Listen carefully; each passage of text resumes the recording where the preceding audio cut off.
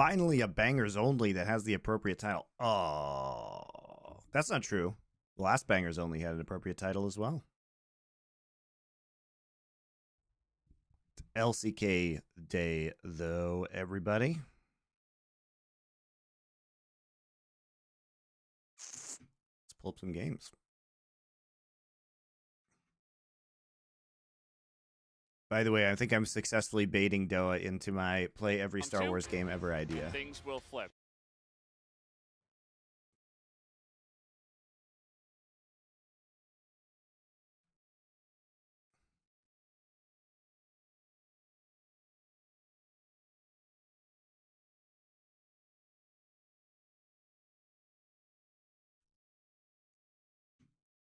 So T1 from the blue side, what is the plan? Well, the double tree, they've started with one. Do we just get the second tree immediately is the question. Kind of similar to what we saw last time. And they are going to ban the Ezreal. So yeah, I think this makes sense. Rumble ban coming out for Home Life Esports, no real surprise. Probably see the Ashe come through as well. Going to go for the Sejuani first, so maybe Ashe on 3. Otherwise T1 could pick that up themselves. And again, even though we don't really see it flexed as much anymore, still could. They've actually gone for the Tristana ban, so don't focus towards Ivan. Baiting Doa as well doesn't make you any less baited. Look, I'm drawing someone else into my potential misery of playing every Star Wars game ever. Look, it's a great content idea, guys. You know, it's super compelling. They definitely could.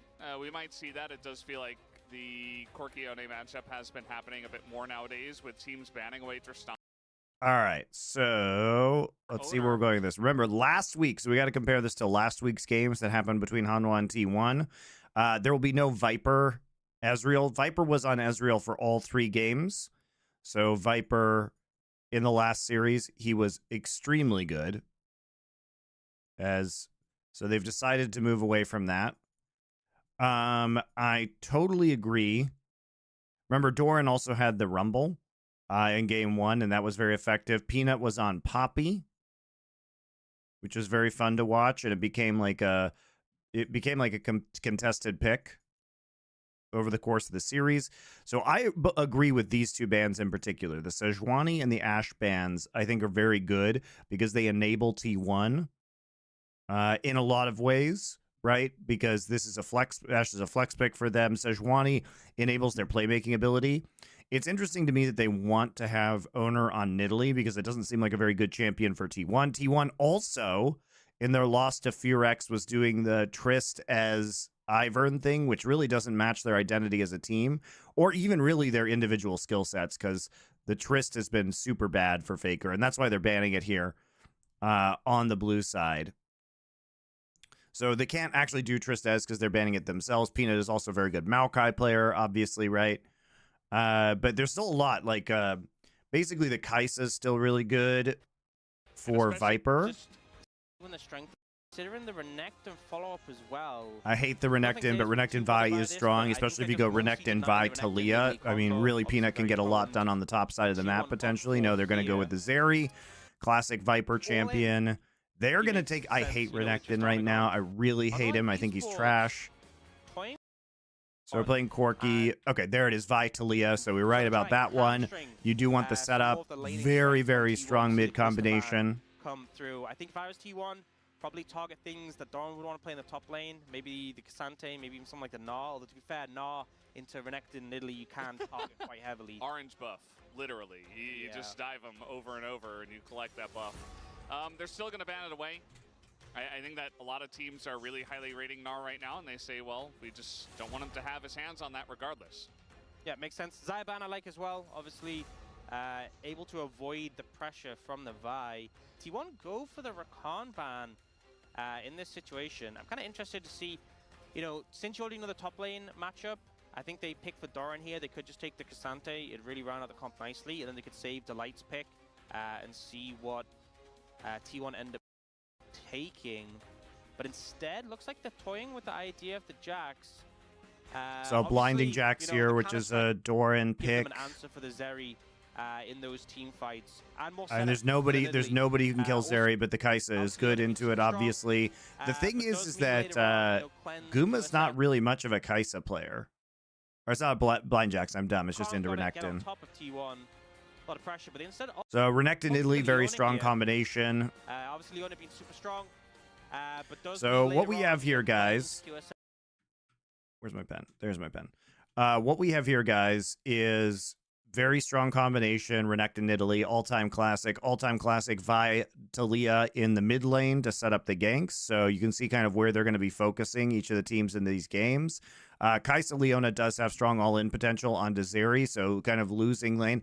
I do wonder if Hanwha wants to lane swap this, because they're still going to have their mid-jungle synergy if they lane swap, and they'll disrupt, you know, they'll be able to skip kind of the Alistar at level 1.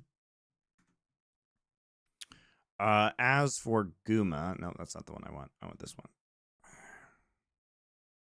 Yeah, it's really just his Kai'Sa and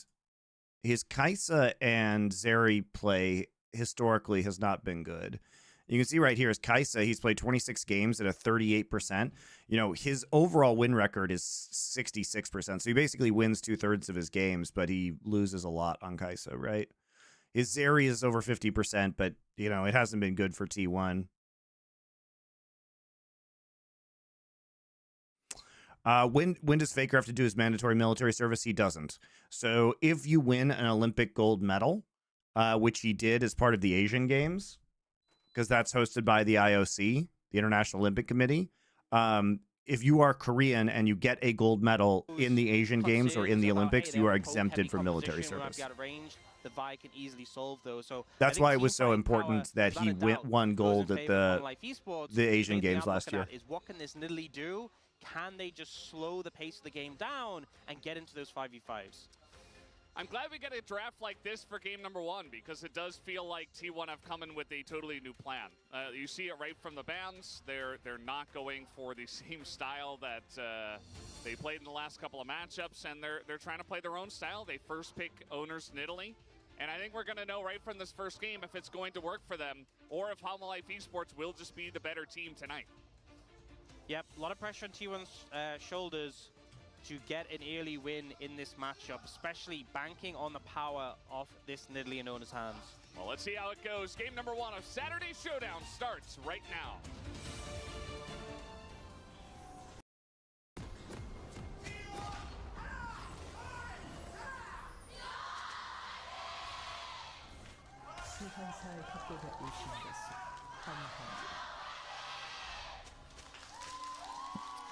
Alrighty. As who's in the darkness? Who that was, but someone new was doing the chant for the side of T1. So apparently it's a YouTuber, Jang Sung-gyu, from Workman. You guys may know him, announcer as well. But anyway, it was kind of did it in a funny manner, and I thought it deserves mentioning.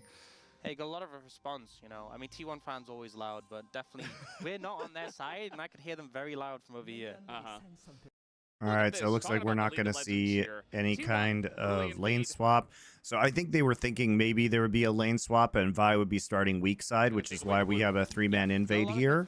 So they want to disrupt Vi's garbage early jungling.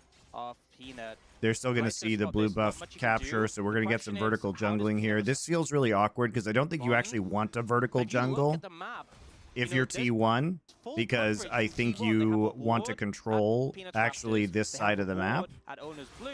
So they have their ward at Owner's Blue, as Ox is saying. You see that Delight has played a lot of Alistar, a lot more compared to the other champions that his teammates are playing in this. I can't remember who said it to him, but I think it was Callan who said, one of his teammates had said, you know, watch Delight play Alistar and just do that. Yeah. Because he was on an absolute tear on this champion. Really confident on it, and I feel like with the prevalence of like things like Leona, but also just in this comp in general, into Renekton as well, it's such a struggle trying to get onto the backline when Alistar can just like headbutt the Renekton away, cause a lot of issues for the pick. Yeah. Also, yeah, this is why the Renekton is just not good right now, guys. Because again, the problem in this meta is that how does Renekton flank?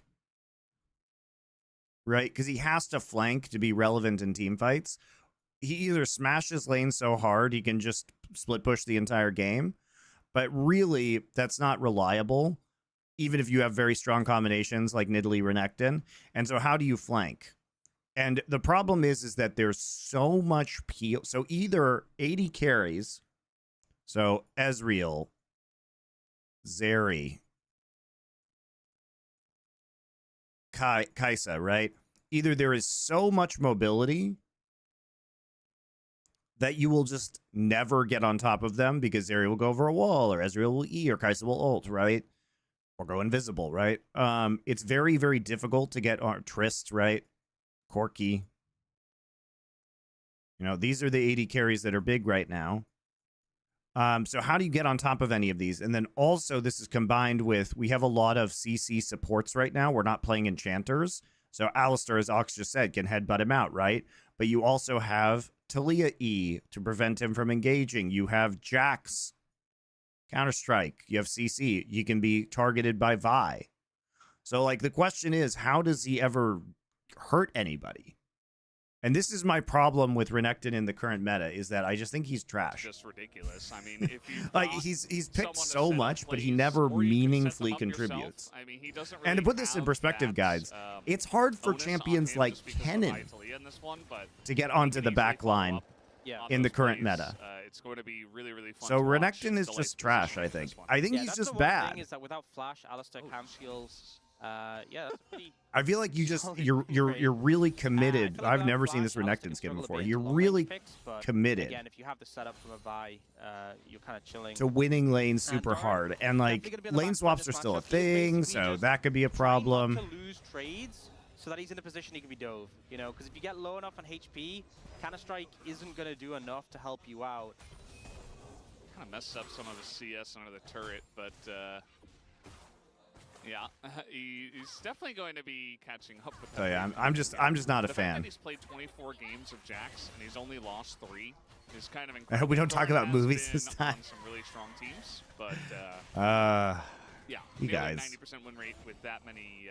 If you're not gonna, if you don't want to talk about movies and the playthrough of every single Star Wars game ever made, why are you here? It's been a little while. That's actually significant. We got to spice it up a little bit. Here, he'd be seen on the ward. Yeah. Actually, the angle would have been perfect. He was behind, but now he's kind of in an awkward spot. He could still try to go for it. If Doran, okay, the angle spear? isn't there. Yes, it is. They got the spear. Oh no! It's a train wreck. Still try to go. I mean, they did bait him pretty well, though. They did bait him pretty well, guys. Kind of insane as owner. The thing is, you know, oh, is he seen? They've been putting him on Ivor, and it's been a little while. That's no, he's not. Because now, if he passes through here, he'd be seen on the ward. Yeah. So they know Counter-Strike is down, and he doesn't have mana. Would have been perfect. He was behind, but now he's kind of in an awkward spot. But he has Biscuit, so he gets mana back. So he gets the empowered W here. And they're trying to bait him, and like he actually isn't standing behind a minion, so he does get hit by this. However, he flashes, does have mana from Leap Strike because of Biscuit. Insane play by Doran, actually. Doran able to get away from the gank. Such a clutch play from Doran. That's why we have the win rate we just saw on our screens before. Able to avoid the play. Zeus with the flash stun into the spear, but just not quite enough damage. And you know, we were talking about how... Yeah, I'm on early or far late. This is the time I normally stream on Sundays my time, because we have to finish our reviews by the time the LCK starts, and the LCK starts early on weekends. And I need to watch the LCK live so I can do Monty and Wolf show tomorrow. Renekton's a lizard, so he has scales, at least. Yeah. Doesn't really... Oh, the clutch grasp. Was there a grasp proc there? I didn't notice that. That's a good point. They could still try to go for it. JDC 009. Oh my god, you're right. Lol. The timing. Able to get away from the gank. Oh, it's a disaster now. That's why we have the win rate we just saw on our screens before. Able to avoid the play. Zeus with the flash stun. I don't think he needed to flash. What? And you know, we were talking about... What? What do you mean he didn't need to flash? But now he's kind of in an awkward spot. He could still try to go for it. If Doran, okay, the angle isn't there. How does he get out if he doesn't flash? Not Jax. Oh, Renekton? Well, yes, but he thought that he was going to kill him, so. Yes, he should not have flashed, but I think that's hindsight is 2020. Because you have to look at the upside to this, right? There is a minion wave here that's going to get pushed in. Owner can actually, if he gets the kill, even if they trade back, like if they get that, if he gets that kill right there, Nidalee pushes the wave in and you force TP, and Zeus probably doesn't have to TP topside. So it actually is pretty. Then you can chain gank him, right? Because he doesn't have flash, you have TP advantage. So I do think that there is a world there where it's a good play if they trade 1 for 1. Just not quite enough damage. And you know, we were talking about how T1 really playing the win lane, win game angle. That is not a good Renekton doesn't have to TP anyway, though, so they can actually still make something out of this, maybe. They're trying to win lane, win game, especially through the top lane, especially through Renekton Nidalee, and it goes awry already. Yeah, I mean... And Mion, thank you for Twitch Prime sub for 2 months. What would you think of the roster of 369 Owner, Scout, Gala, and Carriot? It's a kind of a random roster. I mean, it's very versatile, right? Like, Scout, Gala, 369, Carriot are very versatile players. I guess I'm not that much of a fan of Owner within that roster. The problem with Owner is we don't actually know how much he can play because he's kind of locked into a specific play style with this team. It just feels kind of free. I mean, yes, Owner might make another pass in a little while, maybe after level 6, but I don't even know. I mean, it's going to have to be a really good position to punish Doran from here. The thing that gets really scary as well is the Taliyah mid lane potentially being able to roam. And the reason they went for this play was so there was no counter-strike available, but it's the wall. Dude, the auto, you're right though, the auto with the grass proc is really clutch. Big shining light of that play, just doing that quickly enough that there couldn't be the follow-up from Zeus and Zeka. I hope you're having a great day. I'm having a good day so far. Thank you, Zorion. I hope everybody's having a good day. If we do look at this one, as we do have, by the way, it is Doran's 5th year anniversary, so congratulations to Doran. He sounded very excited when he's like, I got him. But yeah, in the mid lane, Zeka does not have TP, neither does Faker, so that's actually a really good trade that Faker takes to push Zeka out of lane, gets him behind a little bit, as we do have Doran. Doran, you don't want to hear, buddy. Stop them from taking the Krugs, or the Grubs, rather. But Peanut's doing the Drake, so yeah, not going to be able to stop them. I feel like that was such a psycho play, like your jungler's doing Dragon, you're into Renekton Nidalee, you know enemy support's coming up, and Doran's like, yeah, I'll mess about a bit, you know. Is Leandry's that good on Italy? Yeah, I mean, it's just the Faded Ashes, too, that is very effective for even better wave clear. It's just Faded Ashes is super good at first buy. Guma, he's putting on the pressure. This is right before level 6 for Zeri, as the light will come in and kind of end the fun. But a really nice angle there, actually, taken by Guma to try to just exert a little bit of extra pressure. Oh, yeah, Doran's in trouble now, though. Ult's been for this trade, and now Doran's super low. Zeus getting some damage on the tower, and 3 grubs secured means it's going even faster. T1 doing some work to try and regain pressure here, but Peanut is now here and has ultimate. They're going to try to turn this one around. I mean, they do see them, but they're not going to commit to trying to get a stun I know Via down. 6, Doran though. at least is going to be taxied into the wave. Yep. Oh. Don't think Let's they can play dive gold in for Zeus. But definitely putting some fear back into Doran, you know. Lane not over yet. Yeah, I mean, that's the thing. It is Renekton Nidalee, so if there's ever a big wave and your jungler's not up there, you're always going to be in danger. So, got to be careful. And Doran is, again, he's only 5 CS behind, so he's still kind of vibing. It's now Faker, kind of a rough spot here, going to get flashed on. Oh, nice job. Zeri coming on in, but Force Faker, flash. Nice Valkyrie and flash away. And Viper's He's not almost doing certainly very dead well. now when he comes back to lane because Zeka's here and Faker is half HP, no TP, so he needs to be super careful because the Vi combo is just going to be there, especially with Vi having ult. Delight's still okay with it because he has Hex Flash. See, they can. Hanwha knows they can now just transition this into pretty deep lane pressure. See across the board, T1 does have a lead. Faker should be dead. Well, Owner does have a lead in the jungle, but obviously they need a lead to make this composition work.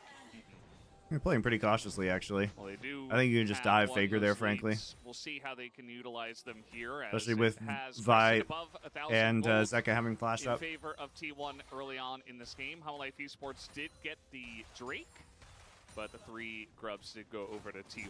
So still a relatively even game state at this point. Yeah, and we see Ono once again hanging around towards the top side, but flashes back up for Doran. Now she has a level lead. Zaya should pick it up here, but yeah, I mean, I think in terms of the top lane matchup, it's gone pretty swimmingly. Viper gonna pick up a play here as well.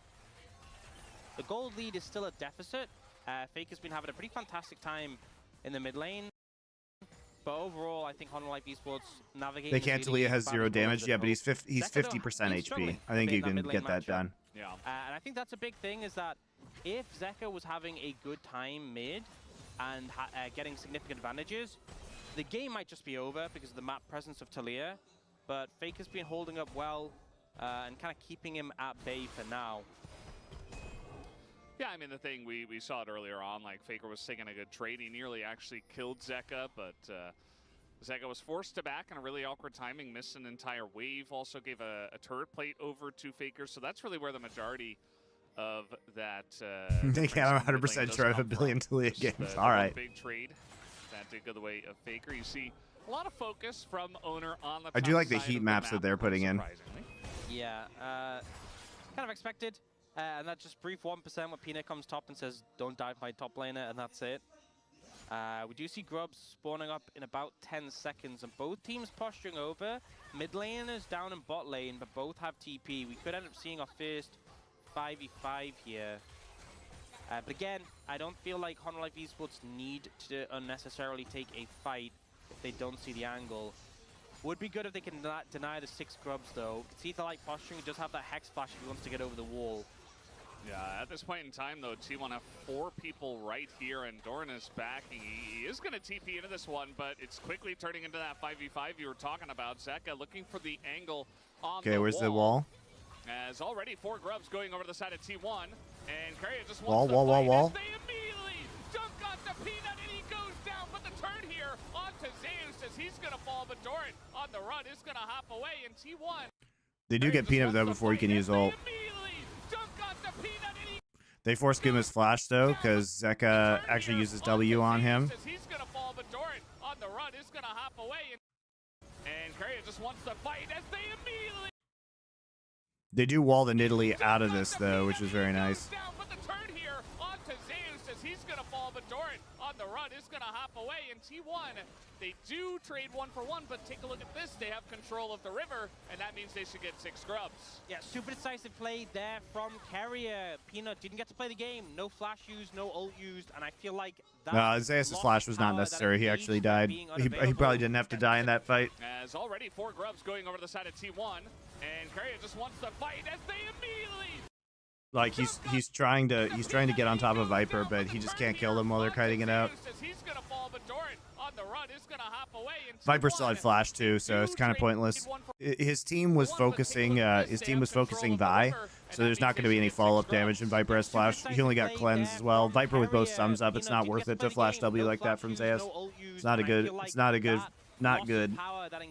play. Really killed the ability for Honor Life Esports to do more in that fight.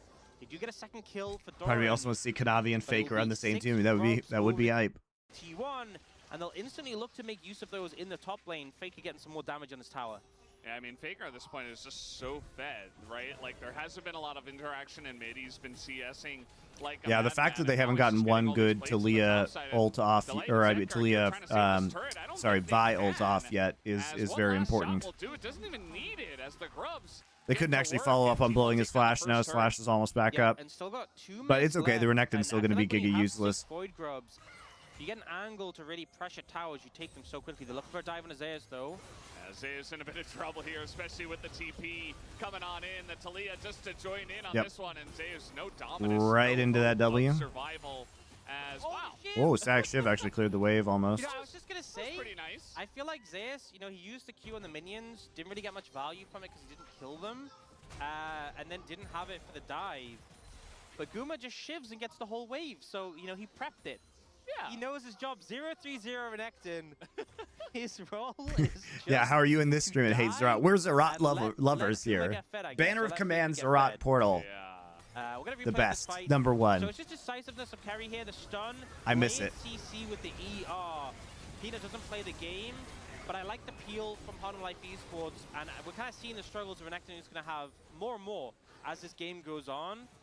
But we see HLE get chunked out too much, and they can't really do more in this. So he actually does bait the cleanse out before using his W, looks like, but So does Delight, but the health trade goes in favor. Didn't try to set up between the Corky Nidalee to land those skill shots. Plate's going to drop in about 15 seconds. T1 not really able to get anything more with their grubs. Yeah. Zeka push, T1 with a pretty healthy he's lead, got though, Delight just nearby, based off of just plates shadowing. and So you see and that turrets. Zeus, he's died 3 times. He's like, well, I think I know what's coming here. While our team pushes the bottom lane, I'm just going to back away and try not They're to die opting to a 4th trade this, time. so they're trading one turret for T1 one should be able turret to take plus down this turret Herald, extremely or fast. trading up 6 for rounds, Hanwha. Down it goes. And, I mean, compared to the speed of Zeka pushing alone in top, this is very good for T1. They're just going to keep pushing. Yeah, and I mean, Peanut's getting a Herald on the cross map, but what is a Herald? Something to take towers. T1 will just take the towers. Yeah. You see them moving up to defend, though. Oh my god, super good play by Doran and Delight. Viper gonna help in dealing. Towers. T1 will just take Very the towers. disrespectful, though, You see for them Carrier to walk moving up to like defend, this. I mean, though. the fact that Faker also gets tagged, I mean, they kill Leona because Leona can't get out. Is popping off. Viper gonna help in dealing damage as Doran picks up the kill. And they push. They get a bunch of damage into that turret, but they will pay 1 life for it. You know, and I don't feel like all of these fights have really boiled All right, down so they to didn't take Doran's top impact. turret, so we He's actually been just the traded one bot picking tier the 1 kills every single for time. Herald. And he is so strong right now that he's going to become a big problem for the side of T1 in this one. 4-0 Jax already is very scary. Yeah, the only thing I will say is that if he's not there or if he gets isolated, then that's so much of your gold just down the drain because T1 are still, you know, more than 1,000 gold ahead, and a lot of that gold is shored up just in the Jax. So a lot of pressure on Doran, which hasn't necessarily been the angle for Humble Life Esports in their wins. Yeah, it's been a lot more about Viper, who's kind of just quietly been farming up. Obviously picked up a couple of assists. But I think as well, it puts a lot of weight on Doran's TP. If T1 can burn his teleport, that's a lot of time where he can't side lane, can't be that nuisance there. And on top of that, has to kind of hover around the team in case a fight does break out. We do see Humble Life Esports will pick up this tower in the top lane, mitigate some of that goal difference. Yeah, finally, he is not going to deny the cannon. Nope. He's like, you know what, Zeus, you need this one. So T1 with the lead here, but it's really just about how are they going to be able to do this. I mean, this Fed Jax is an actually enormous problem for their back line. Also, nobody can answer Jax in the split push right now, and it's only going to get worse over time. Like, they literally don't have a champion to stop Jax's split. Yeah, really. So Hanwha has a lot of win conditions right now. They can 1-3-1 really effectively. Not great. They can just play with Doran into pressure, and then Talia and Vi can come help him whenever somebody tries to answer. They can play into Drake super effectively. They still have Herald. Very much after it. You know, didn't get a Chemtech Soul, didn't get a useless one. Yeah, the value is there. Thank you for that, Ox. As we did have T1, it was the second Drake of the game, so no Chemtech Soul yet. And Hextech Drake going to be feeling good as... Okay, we don't need to watch this replay. Arab's finish, that's just... But you know what? Yeah, we were watching a useless replay that we definitely didn't need to see again instead of seeing what was going on top side. Faker is so far up the lane here. He's trying to trade on Azeka, but he has Seraph's finish. That's just God damn, Doran is huge. Going over to the side. He also just wave clear very effectively. He's getting AoE too. Yep, and 5 kills now for Doran. He's just racking them up every single time. How do I feel about Eclipse Renekton? I mean, we do see some Renektons doing Eclipse. No, why would I leave this? And he didn't bid his TP. I think that's a big thing to point. This was Zeka joining Doran, not Doran joining Zeka. Yeah. So they still have that TP pressure of the Zac available. They are just going to Herald in, get the tower very low. Doran's like, you want to fight? Like, let's go. I've got my Counter-Strike ready. Carrier is 1,000 gold ahead of Delight. I don't even know how that's possible. Oh, it was the first tower. We wouldn't need of this Carrier replay getting either. settled. I guess. It's interesting. He puts a pink ward down there. I assume just so he has an escape ward and also to see if anybody's going to Carrier gonna be TP in very from tanky. behind. But yeah, I mean, not much Faker can really do when he's that pushed up. Baiting the flash, I'm just going to say it was a big... I guess that makes sense. So yeah, Carrier going to be very tanky. Why is Faker But flash? yeah, I mean, not much Faker can really do when he's that pushed Why up. does he flash? Baiting the flash, Terrible. I'm just going to say it was a big mistake. You know, It's so Karras was bad, there for especially Zeka, because, you wouldn't kill again, Zeka. it's going to be And Vi. now, going into this team fight Talia, I mean, he's going to die so easily. If I'm Hun Life Esports, Terrible and use of Fed flash. Corki without flash, I knew who I want to target. So yeah, Carrier going to be very tanky. But yeah, I mean, not much Faker can really do when he's that pushed up. Baiting the flash, He doesn't kill him even if he doesn't have Seraphs, though. That's the thing. Zeka, you weren't killing Zeka. Yeah. And now, going into this team fight for Dragon, if I'm Hun Life Esports and there's a Fed Corki without flash, I knew who I want to target. And they have a Vial, so it's not that difficult. Yeah. You just getting range and press R. Well, T1 do have control of the river for now, but if Hum Life Esports are able to make like an outpost here around mid and just press those buttons as you mentioned, they're going to be in a good spot.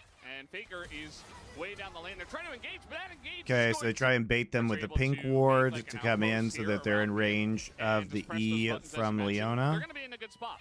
And Faker So they're trying to set a trap here. So they want to walk up. They're trying to kill way down the lane. Zeka. They're trying to engage, but that engage is Zeka going just to flashes, not work at all. and they do not get And vision now T1 are control. like, well, Doran's I going to guess we just TP cannot in. fight.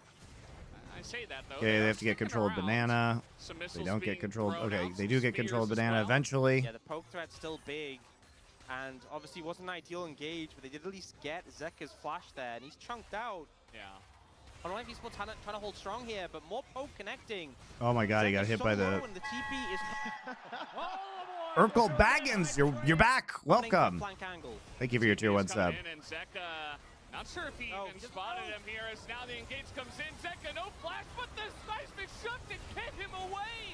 Zeka stays safe. Peanut, though, extremely low, but down should go Courier. No, he's not going to. He survived.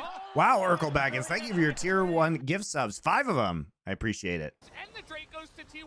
Hum Life Esports on the run, trying to get out. And Doran, the massive shutdown, goes over to Owner. Although we do have Guma going up. Why is Guma dying? Hum Life Esports on the run, trying to Why is get Guma out. dying? Doran, the massive Uma, not Owner, exactly, not the goes over ideal to person to get Owner, that shutdown although we either. do have, Guma just dying. He does take out Peanut, but trades his life for it, trying to open up some more kills for his teammates. But Thank it's you, not Urkel quite gonna Baggins. That was happen. very nice. The 0-3 Renekton value, the flank angle that comes in, and sure, Hun Life Esports do a great job of making sure Zeus cannot Oh, it's get everything Zeka, Elephant does. but they Thank vision you. Keep so it much erudite. to do so.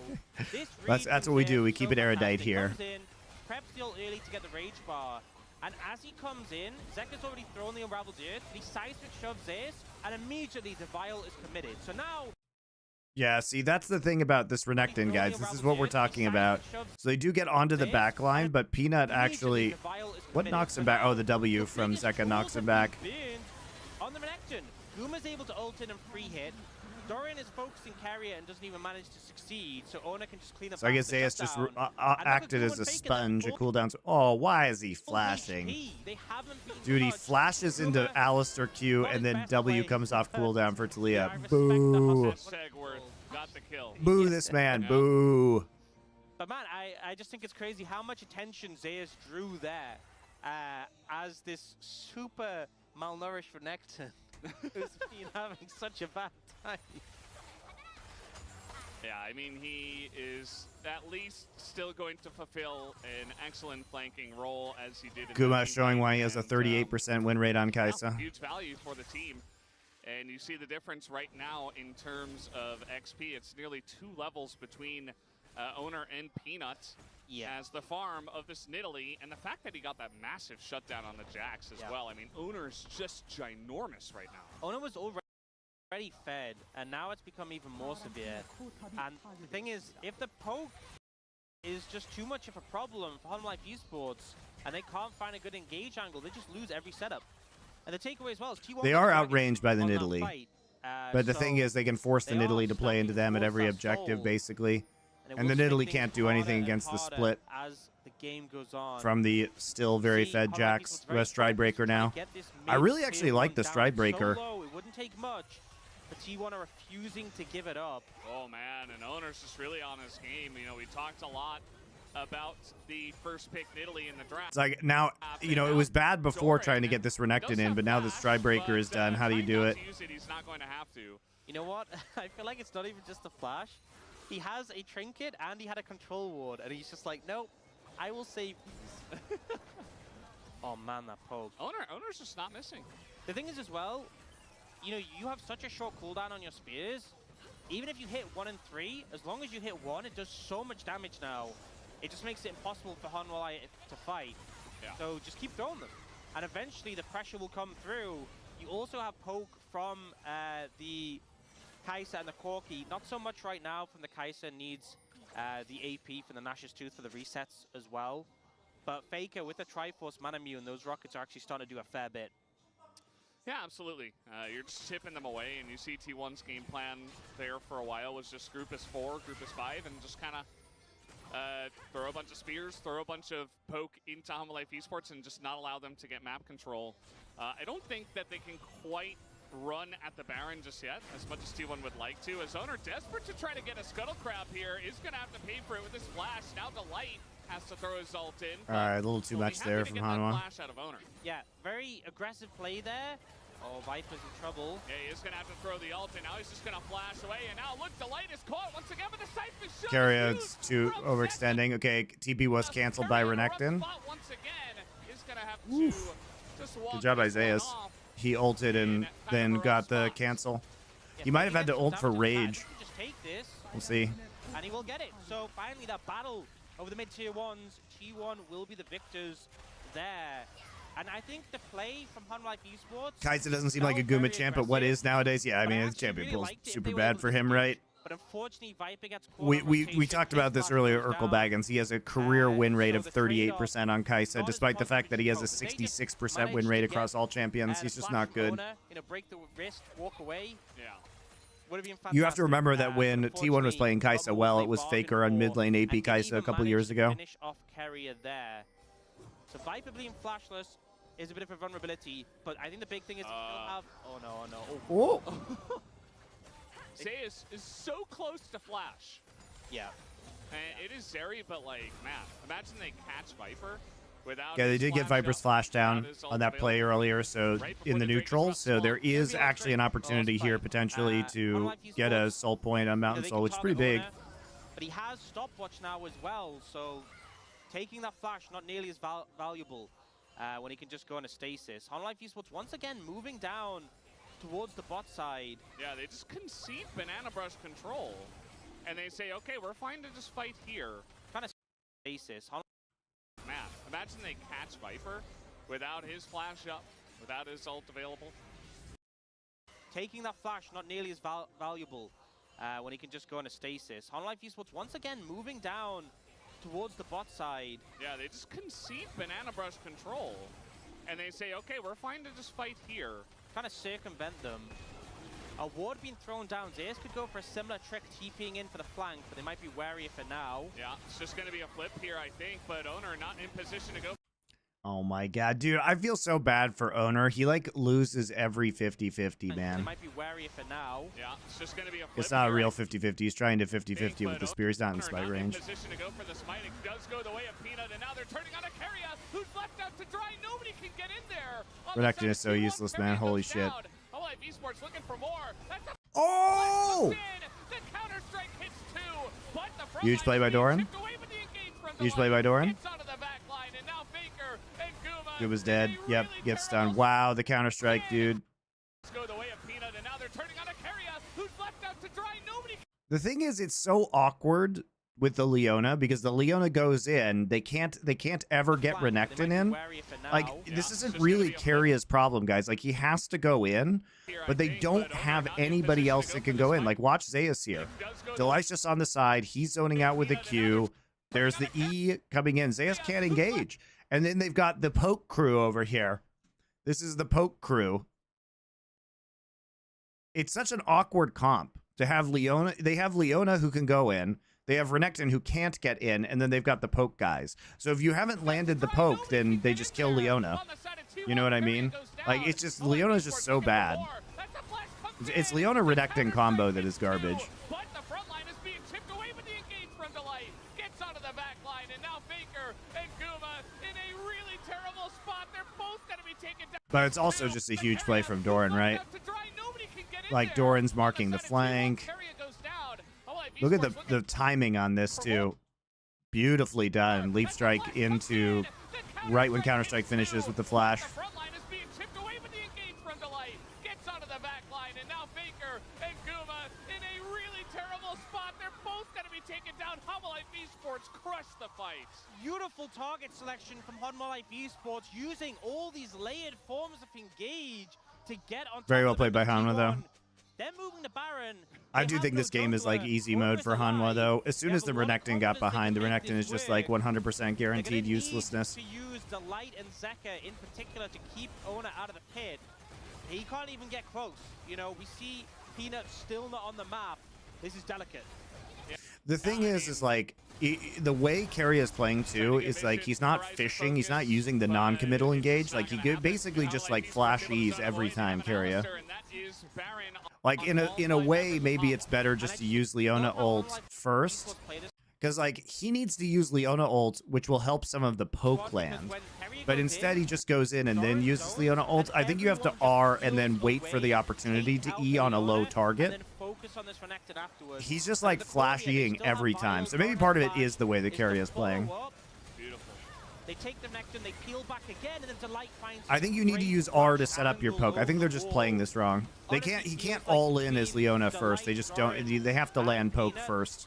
Otherwise, this just happens. Yeah, it was awesome. Renekton can't even be a CC bot. He can't. He can't get anywhere near the fight. It's a terrible pick. This is what I'm talking about, guys. Like every fucking Renekton game is like this now because of the meta. Sometimes I like Renekton picks, guys, but like this meta, I feel so bad about it in general. Like I'm sure there are compositions that if the enemy picks the right thing, but Renekton's just being blinded so early that it's bad. So bad into Alistar. It's so bad into Jax, Alistar, Vi, Talia, Zeri. Like their whole comp is just, I mean, it's just terrible. Is going to fall off. The Nidalee not going to be as relevant late. And Homolife Esports team fighting is so strong, so them picking up all these structures and getting all this gold is going to be such a huge payoff. T1, you know, the ideal scenario of this game would be they secured that third dragon, maybe a Baron themselves. They're fake backing! They're fake backing! They're not actually backing a Faker! T1, you know, the ideal scenario of this game would be they secured that is a cute fake back. See, Faker thinks that they're backing or they're not there. And they think that, you know, they see Peanut, so they think he's the one empowering, but they don't realize the rest of the team is there. Nice Hex Slash.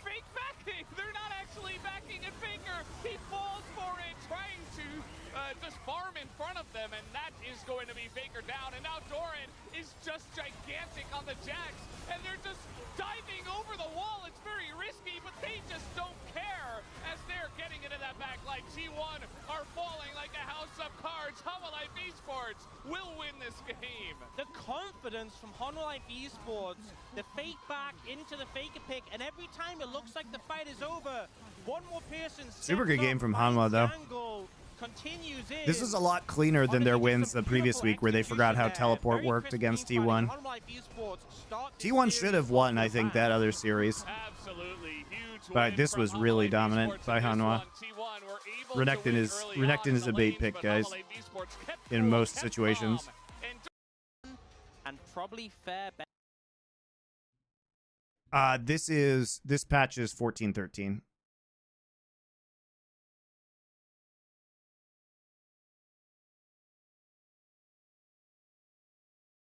When's the next cooking stream, Urkel Baggins? It will be Sunday night Pacific time. So it will be in 22 and a half hours. All right, guys, I gotta pee. I'll be back.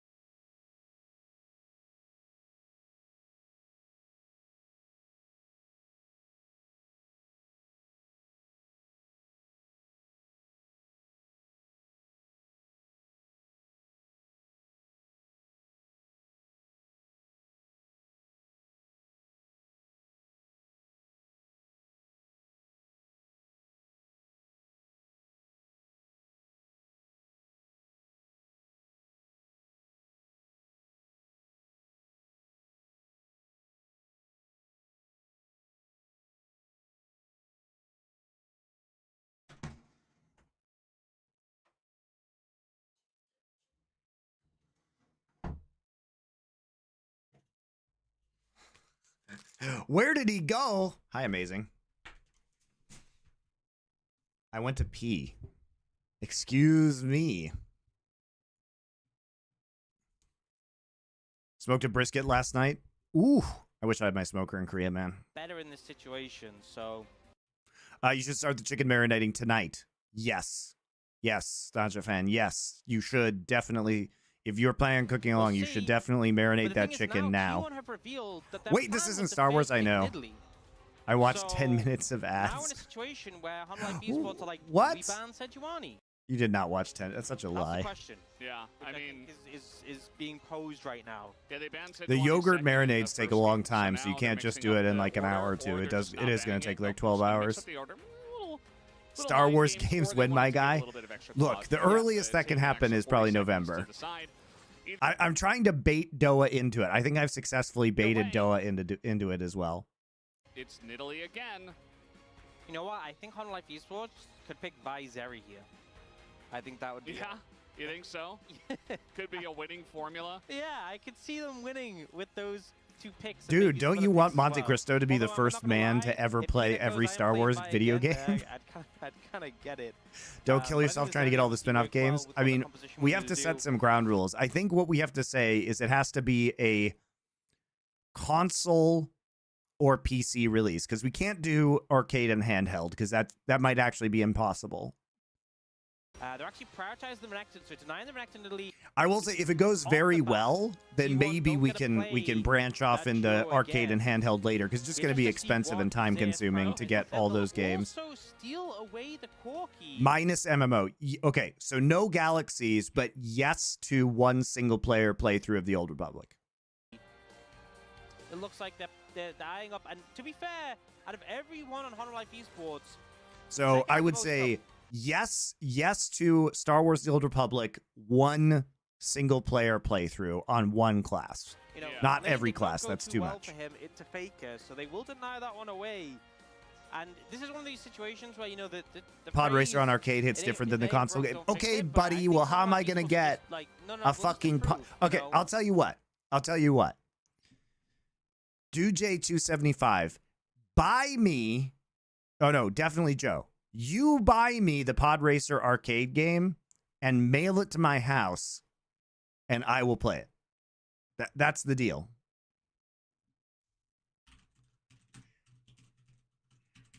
That's the deal, guy.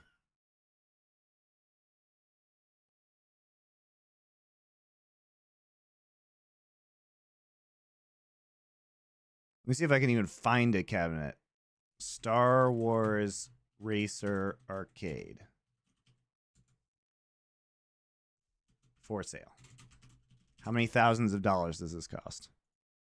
4,000 British pounds. $6,000 on eBay. 6 grand.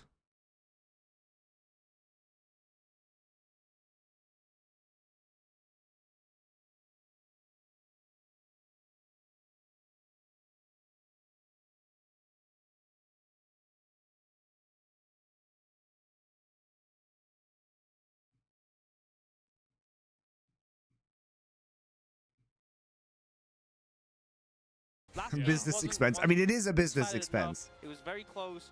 We think things can be better. Is Faker playing Lucian? Or is it Guma? Despite every arcade game, Elephant is doing well. Look, guys, there's a limit. There's a limit. Yeah, we have seen this come out. I promise you guys. I promise you, if this pops off and it's making a bunch of money, I will do stupid shit like buy that arcade machine. I will. Into the Corki, and then the Gnar coming in. So less setup for the Nidalee, but the question is, how do you capture that on a stream? The Corki, and then the Gnar coming in. So less setup for the Nidalee. All right, so we're back. T1's going to pick blue side again, and we actually have exactly the same bands. So it will be Doran actually picking the Renekton. I don't understand the first Renekton pick here. I guess so here's my guess. I think that T1 was rattled by the fact that Nidalee gank almost worked, and they don't want to see the Nidalee Renekton again.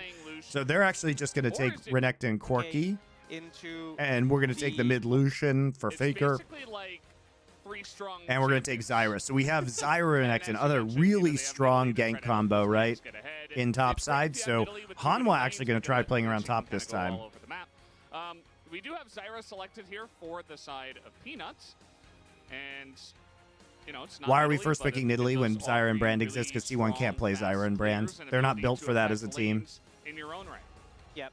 So means you are going to be able to keep pace. That was one of the things that Peanut struggled a bit with, was keeping pace with Nidalee on a Vi. Not really possible. But it does mean they haven't locked in that bot lane. Neither team has, and we're seeing. And they do deny that as So banning Zeri and Kaisa, Guma usually can't play them. They're a super good chance for Viper. What does Viper go here? MF, yes, do it! Hell yeah, we're LPL now. And they will lock it in, so, you know, I feel like you can sort of call back to, you know, like the days you're playing in gold with your friends, like ranked 5, yeah, and you had like Zyra, MF, and you're like, oh, we can ult together, it'll be sick. Kind of gives me those vibes. Yeah, but that's what LPL's been doing, is like literally just wombo comps. I think Guma's very comfortable. I feel like the last. All right, we can take Rakan here, surely, right? Rakan? They've gone for the Braum, so Jhin, Braum. Jhin is a very good pick for T1 overall. They've actually committed more to the kind of poke and style of engage composition now. Like, they can poke. Is this Rakan? Come on, delete Rakan. Let's go. We've seen the engage Braum far too many times. He's saying Rel. Rel is good here, too. That's not all right, back to Alistar. All right, fine. Fine. Okay, so this is a very T1 style of composition. This composition is very good at kiting. Where's mine? Okay, this composition is very good at kiting, but they can also set up picks. You can set up spears or cullings with Jhin W, right? You can block the engage with Braum. Braum is very crucial, so we have been seeing a lot of Braum versus MF in LPL in particular. So this is an evolving meta in LPL. You do get to be the lane bully as MF. And Braum Shield obviously very good into MF ult. But this is going to be a very strong top 2v2 on the side of Hanwha Life. Like, this is really dangerous for an early dive. So if Peanut paths bot to top and then comes and the wave is pushing it in top side and you actually make this gank at like 3 min, you can dive this Gnar. You can dive this Gnar. Why not just play it again? It is very strong. Yeah, the thing is, though, I feel like a lot more onus is going to be on Delight in this also, one. Faker on Lucian makes me a bit nervous. I think Lucian mid is kind of fake, and like only Chovy can play it, so. Leaning towards, but into Gnar Italy, probably not. So closing the gap on a T1 might be harder, and the thing is, T1 still have that. The Gnar Italy combination is, I think, is not going to be good. Like the flash W into Zyra root is super scary here for Gnar. Especially Orangey? The first series ended between them. Just 8 it's an days orange ago. something. World's best bot duo. Not well, true. We might get a repeat Fake here, news. Unless T1 can make this comp work. Yep, that's the question. Can they pull it off? They obviously had a good early game last time, but they need more. And they Number 2. Again, announcer, YouTuber, workman, just getting on in there. Getting hyped. And this time Okay, so they're trying to delay invade on plants here, make sure that we don't get good value on the Zyra. And they're using Braum level 1 in order to accomplish that. This is a good play by T1, I think. Doran has to E at level 1.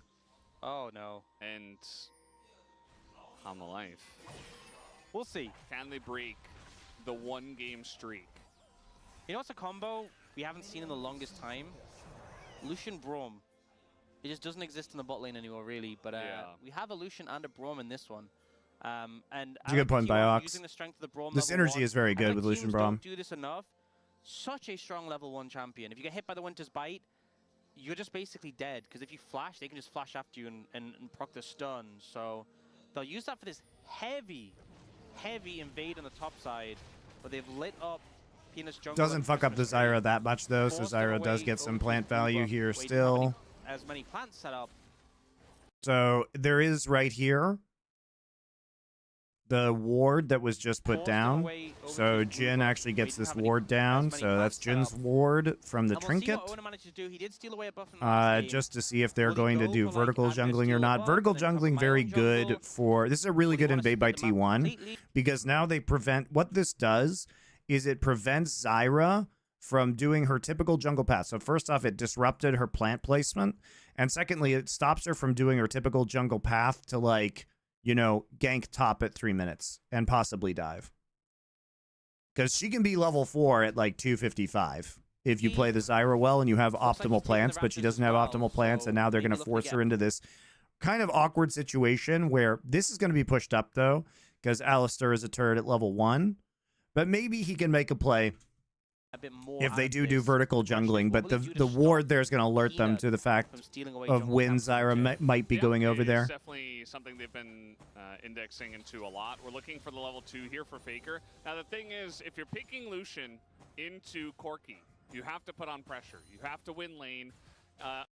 So Owner is indexing seen on the into a lot. Faker We're looking ward, for the and he level is 2 here for seen Faker. kind of Now, the thing is, if you're doubling picking back. They don't Lucian know whether he's going to into be Corki, right you now have to on put his red pressure. side or You his have blue to win side, but they'll lane. discover that shortly when he Otherwise, the spear Corki jumps over just the kinda wall scales and his and Raptors. feels fine, Oh, no, he right? doesn't. And we've seen Lucians do really well. He just walks around, as but he's they still can going to get put on seen. a lot of pressure. We've also seen some other Lucians just kind of go even and not really do as much as the game comes along. As here's Peanut. He's in mid, and Peanut's an unemployed jungler. He's trying to unemployed, help out guys, his so Corki. He's so fast. And I mean, he's going to land the root as well. That's electrocute, and all of a sudden, Faker, he's not going to flash anything or anything, but he's not really. So winning the Peanut's lane. dangerous Yeah, because he's now, unemployed. that's He's going gonna to have ward to over this cryo. wall here. Peanut He's going to just start invade on this. blue side. I was thinking, hey, does he invade red He side? doesn't have with smite, Bomb though. Cryo? He's just going to challenge here. You can see Doran coming over as well. Owner's about to get smite up. They both are. Yeah. I think he's not going to be able to approach. Okay, so good job Peanut by does get Doran just steal to this walk buff down so away. Peanut doesn't have to be And unemployed. Peanut just stood behind Doesn't the he blue actually buff, and use he's like, smite? "Well, you can't extend into this, and I can just dodge all the spears." Yep. And They have also mid prio Horse as Live, well, when so the super Nidalee's safe. That's a very good getting pathing by doesn't do Peanut. that much damage. He Fucking figured out a kills. way to get a job, guys. Okay, I He think we should invaded move and got a job, on. so he wasn't Good use. unemployed. To Jonah Strong. Don't need to address it. Oh, Owner's going in here. He's going to miss the spear, and he does heal. He's got red I mean, buff. he wins this? this? Is getting relatively close, and now Peanut is like, uh-oh, I've got a flash away. Here comes Doran and Zeka. Going to get the flash out of Owner. This is getting Oh my god. incredibly All right, dicey well, in the T1 jungle. As now Flash- some plants flashes, on the ground, but flashes it's not gonna get galore. rooted. so 2 flashes for each We all team. just kind of back away, hands in the air. Yeah, a bit slicey, incredibly dicey in that one. But Peanut had a lot of confidence on that play because Nidalee was so low, but then Nidalee with red buff doesn't need to do anything apart from just auto you and self-heal. And Owner ends up coming out ahead. Sure, in the red- 1v1, Ox is right, red buff and is it's pretty just a trade of important there. flashes. You know, 2 flashes for the top and jungle from both sides. And already having a ton of action in this game between the 2 junglers.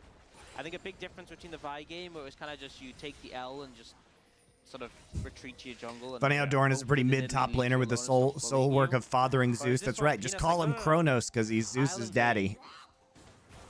I mean, especially because he Aha, makes a nice myth little pass jokes. through mid, because he knows, you know, what I was talking about before. Faker's going to want to put on as much pressure as possible, and even just running through and getting a lot of damage on a Faker, it's not a kill, but it's a very effective gank. That's what you guys come for. Push Faker back. Greek mythology allows jokes. Zeka to get ahead on XP seemingly as well, and on farm, and you're able to just go in and pressure the blue buff. Those are the ganks I hate the most.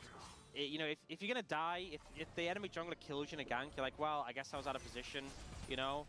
But the worst is when they just come in your lane and they just damage you, and you know you're not gonna die, and they know you're not gonna die, but they just ruin your laning phase and chunk you out, so now Faker's 10 CS behind. Yeah. I hate that so much. Viper might get stunned up here. Delight trying to help out. And he will be just fine. They did stop the back of Guma. Neither AD carry has back just yet. It is a Jin though with a Braum. Not exactly the best passive stacker. You know? Yeah, it's pretty shit. In fact, out of every champion on T1, including the Braum himself, Jin is the worst. is definitely the slowest. at stacking up Exactly, that it's so passive. shit, actually. Yeah. I mean, at the end of the day, it still does have synergy, but not in terms of stats. Faker bought Cole first because it was just a tier Cole stack of battle right here. Jin safe, you can But he's just losing the mid lane matchup. You have the ability to run people down extremely well just because. All right, so we're going to actually get the lane swap here for grub spawn because Zyra's amazing at taking grubs, so they want to prioritize you have this. the ability to run people down extremely well just because you've got slows, you've got roots, you've got stuns. But yeah, Jin, in that one facet, Jin's not very happy. Owner is not going to face check the brush. You know what's going to be the weirdest is we get a situation where there's like one attack left to go for the stun, and Guma's just struggling with the ammo, just running around reloading. You know, like, oh god! He's fooling us all. I don't think T1 wants to be here. We do have a fight here over the grubs. This time Peanut is going to get one, but it does look like they'll give the other two over to T1. Really? I guess they're afraid of Mega. 6 this time to T1. Yeah, and I think Honor Life Esports happy they could nab that one, get the extra XP for the Zyra, and sure they don't get more, but they disengage the situation. And can look potentially towards the Dragon later on. They did swap their bot lane up to the top side for that play. It's just really weird that they didn't want to go for that because they do actually have TP edge here, and you could TP Doran with level 6 into that scenario. They did swap their bot lane up to the top side for that play. So the thing is, now they just kind of lose both sides of the map and both objectives. It's pretty awkward. You know, rather than just waste time on the Dragon right now, potentially look to challenge his tower. We'll see what they do with their time, because right now Viper and Delight have a wave built up, and Zeus isn't even bothering to try. He is just disengaging. He's leaving. He's gone. Yeah. You can see how some of the training patterns do go. Did you do another cooking video yet? No, we will be doing that in 22 hours.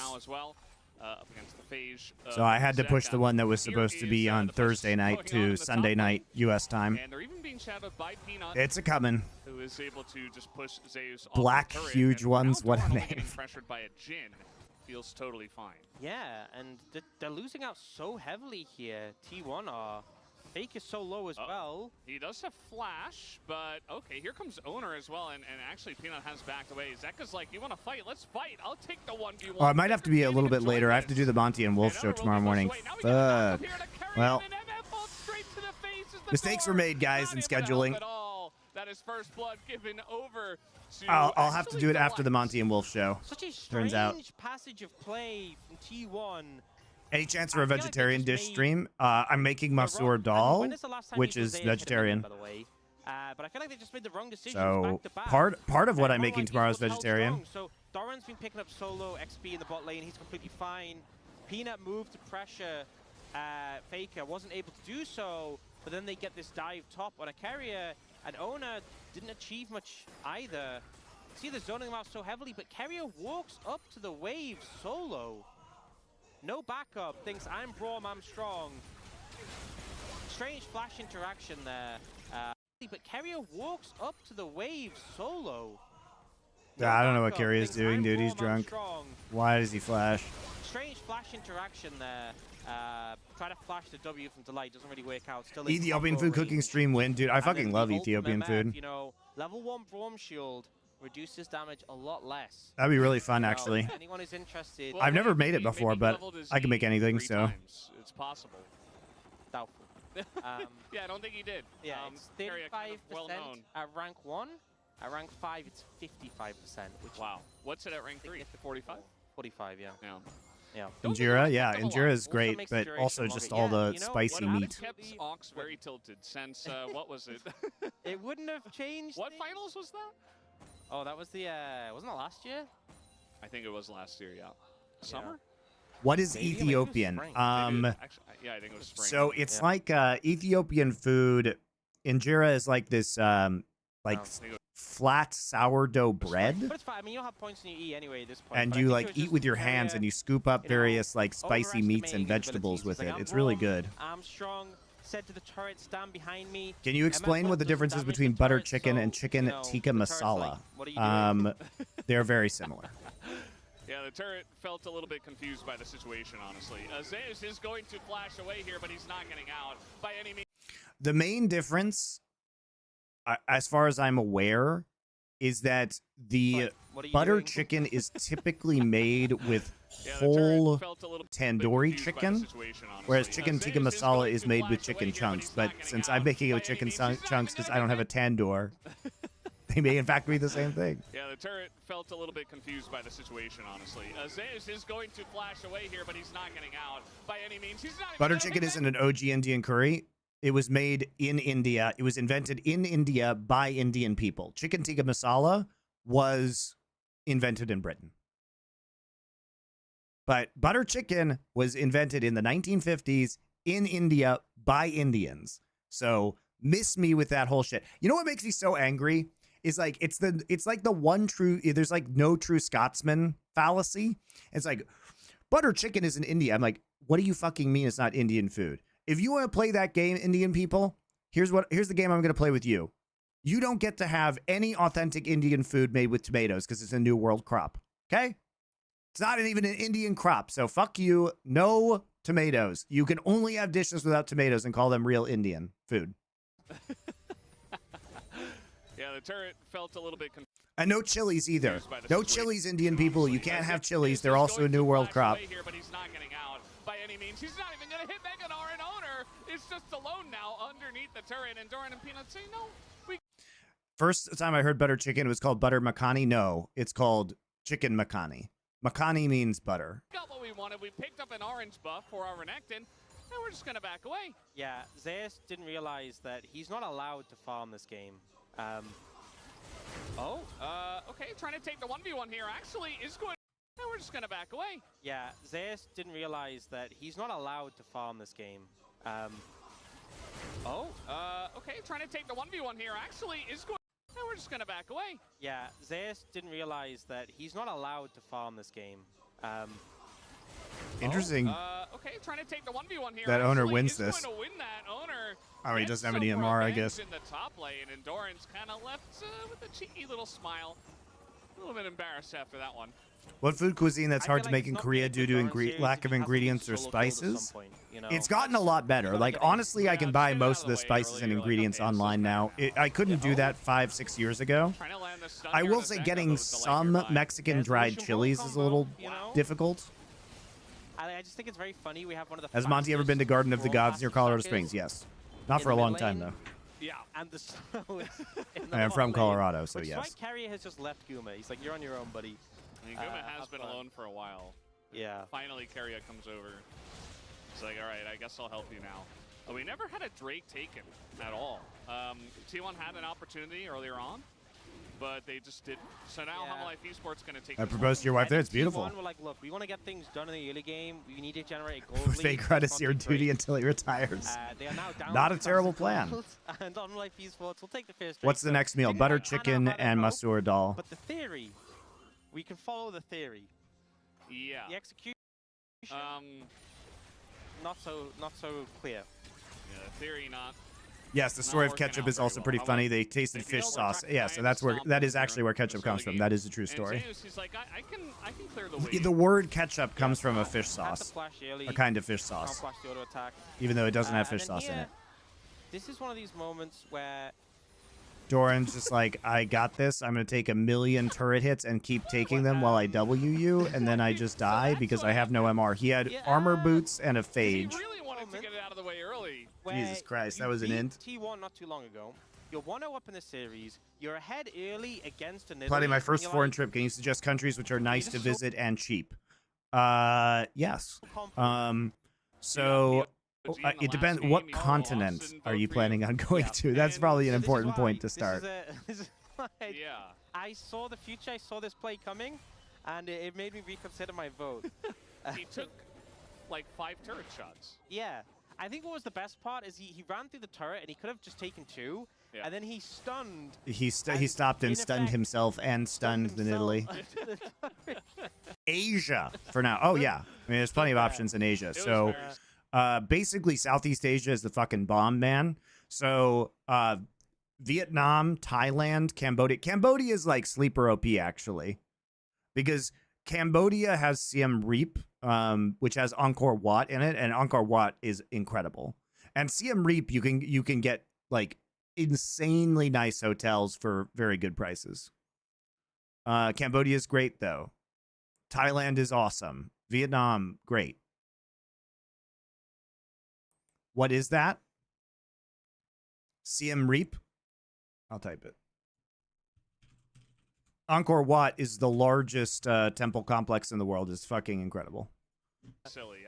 Never change, Doran. Never change. That.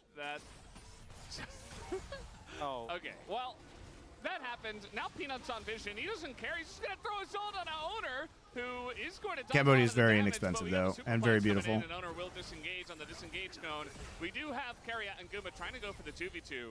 But Viper already with is the drone BT flying finish. prohibited? Almost Gotta be certainly. careful about that. You see this new MF build where BT has so much AD now, and obviously MF scales so well AD. What is the best one for in the nightlife? 2v2, Thailand. Not only do you kind of need Ignite, but like it's actually so hard to deal with this MF and make damage stick. Like look at that trade. They broke Viper's shield. Yep. Oh look, it's Phantom Thread's one of my all-time favorites. I thought the analysis from 4Play is spot on. Thank you. It's a really good movie. He just ran at both of them. Yeah. And was autoing as fast as he The possibly light could. was just chilling. Yeah. You know? And Viper 1v2. A lot of pressure now from this MF. No, I low-key love And Panda also, Express, man. I don't know if I That's mentioned definitely a this, guilty pleasure of but mine. Jhin doesn't stack the Brawn passive very fast. Second and third gen immigrants talking about how awful it was and how much better real Chinese food is, while all the old first gen immigrants were saying how wonderful it is. Look, man, it's just American Chinese food. As he doesn't stack it very fast. My standard Panda Express order: Yeah, white yeah, rice, Jhin. half white rice, half chow mein, Very fast. orange Yeah, you don't get chicken, the stun. He only has 4 Very bullets. beef and And broccoli. he has There you so much go. attack speed, and then he has to reload. Jhin. Any advice for Yeah, someone who he's wants to trying cook for do themselves that. but struggles to Jhin is understand why they running keep messing down things to up? the Well, bottom I'm trying lane to here. help Now, you the issue with guys. this is that he's really finding a lane where he can farm. This is not a lane where Need he to see you can make farm. some Jamaican food? Hell yeah, There's dude. a I server right love there. He's gonna curry spawn goat. it, Now and that might be he's a like, problematic. well, I don't know if I can get goat know in where do I Korea. get the Goat farm? meat. I'm gonna ask Curry goat, if someone can let me oxtail, know, hopefully from the space. meat patties. When did I love Zeus Jamaican food, buy man. his cull? And I'm kind of curious when he actually stacks it. Because I'm not much into nightlife, and most He's probably will be farming the solo, red so buff. Thailand won't no, be he's the best, not I guess. anymore. If you're not into nightlife, I mean, Yeah, Thailand's still he's- fun, man. But he's- if you're interested in I more thought game historic one stuff, was Angkor is this. amazing. Like Cambodia is great. He did pretty Vietnam, well in that game all outside of, that stuff is really you know, good. the dive early Thailand's on. great for food, He's though. having a tough time. Here comes Doran. He wants to take a trade up against Faker. Not going to overextend. There's not much of a wave here, though. Keria is trying to get this done. The stun comes. The dive early on. He's having a tough time. Here comes Doran. He wants to take a trade up against Faker. Not going to overextend. There's not much of a wave here, though. Keria is trying to get this done. The stun comes down, and Doran flashes, but it's not enough. As Wow, the barely lead lives. is Faker. Faker. Oh It's gonna go no! down to the Faker left. flash again. Man, Faker's flashes have not been on point this series. Survives Jesus. long enough for the tower to do the work. What's Great happening play there, here? Doran. So you can see in the bottom left. It's a good thing Zeus wait, bought that cull, Zeus by the getting a way. wave. 15 minutes, still has 40 stacks left. Oh, he's getting some CS in. He got a couple. Okay, so he bought Cole. Thank you very much, Chronicler. At 7 minutes.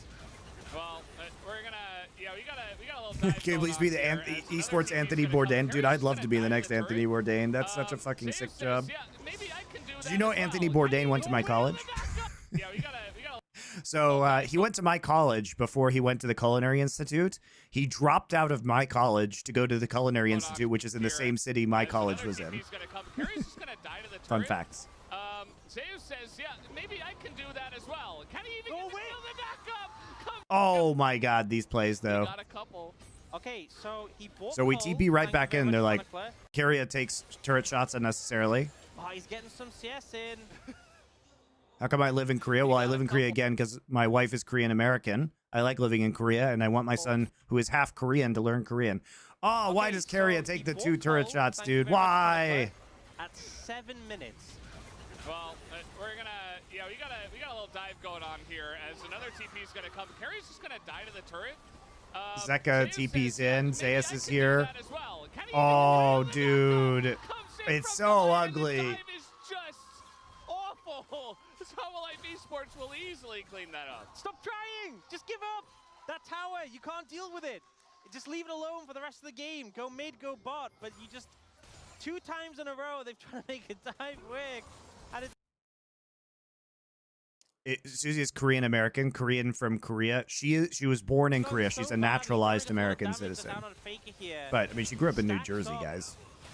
The Fury. She was So he 3 gets when a she heal moved to the here States. Just off the Q. Nice heal off the Does Q. kill The him, heal, the heal One off the shot Q. too many. Maybe Faker's he flash. immediately This whole flashed, he sequence would've is just lived, so but ugly and from then T1. Kevia Oh, he takes 2 tower takes shots him for too no many tower reason. hits off the bat, and then Zeka just melts him. Honestly. Oh, And then they here, it force. looks They like use Zeka another takes the spear. TP Looks like he's gonna too. go down, but the Zaya's light just so far away from holds Mega, the and then he just gets stun, CC. Oh gets the god. pulverize Oh. to save Zeka. Clutch play from. Oh my Oh god. no. Oh no, not Zeus. Why North not Jersey. dying?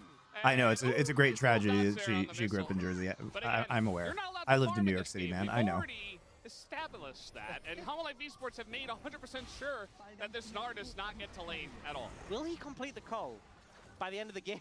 I'm honestly unsure at this point. Herald coming in, but they won't be able to do more. The spear hit Viper, and he's still full health. Yes. Yep. Poke not really going to do much against him. And Zeka going to put some pressure down in this mid-tier 1. I think he has to back off. For though. a He is second being wind, flanked. an organization formerly It's crew of Mountain Soul escapists. again, Is by that the way. where Yahtzee went? Pretty interesting stuff. Guma just gonna walk by the Zyra, and he's gonna get rooted and die. So this has happened a lot. I feel like T1 are losing a bit of focus, and Life Esports are in the driver's seat right now because that's like 3 or 4 kills in a row. That's where he went. Yeah, I'm a big fan of Yahtzee. Things, and they're just getting clobbered. It's getting very goofy, I think we can say. Yeah. But Life Esports are not hesitating. We've seen happy gaming. This just looks like sad gaming. No, Now, it's so crazy that I say that, and then Zeka just does this. Yeah. Like, I literally I haven't say checked Life out second window. Esports I are will, though. hesitating, Thanks, and I'm guys. trying to compliment them, and Zeka just takes 18 towers. Light. He's gonna have to flash this. And that's a turret going over to Life Esports. He's 20 away from the coal being stacked. He's God, so Zeus' close, coal is so so far. pathetic. He's getting Ugh. there. he's slowly coming through. He has 600 more gold. This is so And much more Delight. dominant than Hanwha's first win against T1 Delight too. does have 2 kills, to be fair. Yeah, the light is pretty fed. I don't know how he And- how he manages to get those last hits, but Yeah, he's working hard. oh, I don't want to watch this again. Yeah, let's break it down. So what Guma does is he assumes they can't kill him, and he misjudges the max range of Zyra root, Oh. and then he dies. It's so Yeah, ugly, that's- guys. That's what happened. And he's just trying to save the turret. Like, you can understand, like, the reasoning, but the actual execution, we talk about this all the time. It's like, okay, you understand their mindset, what they're thinking, but it just ends up looking very silly. You know, the It's just a conclusion we have to free reach, kill. guys, is that Cleanup is LPL just must be everywhere, completely it feels terrible like, if in T1 this is game. Like, capable of stop his winning bot, Esports World Cup. he's pressuring, and then looking making like sure this doesn't get a the week and a farm, half he's pushing later. Turrets. He's always in the right place at the right time. He's just Go back to the Guma Oh, I death don't and wanna please watch do this it. All right. Yeah, the light is pretty fed. You know, guys, we have the know technology now on how he YouTube. how he manages to get those last hits, but Yeah, he's say that. Getting very goofy, I think. so Really gonna do much against him. And Zeka gonna put some pressure down in this mid-tier 1. I think he has to back off though. He is being flanked. it's Mountain Soul again, by the way. So pretty interesting stuff. Guma's just gonna walk by the Zyra and he's gonna get rooted and die. So this has happened a lot. I feel like T1 are losing a bit of focus, and Life Esports are in the driver's seat right now because that's like 3 or 4 kills in a row where T1 members are trying to do things and they're just getting clobbered. It's getting very goofy. Thanks, I guys. think It's always a we can good say. time. Yeah, The Life Esports are not now, hesitating. by the We've way, seen happy gaming. This just looks like sad gaming. YouTube can I delete that from so my goofy VOD that so it I doesn't get say that, demonetized. So that's and pretty then Zeka pug. just does this. Yeah. Like, I literally say Life Esports aren't hesitating. I'm trying to compliment them, and Zeka just takes 18 towers. Light. He's gonna have to flash this. And that's a turret going over to Life Esports. He's 20 away from the coal being stacked. My goat caster's now a TikToker. Dude, have you guys seen the LFN culture TikToks? They've been fucking popping off. One of our acolyte ones he just has hit 100K on 600 more both gold TikTok and The Instagram. Delight. Delight does have 2 kills, to be fair. Yeah, Delight is pretty fed. I don't know Nerd Legion how he popping popping on the gram and on TikTok. Yeah, he's working hard.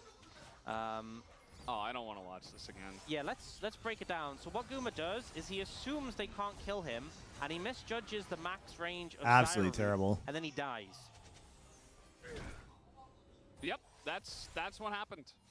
And he's just trying to save the turret. Like, you can understand, like, the reasoning, but the actual execution, we talk about this all the time. It's like, okay, you understand their mindset, what they're thinking, but it just ends up looking very silly. It's just a free Jhin kill. Peanut is just everywhere, it feels like, in this game. Like, he's top, he's bot. The Jins are kind of underwhelming. I mean, Gumayushi's Jin is usually quite good. It was very good at Esports World Cup. And they're very good at playing pick comps with it. In theory, it's good, right? Because you can set up the W for a culling or for an Italy spear. This is what I'm investing in. He actually did surprisingly well on lane with it, too. It's definitely very one-sided to Hamalife Esports, but the game is not blown out yet, right? They're still very much in the driver's seat, almost certainly going to close out the game. That's why I'm focused on the call, because that's the comeback, right? Yeah.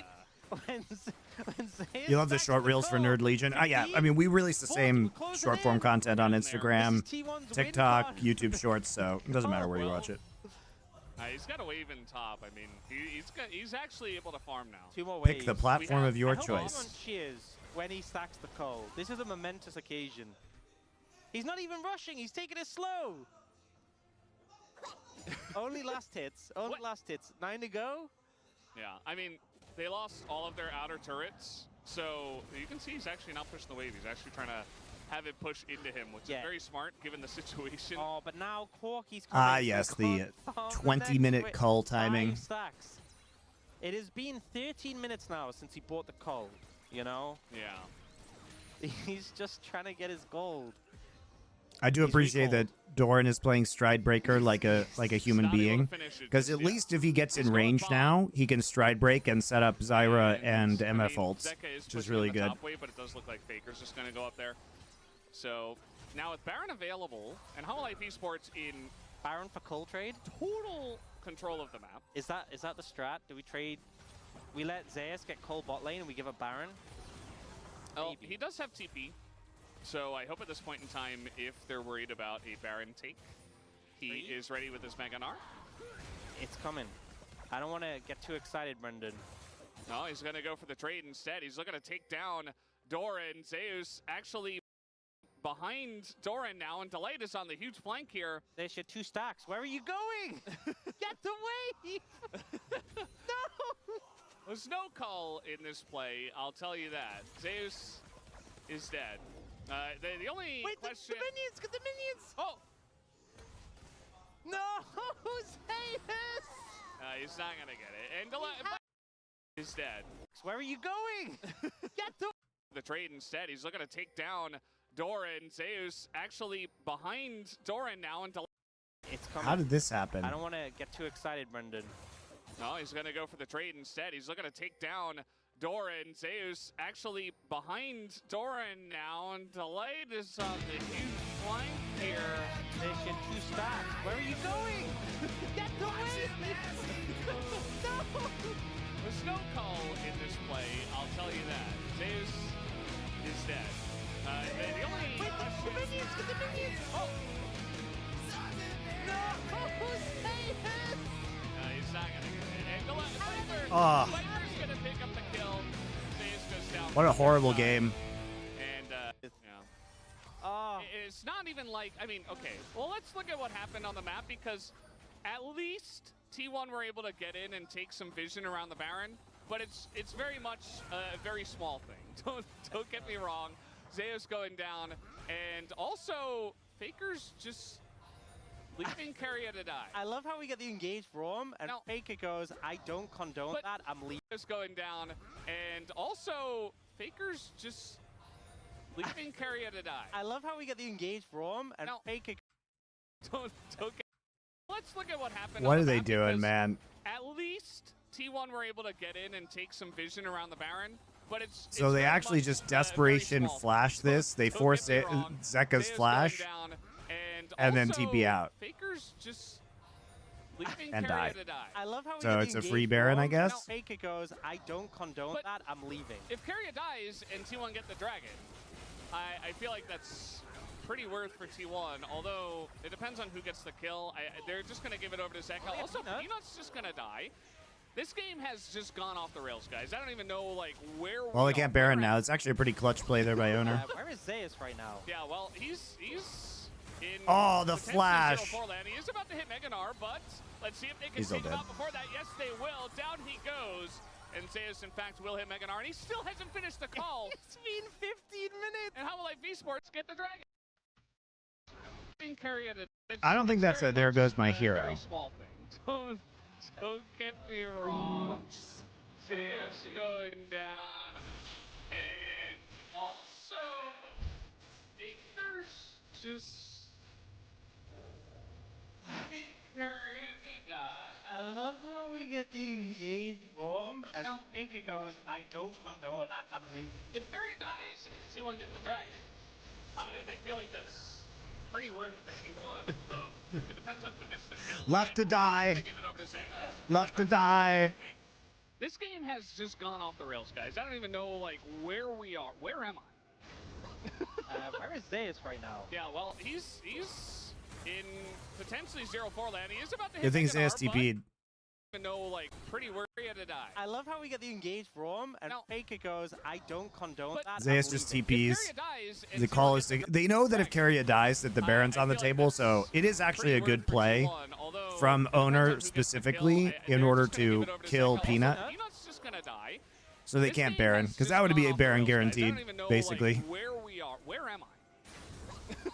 Where is Zeus right now? Yeah, well, he's But it is now a soul point potentially guaranteed because 0-4 they land. kill He's about to Zeus. hit Meganar, Zeus was but also completely let's see if they can unnecessary take to the him out play. before He that. Yes, TP'd they in and didn't will. do Down anything. he goes, and Zeus, in fact, will hit Meganar, and he still hasn't finished the call. It's been 15 minutes. And how will esports get the dragon? Guys, you need the cold power spike. How are you supposed to win if you don't get the stack? The fact that he's been on like 5 stacks and then 2 stacks forever. He's actually died twice on 2 stacks. Will get them their third dragon. Zeus has literally T1 will died clear twice vision and around the TP'd. Baron. You'd think with a TP he could pick up the last 2 stacks, but no. Every time I'm convinced it's gonna happen. I mean, yeah. Okay, wait. He's spawning in 2 seconds. There's a wave bot lane. He pings on the way. This is... No, the replay. How can you show a replay at a time like this? We've been waiting. Okay, so this is how they got Peanut. Yeah, just stepped up too far when the team aren't there. This is kind of the value of the Jhin into the Zyra, with it being in a mobile pick. The pick potential is there. Yeah. But the TP comes in and T1 is so far behind. Zeus ends up being the sacrifice. Does flash the combo from the light, but it's just not enough. Honestly, the best member to sacrifice, right? He doesn't have any kills. You might as well. He did finish the call.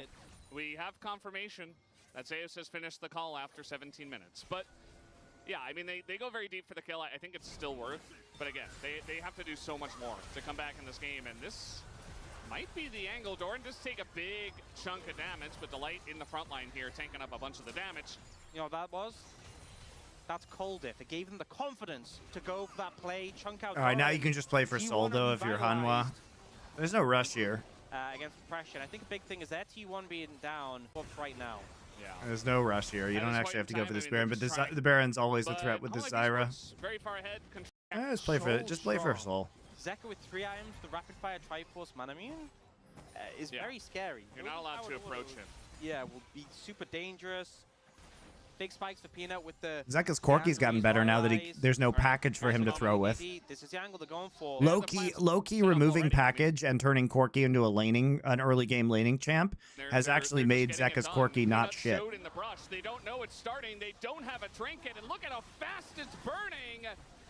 The T1, Yeah, yes, it's over. they realize now, but can they get in position? Owner being zoned away by the Alistair. Keria desperate to try to steal. Okay, now they have Baron buff It's not gonna for happen. Homelight Soul. Esports take the Baron for free. Yep. Delight playing bodyguard so you can knock away Owner if needed, and there was like probably 7 million plants in the pit, so Owner throws a spear and it just hits one of the plants. Good move from Homelight Esports. They get the control, they get the Baron, and now with 2 minutes until Soul, Baron in pocket, they can get that inner tower mid and top probably, and they need it quickly. They need to find an This angle. Zyra shit needs to stop. That's absurd. I know, man. It is so absurd. T1 composition. Yeah, I just don't think it's going to happen. Homelight Esports, they've been so clean in terms of coming back in game 1 and then now in this game. So clean, yet so a lot dirty. Of angles where they perfectly hit turrets, so it doesn't really said no, we can do Hilariously better. bad game from And T1. the advantage they've gotten over T1, the lack of First engagement Zyra game for T1, Peanut. the Oh, that's a Jhin good Brawl point. not really providing that much I'm not value surprised, right now. though. It's The such a Lucian Peanut champ, you know what I not doing mean? anything Just really about for Corki, pathing, objective control. in terms of pressure, has resulted in Honor Life Esports being far further ahead than they were at any point really in the first game. Complete control right now. Carrier being the one to try and walk up, puts the shield down, but still getting poked out by these plants, and it's just so hard to contest space against a Zyra. Yeah, because with how well Peanut is playing as well, like he's putting down plants forward. Okay, here we go. Soul. If they ever really try to clear vision, he's always poking them down. And even just a little bit, you know, he's got slows on everything with Rylai's. He has Peanut with the Leandro, early so he's smite. doing damage. He's just slowing like, them. here, you He take this, cannot Zeka. approach. And he's It's my poking them time in the down. jungle. And now, with Mountain Soul about to hit, that is going to be taken by Zeka alone. And 3 members just pushing by themselves down on the Good luck bottom killing side. an Well, Alistar with esports Mountain don't even Soul. care.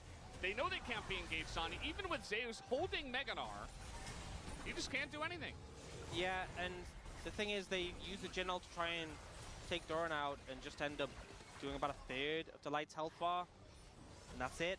You know, there's a ward actually behind. You can see that control ward. T1's not even confident enough to like TP in for right now, hoping a prayer on that. Alternatively, Burger flip Baron. I mean, not Baron, Elder. Burger flip Elder. I think that's the play. You know, I just decided. I mean, today's I don't the day think I'm just Han gonna was get a going to burger give you the before opportunity to pass. burger flip an Elder. Kind of felt like it was the way to go. Like, And, the thing is that everything is synced up, by the way, where you can't really you're right. burger flip It's the Elder, only because way. if you give up the next Baron, they're going to have Baron at the Elder Hope you fight. land a spear, you get owner in Right. the pit. You find a way to get Elder and chip them away, but again, like, this is the first time Zeus has hit the turret in a long time, and he may pay for it.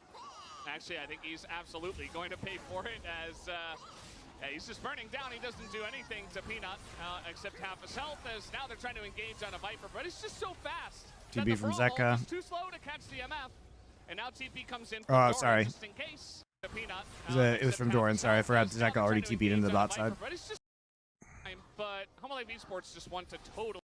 It just feels so good. It's so obnoxious. It feels so. When you can just run back and forth with 60 extra movement speed than everyone else. Yeah. And with that massive See, the shield, thing is Yeah. that it doesn't matter if Doran is playing It's Renekton so in this game, obnoxious. because they never actually have to fight with Renekton because they're so far ahead. But they're not far ahead because of Renekton, guys. They're far ahead because T1 just inted. Like, don't take this as some sort of weird confirmation that Renekton is good. They don't have Baron, they don't care. It's And like a big they spear is literally gonna hit T1 Doran. literally Also, just Bruce coming inted in, into the top angle, but turret. You know what? The wallets are just so gigantic. The knockup comes in on an owner, and Doran lives. It's 2 kills, make it 3 for Viper as Humble Life Esports smash them in their base, and they will take the 2-0 tonight. absolute decimation. Once again, Honor Life Esports find their angle. No hesitation. They close out the game in even more dominant fashion than what a their stinker, last man. matchup against T1. Just a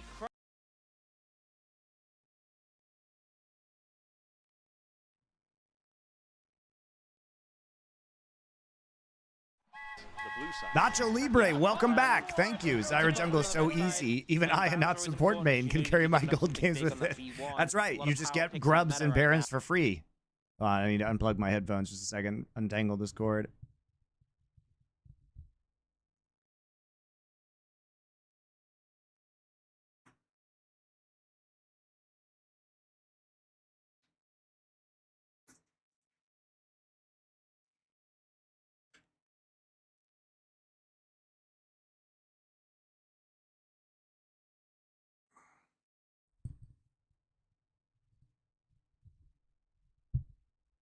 All right, fixed.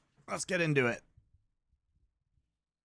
Now, we'll see what gets left open. I think Paze has obviously been fantastic on Ezreal. Also becomes Gen G really D plus. hard All right, so we're to punish. banning We'll see if Lucid's they look to Vi, find away, and stuff we're like banning the- his the Rocket Sejuani, League which would have standard, been but kind of Gen his G go two very most, hard in jungle you know, bans here. effective champions. Trying to give He really Lucid does the better when he advantage, just enables match up the D scene. plus. TP Keen's it's gonna be Rumble, first Corki, and immediately Tristana. off We're gonna the first bat. pick the Nidalee here. I don't know about that one. Honestly, when D plus has played Nidalee, Now we'll they've see. looked like Tristana pretty did end bad. up getting banned out. We'll see what D look to They haven't been a take great away here. Nidalee team. Remember, Some of Toby Lucid's can worst play, games have been on you know, Nidalee. the Lucian We saw him being the first pick it out if they need AD in the mid lane. Sejuani, who happened to So be I taking banned. LeBlanc out. Also a fantastic Lee Sin player. And All right, so we were picking up another enabling. Yeah, Oh, no, it's just a Poppy. Okay. Oh, Lee Sin. All right, we're doing it. Skill check Canyon on the Nidalee, but obviously you're gonna Wow, lose I out would have to expected those farm kind of to be in this reversed, matchup. just Yeah. because Let's D see what plus he has can been do. picking Both junglers, fantastic setup. picking the Nidalee, even though I don't think they're good on it, and Actually, Canyon GG. has been taking the Look to Lee pick up a Sin. So Cassante for Keen, mid here. super standard for him, and Blind Yone, bit cocky. I would say blinding their solos and their jungle feels pretty cocky for Into Gen Yone, G. you could- Annie. And they will also be able Yeah, to so you have take the Gnar counter-pick into it. support. Not too And mid. surprising. So now we ban out bot Available. lanes, ban Nautilus, Like Alistair, you could just have such a ban rough time in the Callista early for lane, pace. Okay, and so then we're gonna wire take it out down. the. This is remember that Ezreal Karma has always been a strong lane, hugely dominant lane. So that you're forcing them to kind of play something else. You're gonna ban the Leona too. Let's see. And the Callista, the Yep, Okay. ban Leona. support, you probably just Take mid TF. here, and they go for the Twisted Fate. So point and click CC, you know, that was something we Not expressed a concern with. really. Once set up for the Lee Sin. That is definitely It's kind set of up a for Lee weird Sin. pick for King In, but I guess it's definitely fine into the also Cassante. pain They for can't Soviet counterpick with the Canyon. Jax Yeah. or These anything picks like rely that. on them ability to play in skirmishes off the thought process of them banning So the farmer. Ashe They is do still just go up. the Ashe Braum. Ashe, So Braum here. incredible ability to stack up that Braum passive. You get the engage. Yeah, the potential Ashe from Braum which combination is Braum super obviously strong, lacks especially the level power 1. of Gen support. G has a lot And of like now, level what 1 the D plus invasion know, power. pick an engage support into Braum. It's Also gonna very feel good pretty setup for bad. Nidalee in the bot I feel side. like you probably want to just play at distance. Maybe Rakan, I think, could make sense. Yeah, It allows Rakan, you I a think little bit more I agree with of Ox. Good pick just here. kind of shoving your Pretty face in strong there, pick able to composition. close the gap So, extremely it's the mid lane TF. I'm so silly. Showmaker is like the only person who's been playing this, and it's also, I mean, Showmaker has a TF skin, right? So this is really huge, right? Aiming has been a good Ezreal player, so Showmaker has really been the only person I think who's been playing mid TF. We can check on that. Pretty sure. Let's look it up though. Can't spell.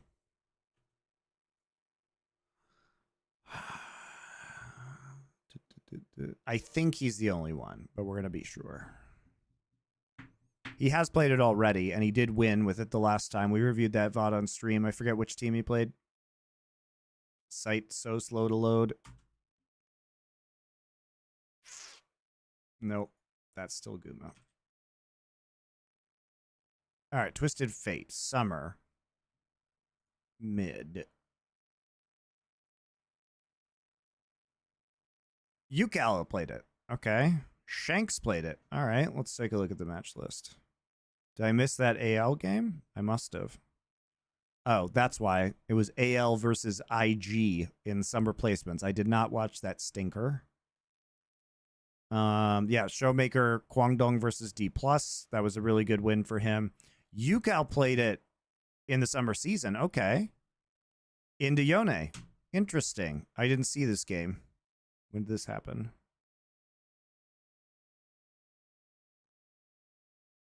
So same matchup. Same matchup.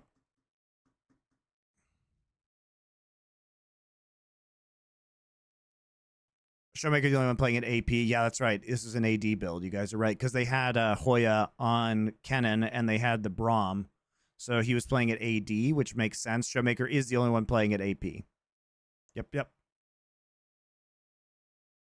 Yeah, he's the only one playing at AP. So very fun, actually.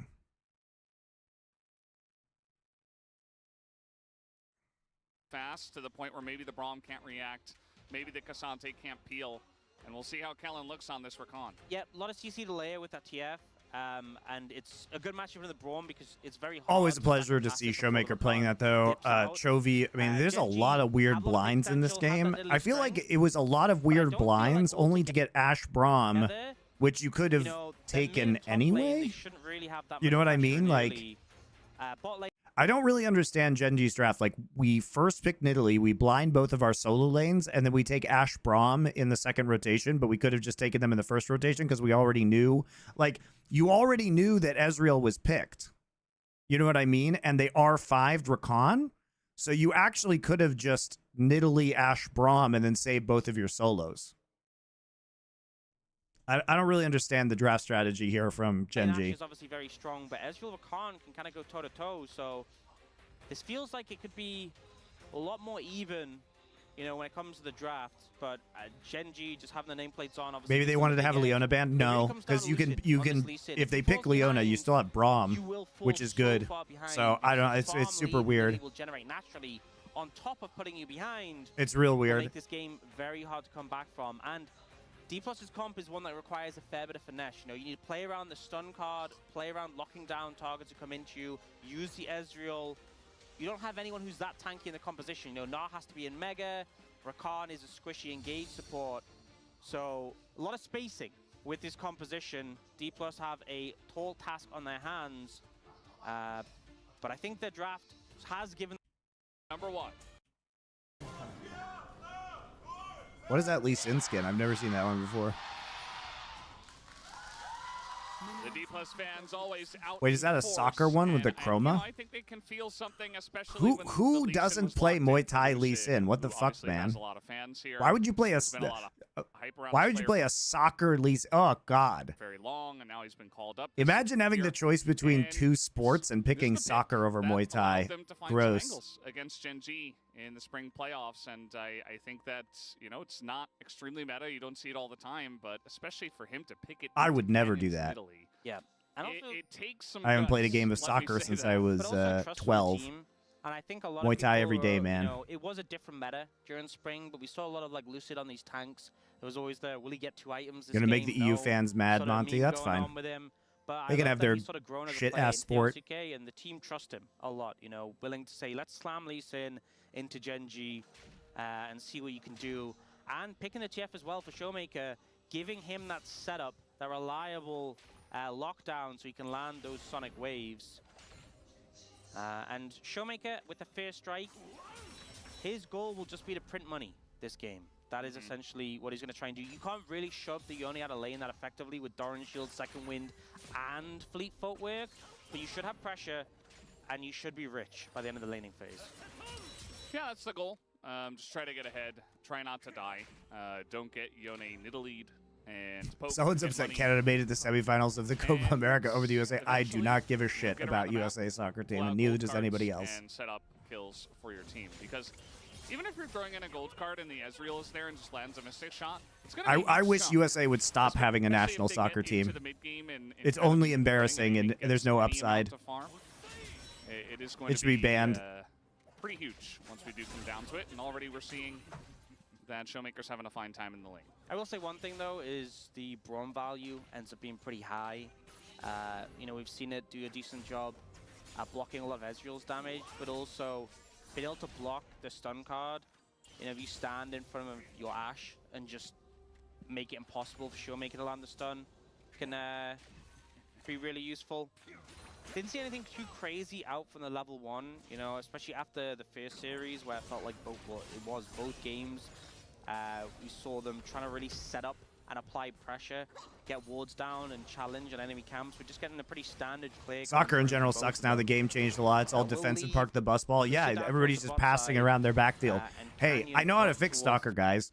Standardize field size, make it smaller, delete players. You do not need 11 players. You do not. It makes it fucking boring. Unless, you know, King 7 players, smaller field, standardized field size. Boom. Problem solved. Don't feel like you want to dive down here either. If you are also make it full contact. Yeah, I think maybe you want Merc. Actually, just play lacrosse. Just play lacrosse. Just play lacrosse. It's a better sport. Like 3 items in a QSS, and then maybe you consider diving the Braum. Delete soccer, replace with lacrosse. Problem solved. When he gets level 6, that's really, for me, if you're picking the TF as well, that first ult, the value you get from it can really make or break the game. Full contact with guns, hell yeah. Particularly when you have pressure in both side lanes, as you can see right now.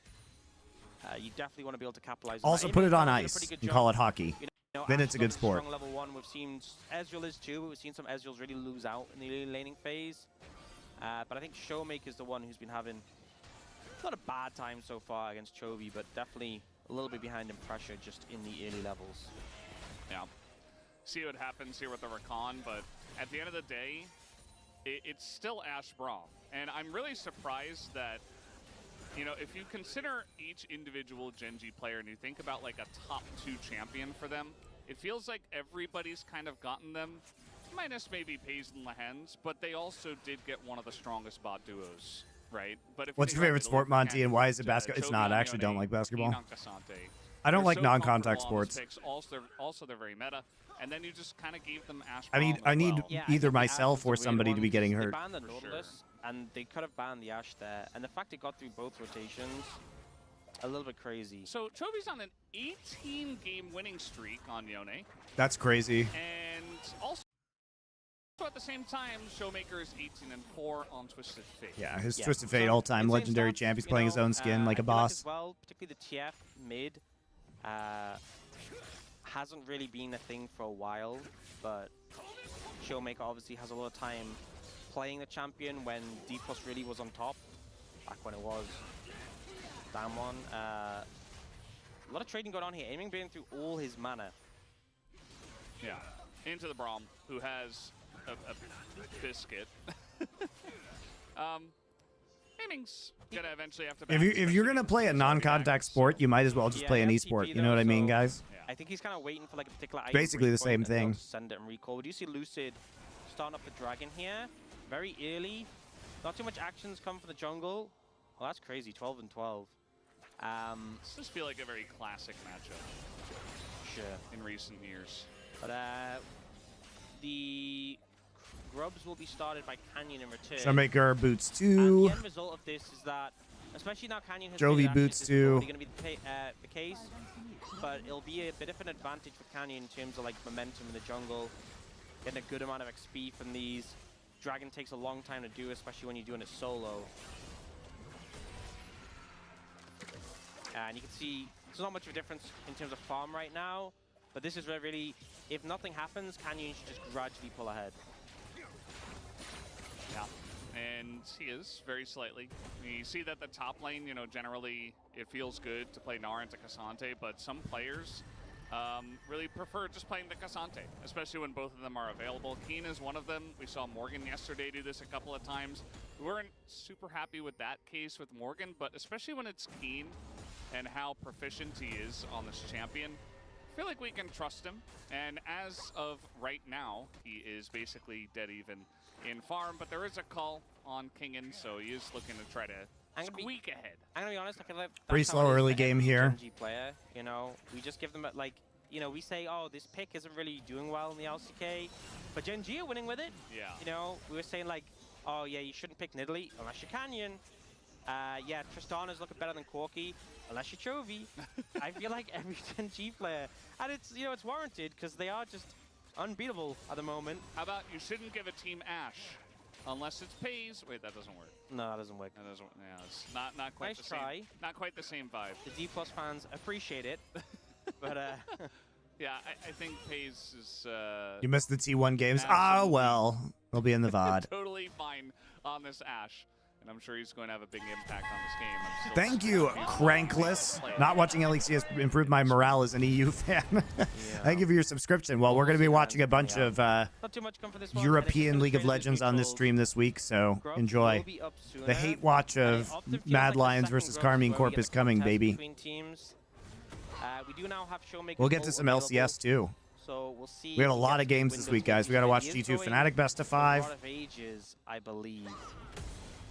Oh, come on, Crankless. Carmine versus Mad is just going to be a fiesta. It'll be a good time. You could be a raccoon for that game. When the ADTF was just all the rage for some time.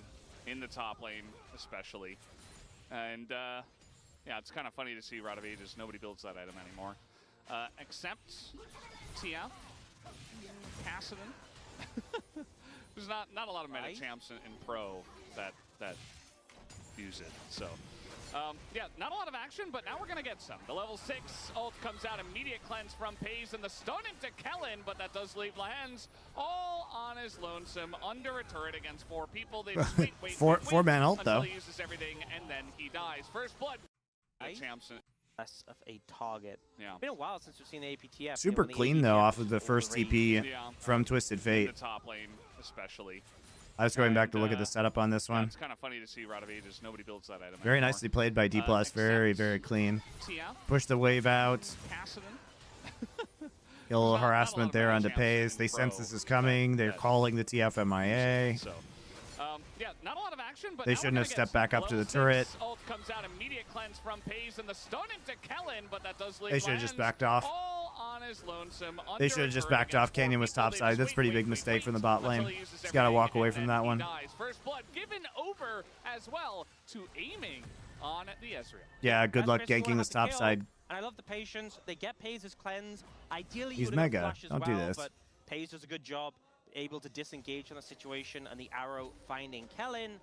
And then the rest of the team just clean up the Braum, deny some farm, push the wave in, and a couple of Wait, there plays wasn't taken. LEC today? Why? Well, let me tell you. Valorant exists, so It's exactly LEC the play got you want bumped with the to first TF ultimate. Sunday, King Monday, does a good Tuesday, job because of they really hate denying the viewership. dive, held the wave in front of the tower, and hit Mega. so Did they he tell you can that? clean Of it course up. not. So Of course they didn't tell you that. good play from D+, but Chovy does punish. 17 CS ahead, or someone else going to be made back, but picking up 2 plates mid, so definitely advantage D+ on that, but not. Oh no. Kellen just gonna face check here now. He does have flash and he is recon, so he's fine, but yeah, that didn't look great. Just kind of running straight at them. Yep. Weeb Assuming nobody Counter-Strike. would be in the brush. Bad Weeb Scouts Counter-Strike. Taking over League of Legends, guys. just, putting his body on the line. Showmaker, the only real recourse he has when the Unbound Soul comes out is, well, a gold card. And that is generally what TF offers. That's his job. He just throws the gold card. Yeah.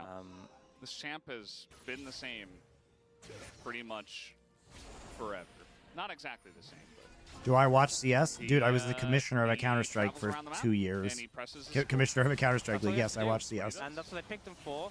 Oh, Chovy looking for a heavy trade. CS is great, man. Does CS is the best disengage, esport. though.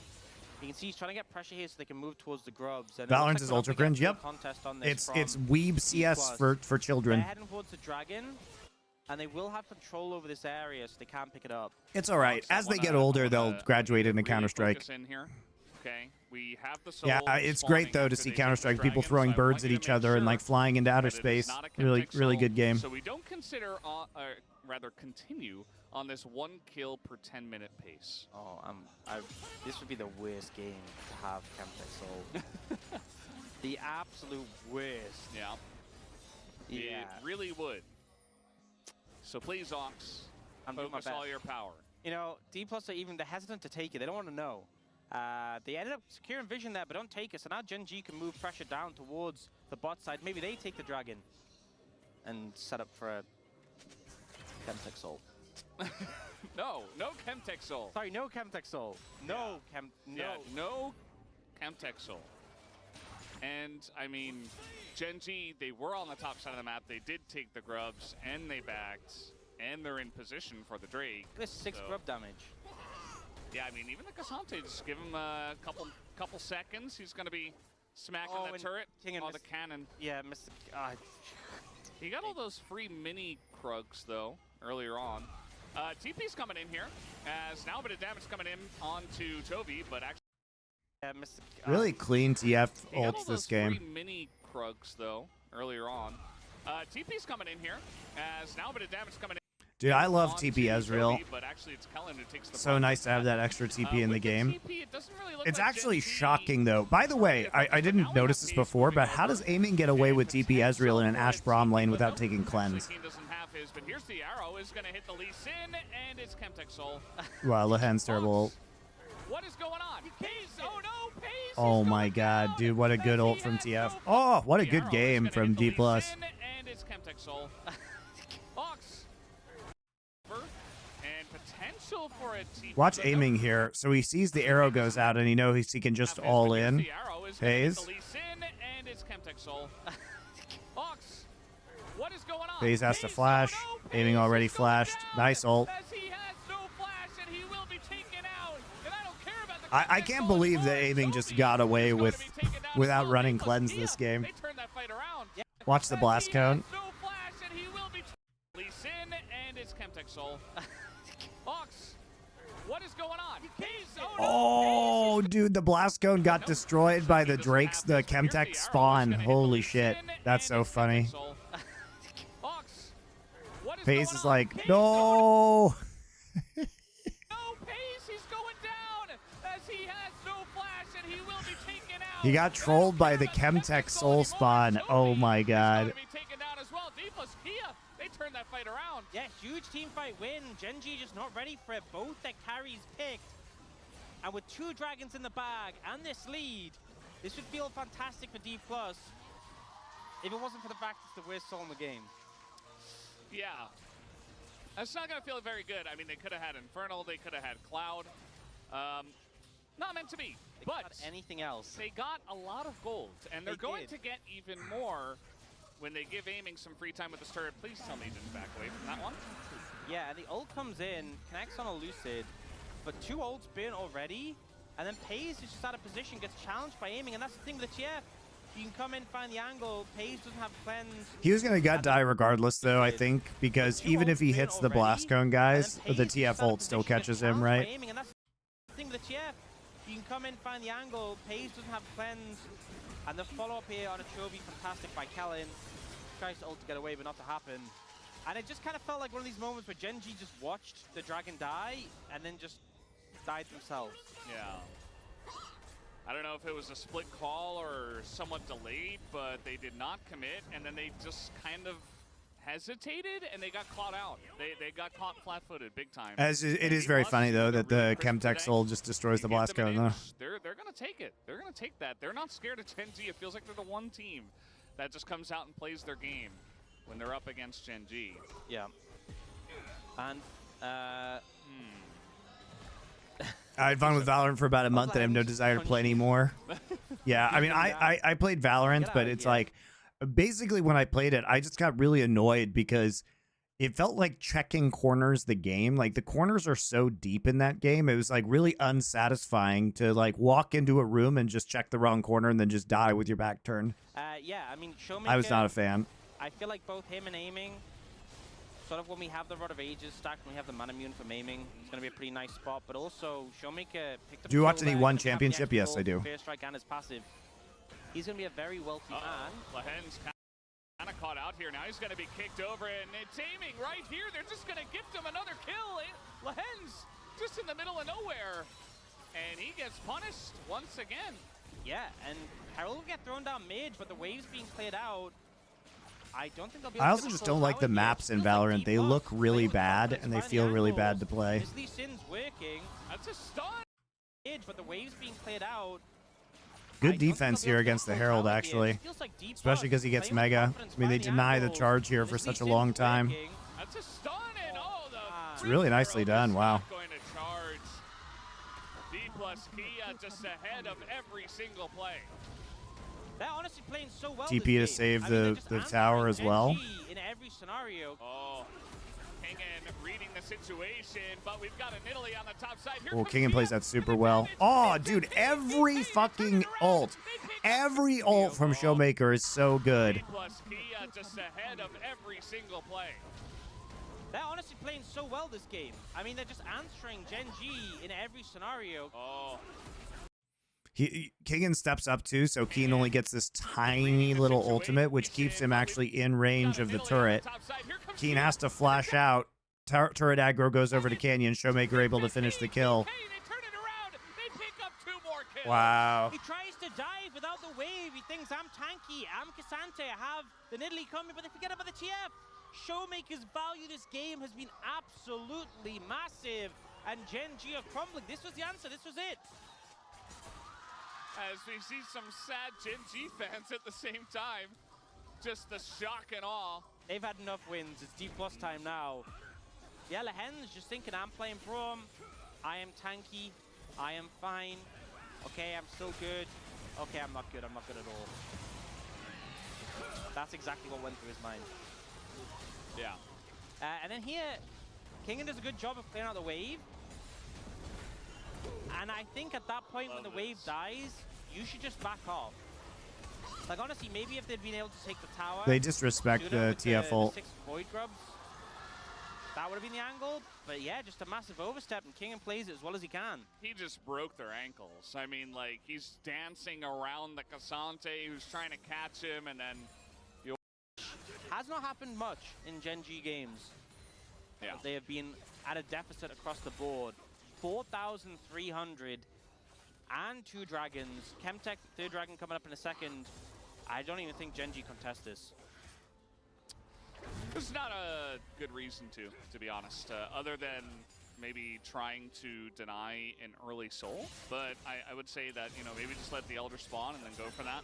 It's not like you're giving over an Infernal Soul or anything like that. And Chovy's bought a QSS. Yep. Which is obviously, like, you can understand why in the value into TF. But that feels so bad when Showmaker's been printing money and he's ahead and he's forced you to buy a QSS 1300 that's just not providing anything except a defensive CC cancel. Gen G have moved in quickly to get this dragon, but the TP's coming through. They will be contested.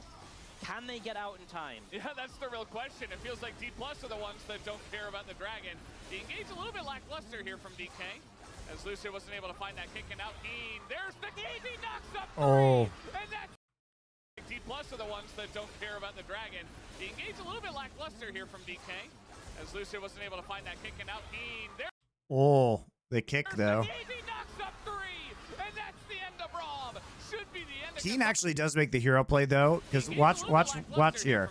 So Keen is watching the Meganar, and the kick goes up, and he realizes that Kingen wants to get in and, you know, try and get the ult here, but Keen immediately ults him to prevent him from getting the Gnar. Could have been a lot worse actually. Keen actually makes that play way, like they only lose 2. Like that could just ended the game really. Can't save him here. As no knockup and now a double knockup from him, and Chovy just trying to desperately. Chovy already used his ult though. Into the fight, and now that maybe even he goes down as everything is going to miss. Pretty sloppy game from Gen G, but credit to D+. They're playing so well around the TF. Flattening them tonight. Feels like Gen G are paying for their hubris, you know? They get the dragon, but they stay. They're like, hey, maybe we can find a fight. They're trapped in the pit. They don't leave immediately. And it just gets worse and worse as the play goes on. Yeah, they shouldn't have done Dragon at all. Like, who cares about giving up a soul point for Chemtech? It's not worth losing the game over. You know, Chovy got a big divide and the game turned around, but I don't really see the game turnaround angle for Gen Z here. And the thing is, they rushed the dragon, but they Where's the arrow? Maybe sacrifice. Oh, there's the arrow. Wow. But like, Braum can get out, Ash can flash, Yone and Nidalee can get out, but they wait so long. Yeah, they do. I agree with Lox's analysis. They do wait a long time there. Keen ends up in this position where But I don't think it's necessary to do Drake. You just basically lost the game. Uh-oh. What's this? Lahen's caught again. He does have Another the pick. ult in the choke, but it just doesn't matter. The wallets are so heavy here. On this fantastic 2-item spike for Ezreal, Showmaker, he won't be far away from rapid fire. 3-item TF with Lich Bane, Roa, rapid fire is so strong. Chovy has a QSS and a Blade Rune King, and that's pretty much it. And guess what? They're not done yet. They're looking for more. As Kane Showmaker has had such huge value out of his ults. Meanwhile, Pace not allowed to back. Saving just gonna throw an ult into him. Meanwhile, and Keen, he can't get away. There's nothing he can do. The 2 ranged champions just hold him down. And now it's Canyon going down here as well. As I mean, there's 1 Drake and 6 scrubs that went to Gen G. 1 turret. That's it. D+ Kia got everything else. Yeah, and this is looking like it. This is looking like the end to the streak right now.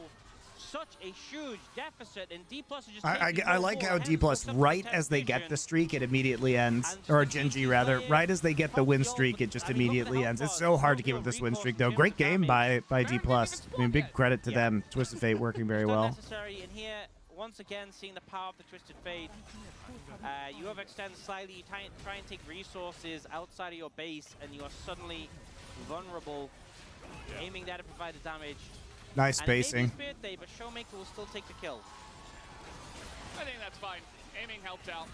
And he's been having a great game, as has everybody else on the side of DK. And, you know, you said it before, maybe it's just the hubris of Gen G. We're the team that's undefeated. We can't lose. They took so many fights that just looked very rough, that maybe they could have outplayed by some miraculous angle, but we have not seen that at all. And Lahen's, he's dead again. He's just dead again. Yeah, I think this is like the 3rd time in a row he's died without flashing. At least the Baron's up. He's just been focused. All right, please end this game. TF, Lee Sin, and Ezreal. They have so much mobility, so much map prep. That like Flash would have against Gen G this summer. I think Well, so. at least Yeah, D would plus actually be a won't get fun stat, Chemtexel, like, right? what is It may the be largest 13 gold to lead 0 anyone has had against Gen in G favor so of D far? plus. It may Probably be a this one. 9,000 gold lead, but at Because least they're not going to get Chemtexel This right was the now. other D plus Worth. series. We know it was definitely D plus. Yeah. Yeah, Hens is having a rough time, man. Yeah, He's Daedra having a was very rough secured. time. Again, it's Chemtex, not a huge impact Dragon or Soul, but they'll just keep movie, you know. Care. Gold card is going to come out here. They're actually trying to get this play going. I like how aiming's like, fuck it, man. I don't need cleanse. Third item, Mercurial Scimitar. Lucid. That's the way real Ezreals play. TP, third item, Scimitar. Oh, he gets followed over. Gold card is going to come out here. They're actually trying to get this play going. Lucid is going to Chovy goes over the wall. Lucid gets Q1 down. Q2 follows him, so he forces the flash. Trying to break his ankles again. It's now Chovy up against the. He's going to get engaged on. There's that ult, but the kick immediately comes Showmaker then Chovy. decides, hey, I could reposition in this fight. There we go. He's onto Chovy. Chovy tried to run away. Chovy caught between a rock and a hard place. Chovy gets hit by his gold cards flying at him, but I guess Ezreal gets the kill. Clean, man. Very clean from G+. And nearly a kill on Akeen as well. Aiming is not missing tonight. They just don't have the damage. You know, a spear hits Kelling on the back end. It does basically nothing. Inhibitor tower is going to go down. Yikes, dude. What a stomp. 15 to 0 kills. 0 kills. Like, okay, so maybe Gen G, you know, loses their streak, but did anybody think it was going to happen like this? Getting absolutely annihilated by Showmaker's Twisted Fate? 15 kills to 0. I don't know if they're actually going to be able to end here. We got some really slow health, rather. Yeah. Okay, we're backing off now. They Medjai's. try and engage on Lucid, but just not able to catch him. Good reactions from him. And then here, Chovy commits on a Lucid because he's stunned. But has to wait a bit for the cooldown. They're trying to get any pick that they can, right? Using the Ash ult. Nice kick, though. Showmaker's just everywhere. Gold card lock in. Beautiful play. The gold card's flying in there, but he's just pincered and Eamon gets the kill. If it weren't for the champions that were picked, I would be like, did we get the names wrong? Is that Gen G on the right? Like, that is not. It's not the case. Honestly, this doesn't even look like nameplates flip. This looks like Gen G versus Bro. Like more than 11,000 gold ahead. It's gonna cause. I don't think it's even. Really cool too is Mile. I mean, like more of our teams in the LCK would follow that. That Dragon and Baron are basically perfectly synced in terms of timers. Basically half helping someone to, you can't even tell that one's connected. Didn't break a shield. Yeah. And D plus have just kind of routed them here. All right, maybe we shouldn't just blind our solo lanes Tower super fast if left and alone. not punish a cleanseless Ezreal with Ash Braum. Get this dragon down as fast as they possibly can. That's the Chemtech. Why are they contesting this? Lanes here in favor Who gives a shit? Get vision, like what? Gen G, get vision around Baron. Get this dragon down as fast as they possibly can. That's the Chemtech soul. And now, again, the giant save the cash, the flash away. Oh! This river, trying to get this Chovy. down as fast as they possibly can. So Showmaker has flash. And now, again, gold card flashes out. Look at Lucid though. Lucid follows Q2 and then just flash kicks him out. Poor Chovy. Wow, Lucid's mechanics though. That was clean as fuck. So heavy for DK. Kingen, it's like Kasane doesn't do any damage. Plants won't let him survive. And this, I think, may just be the most 20 to 0. Damn, what a stomp. Summer to end Gen G's undefeated game streak. D+ managed to do it. You see Showmaker jump out of the chair. For sure, especially. All right, guys. I think it might be an instant ramen day. I need to go grab some food. I haven't eaten today. So I'll be back in a little bit.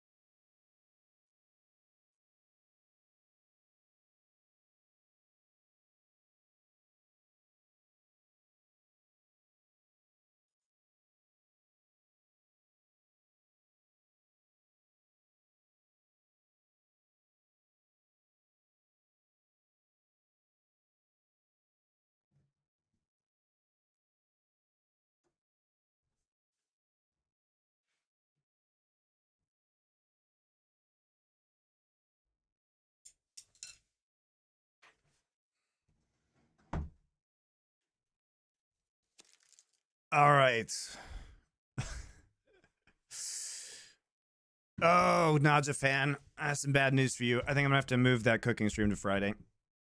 Just because of the Monty and Wolf show, and I've got a lot of VODs to get through because of the LCS returning and LEC this week being all weird. So I just think I have to prioritize the LOL stuff. So I think the cooking stream is going to have it happen on Friday / Thursday night your time. So appreciate you though. I'm really sorry. Everything's just scuffed right now.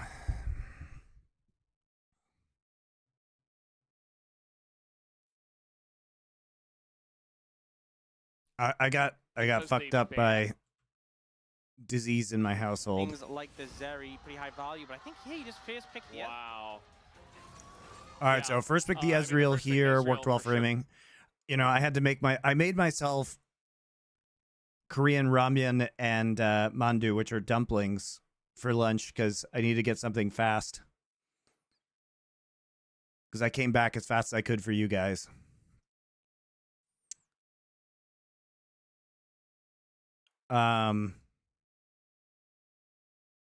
Yeah, I did make some banging chicken noodle soup last night, though.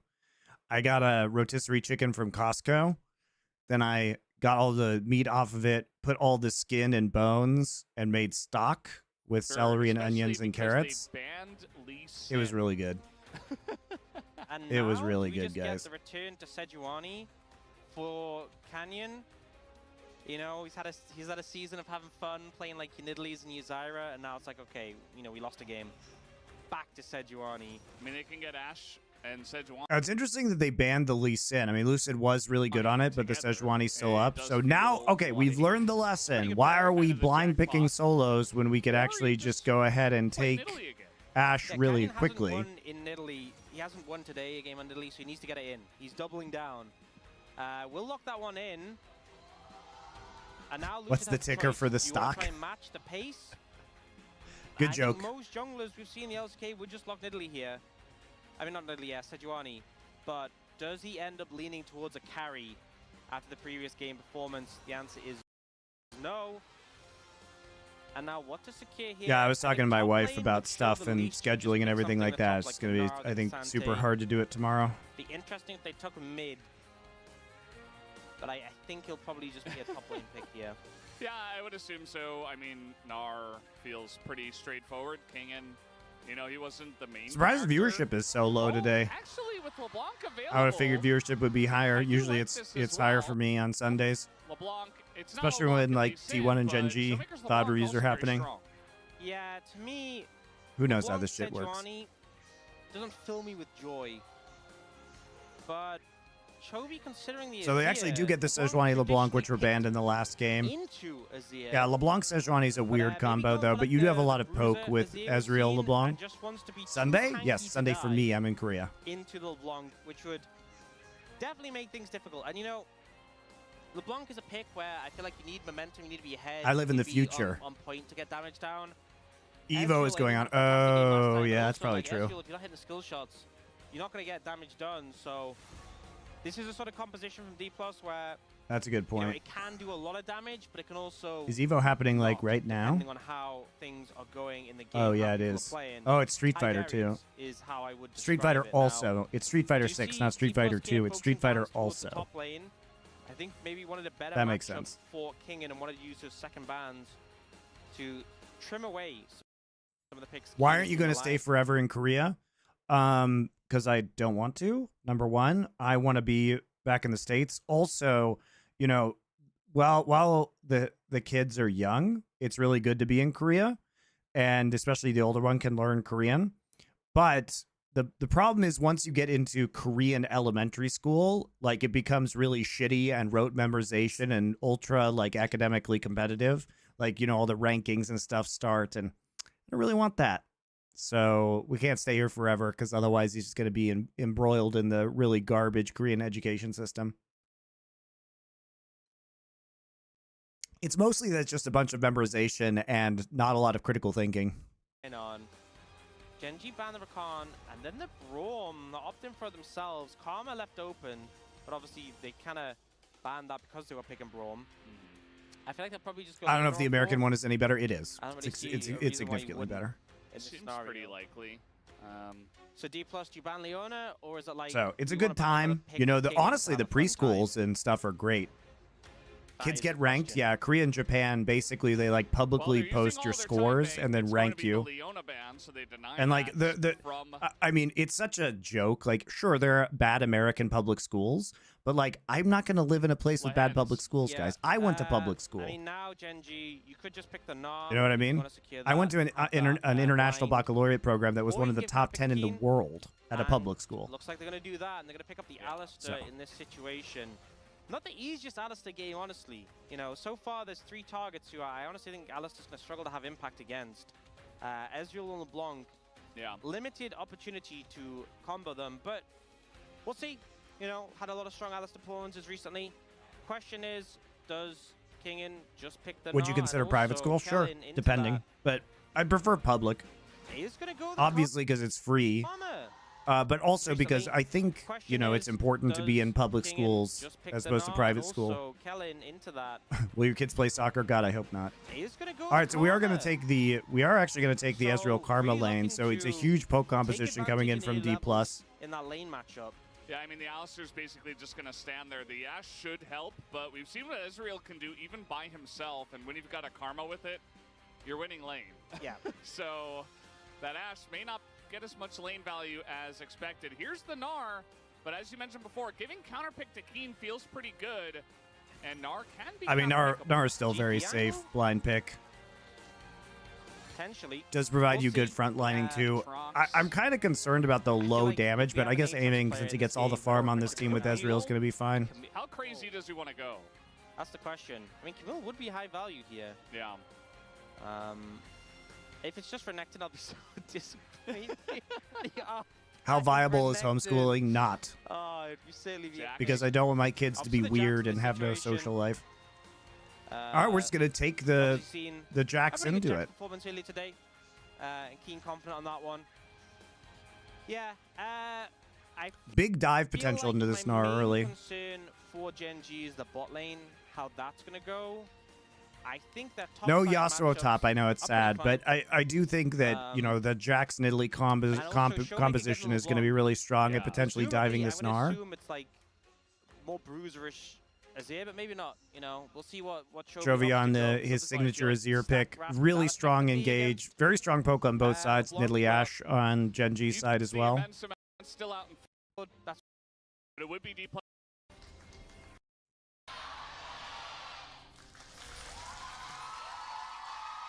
I think that's the loudest fan chant I've ever heard. You know, it's funny. You would expect like T1 or even Gen G, as they are going to catch this ward but not kill it. Okay, there you go. All right, so trying to get the prio Like early on T1 or in this lane. I mean, playing Alistair even Gen Ashe probably G, feels they are miserable gonna into catch this Ezreal ward but not Karma. kill it. Okay, there you go. Yeah, so this is actually big. If you look at the bottom left, you can see Aiming's XP bar. Yep. Get quite a bit of XP from the wards, and since they changed bot lane XP, I think it was post MSI when they did that. It was before that, right? Was it before that?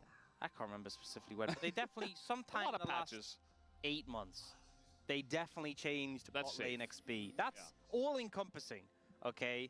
I don't have the patch notes in front of me. I don't have a big folder with all He's lying. He printed does, off. actually. I I can see it. I'm just talking about it to make excuses as I rifle through. Anyway, but it means if you get that early ward, you can actually hit level 2 a lot earlier than expected. So we are going to see a lane swap here. So they That's may not be too able to- surprising. They won't typically be able to catch Pays and Hens off guard, but Pays and Hens have done this swift move. All right, it would just not be being bot lane. complete garbage to play this Yeah, I was Alistair gonna say, into lane swap Ezreal. Enjoyers in this one is Keen's just gonna Karma. casually steal a small wolf. He says, That "Thank is you very annoying, much." though. That is Gonna help that him is out. that is And, annoying. Gonna say any lane swap enjoyers in this one is Keen's just gonna casually steal a small wolf. He says, "Thank you very much." That's gonna help him out in the fact that he's not really gonna be farming much, considering that he doesn't want to be bought either. Oh man. All right, Showmaker has W, right? you have to know. Yeah, he knows. He's gonna land the leash here on Akeen. Showmaker's just like, what is this guy doing in my lane? I mean, Jax against LeBlanc. Yeah. Not a fun time, I'll tell you that. No, it was ambitious. But I think if there's ever a game you're going to lane swap, this is it. You know, you have such a rough early level into the Ashe Karma that it is so weird to avoid that. And I imagine they won't stay in swap lanes for long, but avoiding level 1, level 2, those first couple of waves, actually makes such a big difference. And you won't lose that much in terms of plating in return. So I think it's the correct decision. We also see that D+ have moved Jax up there to start collecting XP, pressuring the tower. I think he got his Demolish proc off there. It is 2 plates take on the bot side, but ultimately all really aiming is going to get off that is like a tier, right? It was also shared with the Karma, so I think literally just to get through those first couple of levels and come into lane level 3 even, 100% the correct play from Gen G, so a smart move from them. 2 plates take on the bot side. Yeah, it's actually really good. Actually makes such a big difference. It's actually really good. Watch this from Gen G. In return. So they recall early here, right? correct Keen is decision. gonna go ahead and try and get We some also damage see down onto that this turret. D+ have moved Jax up there to start collecting Lehens XP, is almost pressuring the level tower. He got his 2. Demolish proc off there. It is So 2 he will be plates able to take on come the back into bot side and but get level 2 ultimately, super all quickly. Really aiming is going to get off that is like a tier, right? It was also shared with the Karma, so I think Keen also just proxying this wave. They should know, yeah, they are guessing that the bot lane is recalled at this point, so Kingen does get most of this wave. Yeah. And at the end of the day, it does seem like we will. But it's a free recall now for Keen. He's going to have a TP advantage. You know, maybe he goes the grass, maybe See if he TP's top. Oh, he's not actually recalling. Interesting. He's going for Crab? But Yeah, of course he has. he's going to be... Or is he going back into lane? We'll see what kind of items he builds. You know, we've seen some differing builds along the path of Tank Azir. Most recently, BDD played this, and he played with Riftmaker third, actually. Yeah, I think ultimately you don't need to be like this sort of... I mean, it wasn't full tank for the very tanky builds we used to see earlier in the year. Just being bulky is enough. And laning phase is looking a little bit rough for Chovy, but I feel like of any player in the league, Chovy is the one who will pick losing matchups and just manage to navigate them a lot better than anyone else does. And I think that's kind of his hope with this Azir matchup, is that yes, it's a rough time, but it's not going to be so rough that he can't just scale into a monster who LeBlanc can never kill later. Yeah, that's his hope. probably what we're going to be seeing. Kellen hitting the max range. Nice volley there. As Pays is also going to pick up the cannon. I see what you did, because Pays begins with a P. Yeah, Then you did I guess so. Volley? Yes. Does Polly want to crack Pays volley. And it's actually pushing towards aiming and Kellen, so... Well, they're hitting the minions. Not going to try to zone them away or anything like that. Actually, just letting it push into them further. Yep. And we'll throw a fair bit of poke towards them, but it's an Alistar who can kind of just shake it off for the time being. Being said, Lucid is showing up, but Canyon is here too, and they will find each other and say hello. Yeah. You saw that, you know, the Nidalee in recent times, only getting 2 wins against Sejuani, and they were both Canyon. Yeah, I love this Nidalee strategy where you just walk at them and with red buff. Attack with red buff, yeah. I love when you get Nidalees with Lichbanes who like miss the spear and then just like order you with Dark Harvest as well. Yeah. And that just kills you, and you're like, yeah, good job, buddy. Pretty slow early game this time around. Themselves in a position to be that fed in the first Plate place. Gold really the main differentiator here Really in the bot How side. did they manage it? But you did have to dodge this matchup earlier. I think it's just absolutely fucking unplayable. Chovy does not have TP anymore. You just get into that Karma as lane with the Ashe Alistar. Chovy, that's your job, right? Jungle Soraka? Yes. Yeah, I mean, Chovy, he's okay for the time being, but I do feel like unless he gets a little bit of help... Oh, Chovy's running Grasp. Oh, I didn't know that. We're back to the Showmaker Grasp Azir tech. Although, as I say that, you know, the wave... He really wants to go all in. For the grubs, so Chovy himself should be fine. Yeah, I think they will have to sacrifice. If Canyon really wants to trade his Flash to try and steal one, he can. but he decides that is not a good idea. Or does he? He decides it is a good idea, and Okay. you know what? Lucid and Showmaker just let it happen. They're like, you know what? You can have one. There's a freebie. You had a Keem, rough Keem game, was game they one. knew Keem was TPing it back in, Yeah, I think so Jack's coming back and had with the pressure. TP, and Kingen being half HP in a tower. Yeah. Kind of a little bit of a concern. So they don't overstay. They don't overcommit. D+ still respecting their opponents after blasting them in game one. They said that was game one. This is game two. Respect again. And Honestly, you have to have that mindset because Yeah. it's very easy to come into game two and be like, damn, we smoked these. Oh no, we've lost. And again, actually that fast, like as Yeah. fast as you said it. and I think, you know, against Gen G, that is definitely a team you can't afford to do that against. Yeah. And I mean, this is a lot of what we saw in the beginning of game one, where it was just very slow, not a lot of action. Very meticulous. The first kill was the TF ult, right? We saw that in the bottom lane. The TF ult came in, they were able to dive, they killed the Braum. I don't really expect TFL to get many kills this game. It's not going to, but you've got Lucid, he's Well, at level 6. I said it probably won't. I didn't say for sure, you know. I'm pretty sure about it personally. Okay. Take a look at the CS in mid, by the way. Showmaker, he helped out with the grubs, and Chovy just ate the full wave under the turret we saw, and now he's won the trade in mid, and Showmaker's backing. Yeah, now he's winning lane. What happened? Yeah, just, you know, that's just Chovy things. That's the way I'll explain it. Yes, thank you for that analysis. Yeah, unfortunately, we didn't get a good eye on how things led into those trades. But I think, as you said, got some alone time mid where Showmaker like pathed out towards the blue side jungle, and now... Oh, nice flash from Lehens here, and pays. He just knew that if he gets slow, there's a chance, and now Lucid getting in there. The smite does go the way of Canyon, but now he's... Yeah, unfortunately, we didn't get a good eye on how things led into those trades. But I think, as you said, got some alone time mid where Showmaker like pathed out towards the blue Pays side 6 here. jungle, and now... Lucid's also 6. Okay, so 2 flashes Flash from Lehens here, expended. and pays.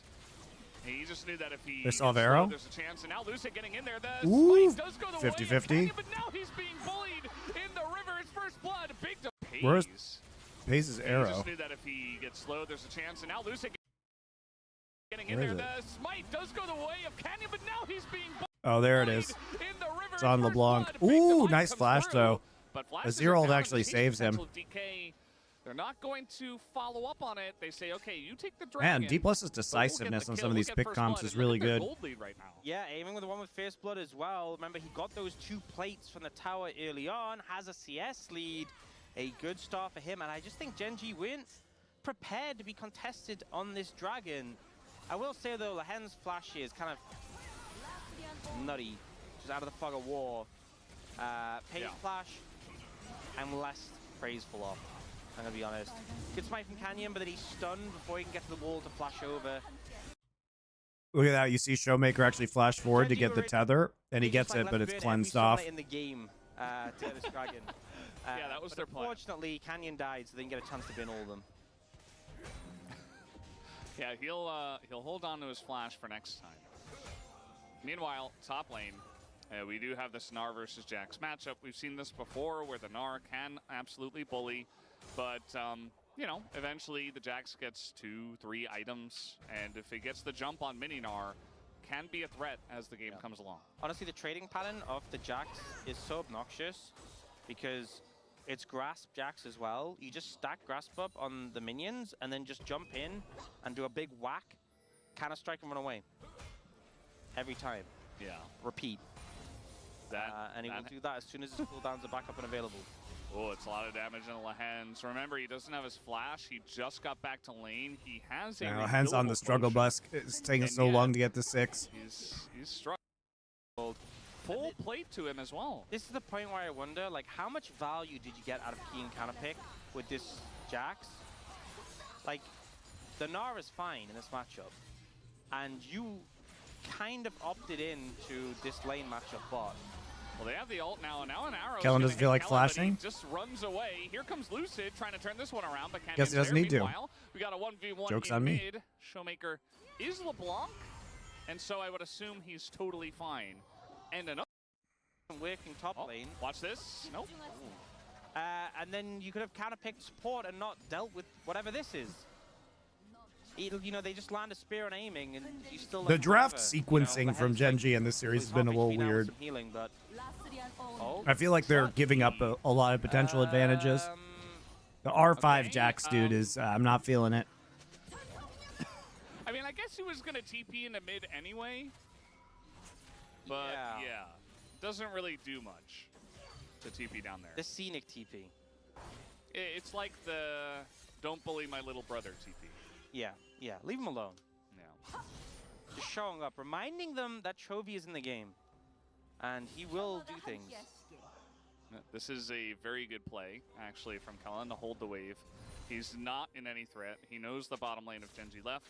I think that might be the play. I just feel like they're not getting good. Like they're. I liked.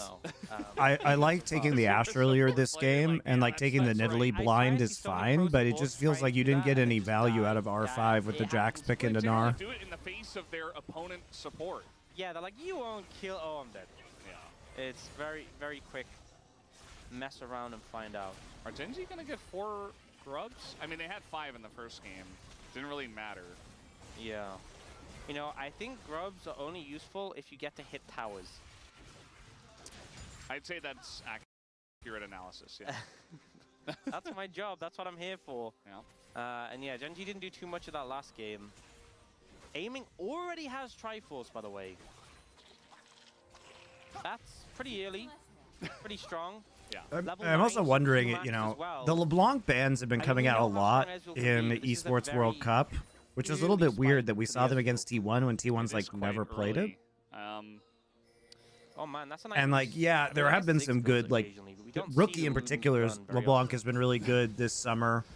You know, I think you can't count Caps out either on that champion, but Showmaker historically has been a very good LeBlanc player. But I'm just wondering what is going on in scrims with this champion because it just seems to be overvalued. Aiming now, and who's going to end up more fed? Well, currently it's definitely aiming. Yeah. But Chovy is playing Azir. It was actually, I wonder if he goes back to the Azir, even into LeBlanc in this matchup. He chooses this matchup because, you remember, it was Azir that was able to turn the game around up against Steve plus Kia.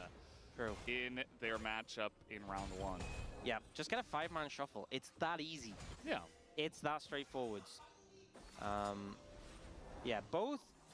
Chovy has now picked up Leandries. Canyon doesn't have it yet. And Dragon's gonna get started. It's a Mountain Drake, pretty high value for D+. This feels like Sedge LeBlanc doesn't really activate you in the best way. It's good in skirmishes, though. I mean, it is good at creating picks, potentially. Look, I'm criticizing D+, but they are, in fact, like 3,000 gold ahead, and they've been dominating the bot side. This Alistar has been a fucking albatross around their neck, for real, though. Aiming alone in the bottom lane.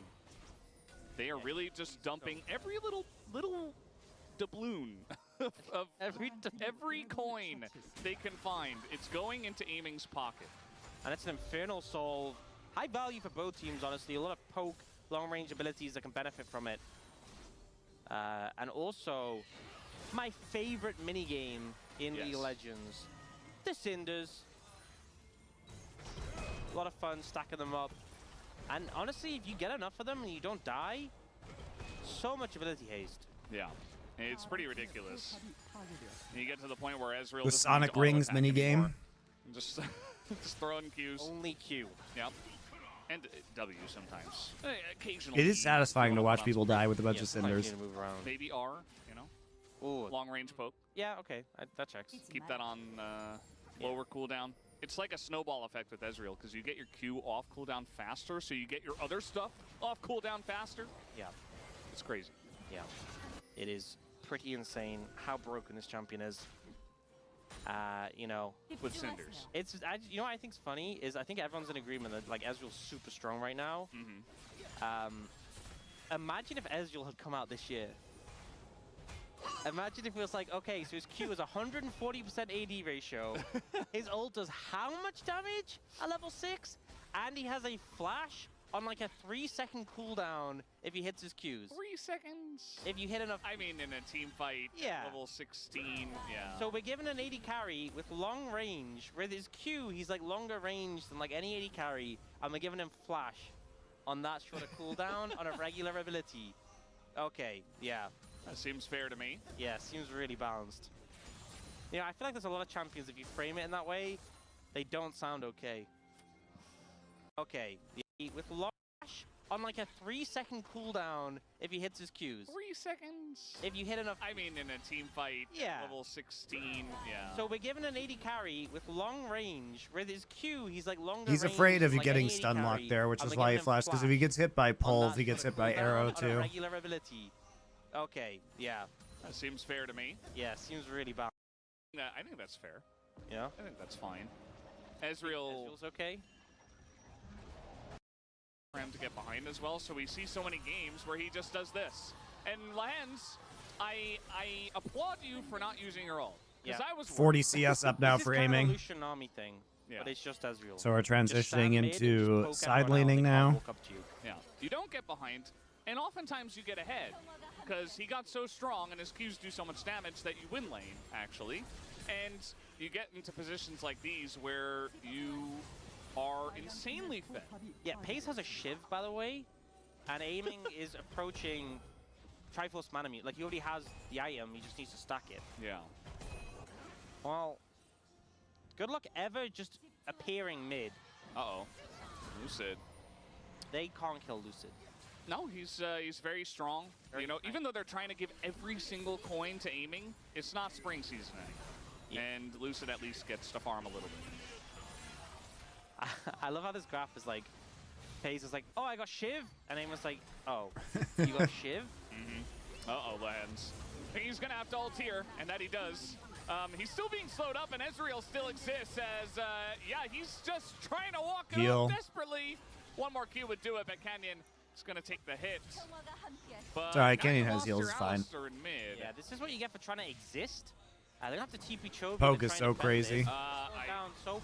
Okay, Arrow is good aiming. He's going to be hit by it, but he does get He out. has a Lucid flash. is going to have to pay the price, but here's Showmaker. They trade the kill back. Kingen trying to hop away. Spear will miss, and now the kiting is coming back. The kite ability of this DK comp, you can really feel it, but they certainly got caught out a bit there in mid.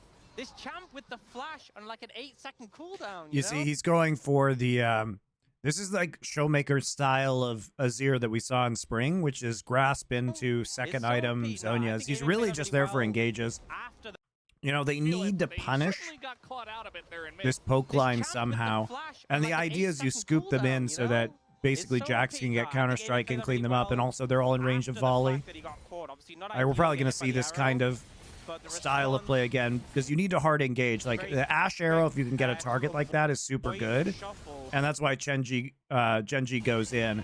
If Chovy hit him forces with flash that, too. The shutdown Has to use his flash, but might be It's an still a age, pretty good maybe fight for team Genji win for the overall. Side of Genji. Maybe they could get another kill out the back of that. Would have been willing to chase more. So managing to avoid disaster there, but you still got to be cautious Yeah. about the threats. I think LCK fans very aware of what not sure about using chase the more. That Ez ult right there. managing to avoid disaster there, but you still got to be They're cautious. really trying to clear about the waves in order threats. to I get think this mid tower LCK down fans before very Drake aware spawns, of but now what you probably won't have Azir that. can We'll see do how with fast the he can get the Ez carries. ult back up. Yep. Nothing new here. They've Looks like he will have it experienced back both up in time sides for of Drake. that. Here is aiming in mid. He takes out the mid turret as well. And this is right before the first Infernal Drake is about to spawn. Did he just steal that too? God. And look at this, the range. It's just incredible. If they You know- get ahead, LeBlanc is just so oppressive. This is the evolution of aiming. He's gone from stealing his own junglers' camps to stealing the other junglers' Yeah. camps. Much more effective. Kane's just waiting. He does have TP, so if they do want to fight over this Infernal Drake, which at this point in time doesn't look like they're in a position to. And you know, this game obviously isn't going nearly as badly as the last one. But right now, we're honestly staring down a 2-0 loss for Genji. That is the direction it is going in right now. It's a 3k gold lead for D+, and they're looking to secure another dragon. Genji just wasted Herald. Yeah. I mean, it was about to time out, I think, and now they're looking to take the fight here, but that's an engage on a Meganar from Lahen. Waste of, that's a pretty big waste of Glacial Prison, though. For the team, make sure he doesn't get in, but now Keen is being walked down the lane. And, I mean, you could just play with the Zax. This is what the LeBlanc does to him, and thankfully he gets a disengage cone to survive, otherwise he wouldn't have. Here's Kingen over the wall, looking to pressure in on this one, just a straight-up 4v4. Showmaker does not have... Keen's trying to get an opportunity to TP in because they know Showmaker doesn't have TP, but he has to recall.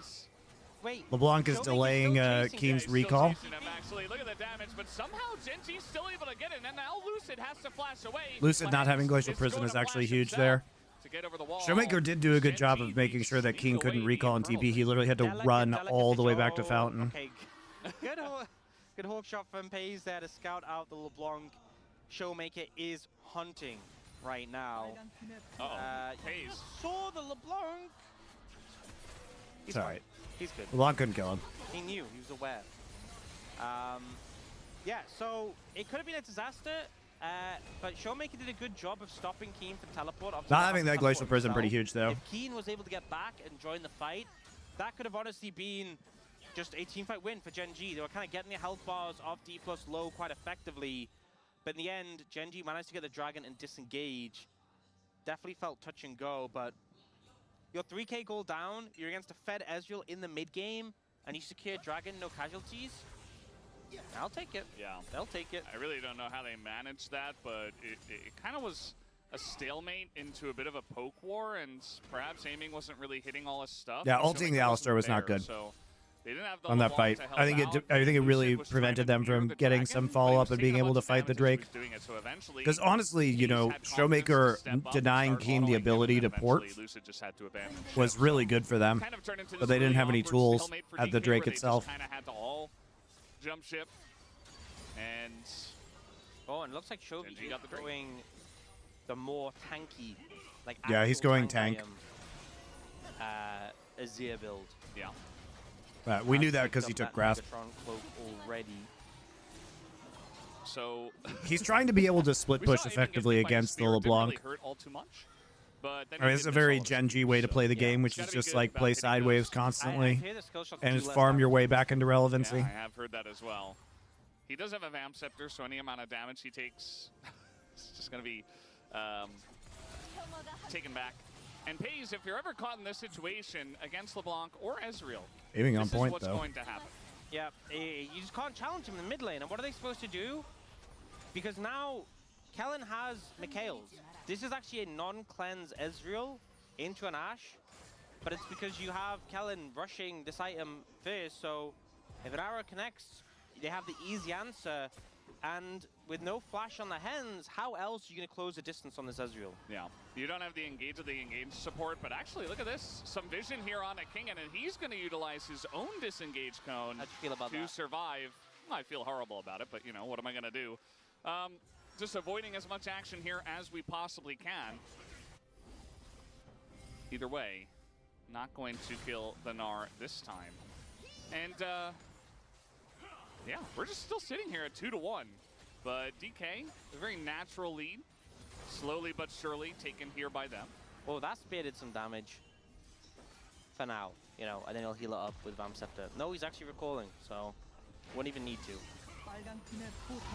Another turret to fall. That's the third tier 1 turret taken down by D+ Kia. Feels very gradual. Would there be worth for tank is there to consider Warmogs?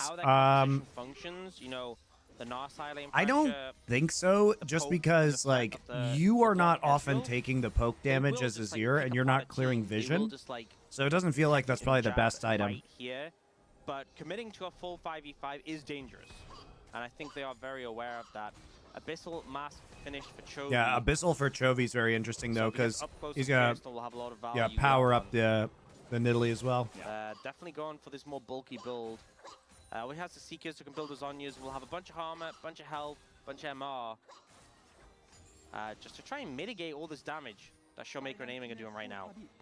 Yeah, the Abyssal, the Abyssal is really interesting though, because like any kind of all-in the Nidalee does after the poke is going to be powered up by that Abyssal. Once again, we're trying to engage onto the Alistar. and it has kind of worked for DK. They've Yeah, I gotten agree. value Abyssal out Mask, of it, Frozen Heart, but not necessarily the Riftmaker. best Yeah, target on the Rift. those are good items to go in Yeah, the I mean, tankier build. They do a decent job of trying to force the ult and get him low. They're looking for it here. Yeah, I mean, Although probably Frozen Heart is not they're gonna great do it again. in this Lehens instance, does but get in front of that, so Peas I don't think you doesn't have need the more flash than or just cleanse. Sonya's in this instance. TP also going to be forced here by both of our mid laners, as both of them will be ready for this Infernal Drake fight. As the But spears Riftmaker, man, 4th item, might be Canyon good just here. Keeps hitting, aiming. Yeah, aiming standing next to terrain, so you can't actually see the spear coming. Worked against him, bit of poke there from Chovy. Aiming is going to heal up a fair amount. Oh, now they engage onto the mini Narking and in a lot of trouble, but so is the Lehens! Lehens goes... Worked against him, bit of poke there from Chovy. Lehens has no ult. Up a fair amount. Oh, now they engage onto So the they mini try Narking and in a burst lot of him. They just don't trouble, have a but so lot is of the damage. Lehens goes down, just like that. Also, Keen isn't Showmaker there. sees the angle, and Lehens didn't have ult, and they knew it. As now trying to pressure on a Chovy, eating into Chovy, aiming gets McHale's though, and now they're being walked by... That was so the close, angle, actually. And Lehens didn't have ult, Keen's and they engage knew here it. is so clean. As now trying to pressure on a Chovy, eating into Chovy, aiming gets McHale's. Wow, that's such clean Jax mechanics. You know what I mean? Flash, leap strike. Ooh, look at the timing too. Nice McHale's. And now they're being walked by both Karma and LeBlanc. The issue though is that's only damage in the Keen, and they have heals from this Nidalee. Yeah, Chovy's tankiness paying a lot of dividends there. The TP flank coming in. Yeah, they wanted this move up, but I don't think they're gonna get it, and they might just die as well. Chovy by himself. He's very tanky, but it's not gonna matter all too much. Oh, dude, Keen with a crazy good flank though. You're trying to do something, but he's tethered up by well. both Karma and LeBlanc again. It was a 1 versus Another 5. one-team fight No for mana on D+, base, no mana on and they will Canyon. get this Rip. Infernal Tree. D+ managing to navigate it. A great TP from Kingen in the extended trade. Wow, Genji 6,000 probably gold thinking lead they for want D+. it out. They have Nice. Italy, they have the sustain, but now health bars are low, and they hit a contest. See if they can. They land that spear on Elucid. And that might be the angle. The true shot for us goes wide. That one hits Canyon, but now they engage on Elucid. Dude, the poke is so crazy though. Goes down, In the pit. has to Oh try no, to the 1v3. throw. He's got a Sejuani, but that's not gonna work. Aiming Ah, goes the down. throw. And Genji win the fight. Now they engage. Low, The and they hit a Nidalee Spears. So crucially here, guys, look at what happens. So Keen goes in. There's no mana on Canyon and Pays. So what do? They fall back and they get a blue buff, a team-wide blue buff, right? managing to navigate it. So this is actually Great huge because TP it from allows Kingen them in to the re-engage. extended trade. Genji probably thinking they Alistair won out, comes they have back up. Italy, they have the So they have sustain, some but now health tankiness bars are even though he low. doesn't have ult. But the fact that Pays and contest. Canyon have mana again is so huge. It's such a good idea to get that blue buff right there, and such a good call from Gen G. So Glacial Prison comes back up, hits, but he actually gets poked down, and now D+ is all low. D+ also very low on mana. Showmaker goes down, aiming, has to try to 1v.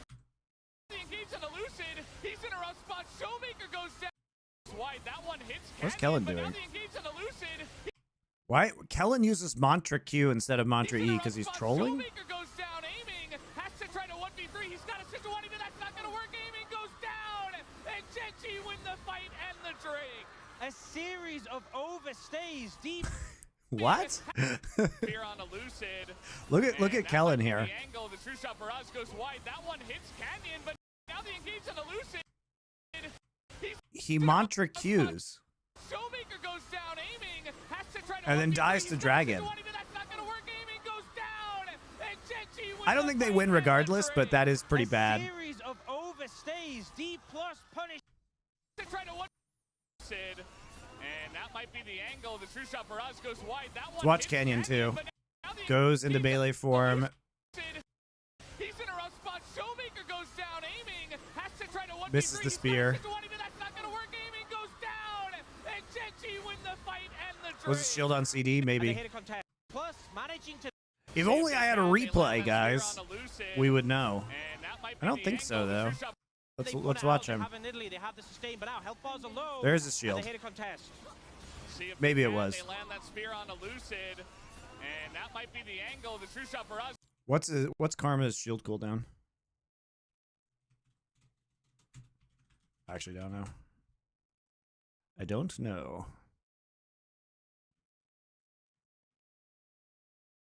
10 and 9, 10 to 8 seconds depending on rank. So probably it was.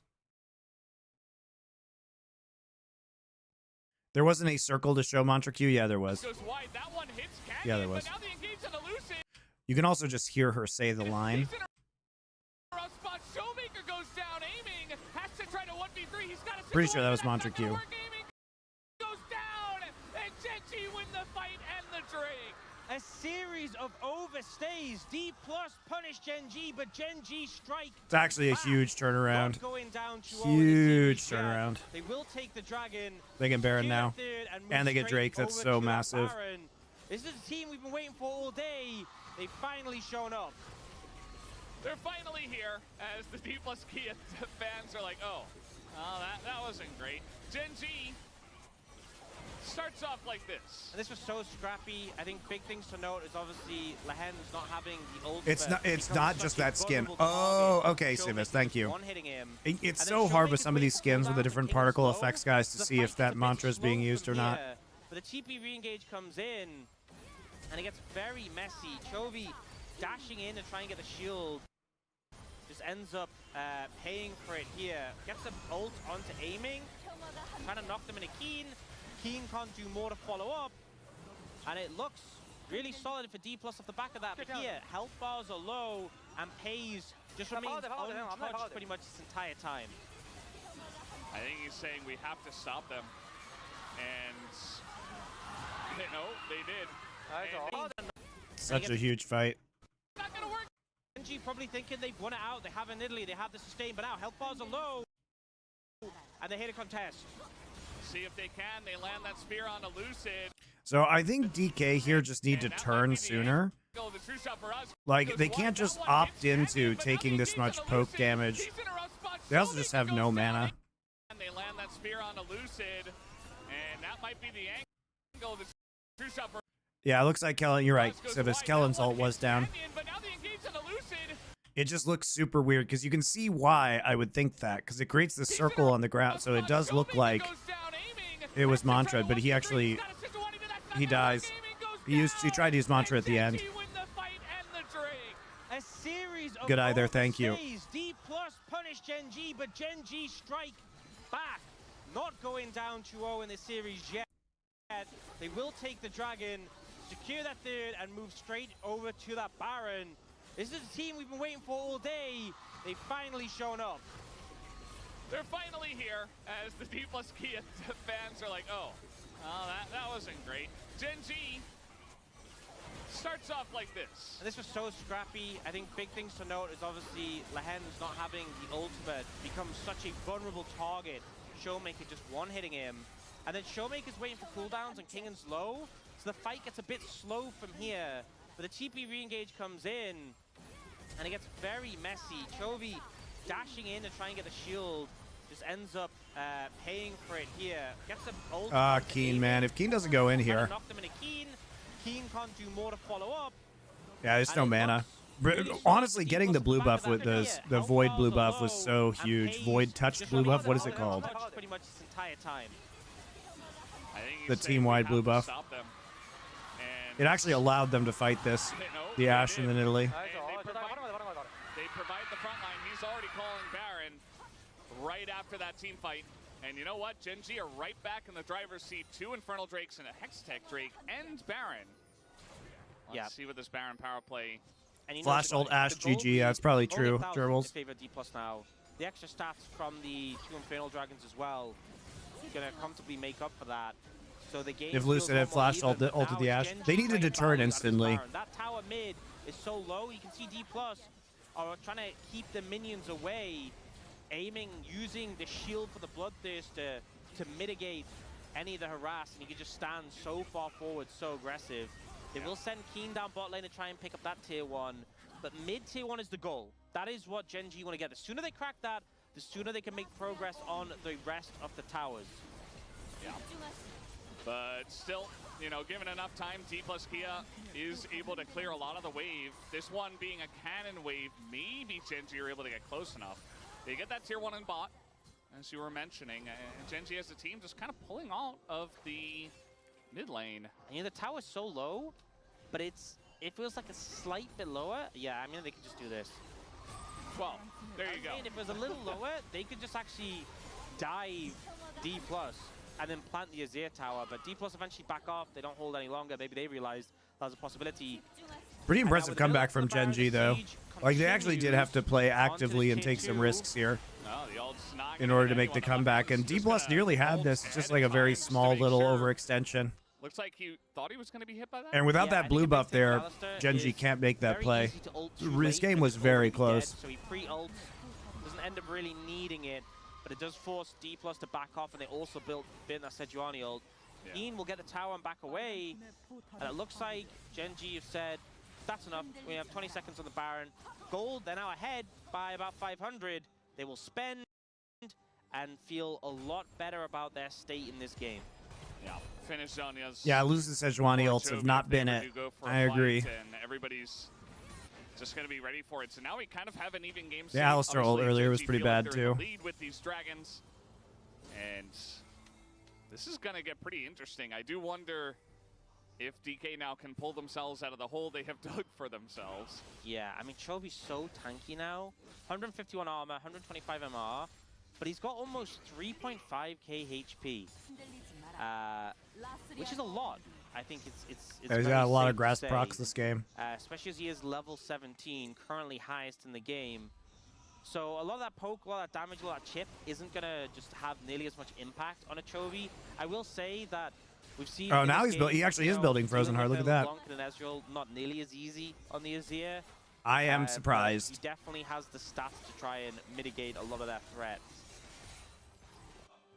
He absolutely does. I mean, he provides an extra front line for the team that essentially just has Alistar, I mean, Jax as well, but more of like a opportunistic, I'm going to jump in and make a play kind of frontliner. Same for the Aziras. Now, once again, Infernal Drake fight. Gen G were able to get the last two. First one. Rift would have been better. Yeah, I think Rift Maker is the better fourth item in this particular game. This one needs to be denied by D+. Good poke. I like that angle, man. He expected them to push out as now they're trying to get in. Ooh, huge play by Chovy. That's such a disgusting play by Paze and Chovy. Look at that, guys. Look at that. What does Kellen just not feel like pressing McHale's? Was it up? Yeah, it was up. But he just has Alistar, I mean Jax as well, but more of like a opportunistic. That is a massive play by Paze and Chovy, though. Same for the Aziras. Now, so they clear vision from Banana Brush. So now, look at this. Paze now can't be seen. When he uses his ult, they pink ward just to make sure. So this is why Banana Brush control is so important, guys. It is the fucking key to the Drake. Very contentious. This one needs to be denied by D+. Good poke. I like that. Oh, dude, they see him E forward. They see him E forward. That angle, man. And he E's forward with no vision. So then he flashes. So now they know his flash is down. So that's why Chovy flashes forward. And there's nowhere for him to go as finally the cleanse comes in. And he gets away, but the Jax flanks him. I like that angle, man. He expected them to push out as now they're trying such to a get good play. And there's nowhere for him to go as finally the cleanse comes in. And he gets away, but the Jax flanks his E came back up at least, guys. That's so much gold taken out of the pockets of DK. And Gen G find the angle. As Kagan's gonna go down, Lucid's gonna fall. Gen G will pick up and huge play though. Great work around the vision control, and such a huge play by Chovy, man. Holy moly! Gold lead in the bag as well.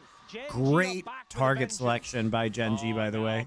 I don't know if he can actually catch up to him. Speed from the cinders. Will be fine, but man. Couple of team fights in the game is Gen G's. And it looks initially fantastic for D+. That poke is massive, but aiming the E forward, dude. The arrow. Aiming through this game. Aiming, the shuffle comes through. And credit to fantastic for D+. That poke is massive, but aiming shifts in. The arrow hidden by Chovy's body connects on aiming. The shuffle comes through. And credit to Kellen, keeps him alive for so long with the McHale's and the shield, but Keen comes in on the flank. Oh, dude, the E forward was so bad. As you said, so much gold value lost so much power. You in can't the E team forward fights. when you can't see into that banana And they brush. kinda just Oh, he threw crumbled it. from He there. threw it. GMG, now 5,000 gold up and soul in pocket. This is the map state we expect to see in a Gen G game in their favor. Yeah, absolutely. It took a while to see it, but here we are as the arrows are just reigning supreme. Not as good as the last one. Not as good as the last one, but it's still a lot of pressure. As Showmaker trying to make this LeBlanc continue to work, he is going to land the stun, but Pays will be fine. We do have Baron spawning right about now. Yeah, he has QS. Pays has QSS now. You know, the Mikhails came in pretty late, as you said, because Kellen wasn't close enough to aiming, but aiming went for barrier and not the cleanse here. I wonder if that's a decision he feels. It's interesting that he didn't go for cleanse in this game or the last game. Up towards All right, game's over now. Trinket to come down. Coming out. Definitely a little bit of a Goes cheek into his clencher GA. for Gen G, though. And now you've just got the entire team right on top of him. Down he will go, and Jovi's looking for the angle. The arrow comes in, hits the support, and Gen G are looking to extend this to 3. Looking to take all the way. I thought this was a cooking Showmaker channel. comes in, but Oh, it's man. easily dissuaded. I wish it was a cooking channel. Lucid's just being burnt to a crisp. There's just nowhere Instead, for him it's to a go. League of Legends And just VOD like channel. that, Gen G, they get the Infernal Soul, they pick up game at number 2, and we will have a The real close question series is, why here isn't this between a Gen G cooking and plus Kia. And I'm gonna say / for a Star good Wars portion of games that only game, channel? I know that Lucid does like it, kind of like Cuz, but it didn't Would have I be down to do a success fan there. meetup? I mean, sure, but I'm not in the States.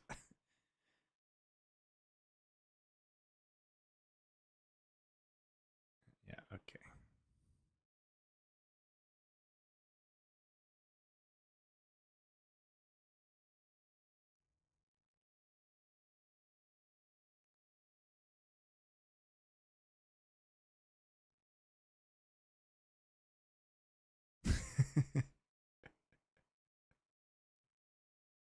Have I done one before? Many years ago.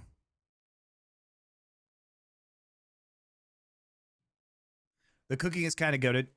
Wombats, you haven't even seen it. You haven't even seen it. My plans for that cooking shit are fucking crazy. It's coming together, though. You should do birria tacos. Ooh, I do love birria tacos. I need to make sure I can get all the chilies for that. Diego, but pretty interesting to go for those. I can hack it, though. I can hack it. Do I know how to make roti? I can make roti or naan. Yes, I have. You know what I really like to do, though, is make chapati. I think chapati are easier to make at home.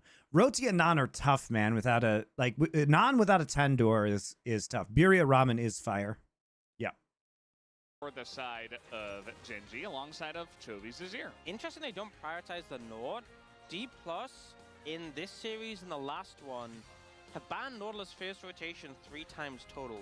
Birria is fire, but I might with need the to figure out how I can opportunity get the right Nord, chilies for that. Gen G decline, maybe Because I'm gonna need like into guajillo and Callisto ancho chilies Not a fun and time. arbol probably. So I need not like looking in, every they're Mexican looking chili. Chovi's Azir again obviously made the big play of the last game.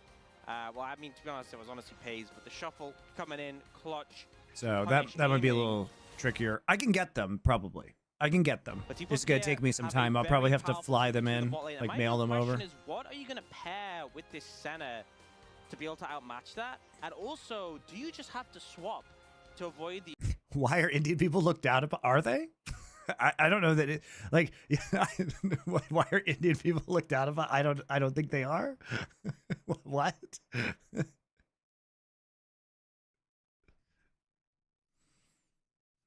If anything, I think that Indian people generally have pretty high status in the States because they're often part of like, you know, very powerful high players through the bot education lane. My real professions. question is, what are you right now?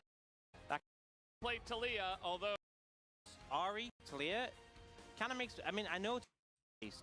We don't get the same read You as we don't- did from Showmaker. And also people have like to Indian food. blind pick your top laner right now. It's really Instagram comments says otherwise. I don't know. Like I have no idea. Maybe people are just jealous of the very successful Indian people in America. All right.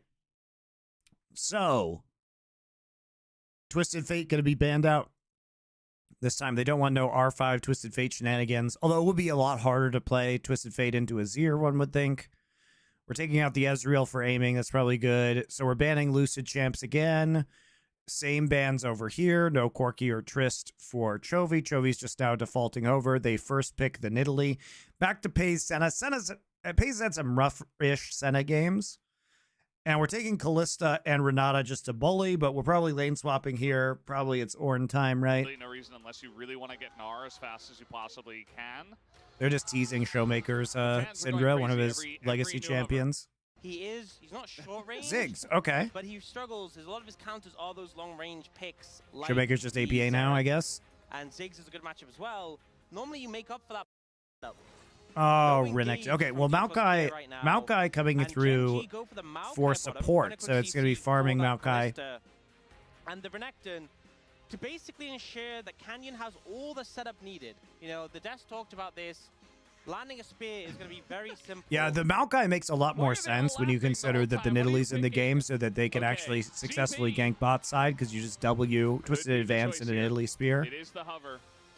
Will it be the lock-in? Yes, it will be. GP into Renekton in the top lane. Into Renekton Nidalee, I should say. You know, I like the champs. I like some of the champs D+ have. I think you know I'm a big Ziggs fan. Yeah, me too. But they are very much lacking engage and just CC in general. Teams in pro, I was going to say in LCK, but just in pro, tend to like having I have a different theory. Engage. I think people are just rude to everybody online. And they have handshake. I think people are just douchebags on the internet. That's my theory. About anything and everyone. Not working with a lot in this situation, I'm going to be honest. So may have some struggles if they don't pull ahead in lane. That being said, Kellen's last Renata game had a fantastic performance. He was playing the engaged Renata. That's what that sign says. It says win with a period. Well, they have been doing a lot of that, generally speaking. This one literally says, do it, and I Hey, mean, troll. And by it, they mean win the season. Yeah. It's like, do it for us, basically. Get it done. It's kind of difficult. I will say, I do like that we see the differentiation of the eras. So it's like, this is a Champions win, and then this is an LCK win, right? Yeah. I don't know how you would translate that one. I'd probably get it done as close as you can get. Well, this looks like a pretty good comp. It helps you tell the story of the history better. I think this. I mean, except for the fact that it's a lie that Genji has won worlds, but, you know, whatever. Like I said, it's like, do it for us, basically. Yeah, straight up lie. Straight up lie that Bro has won a season of Champions. Just straight lie.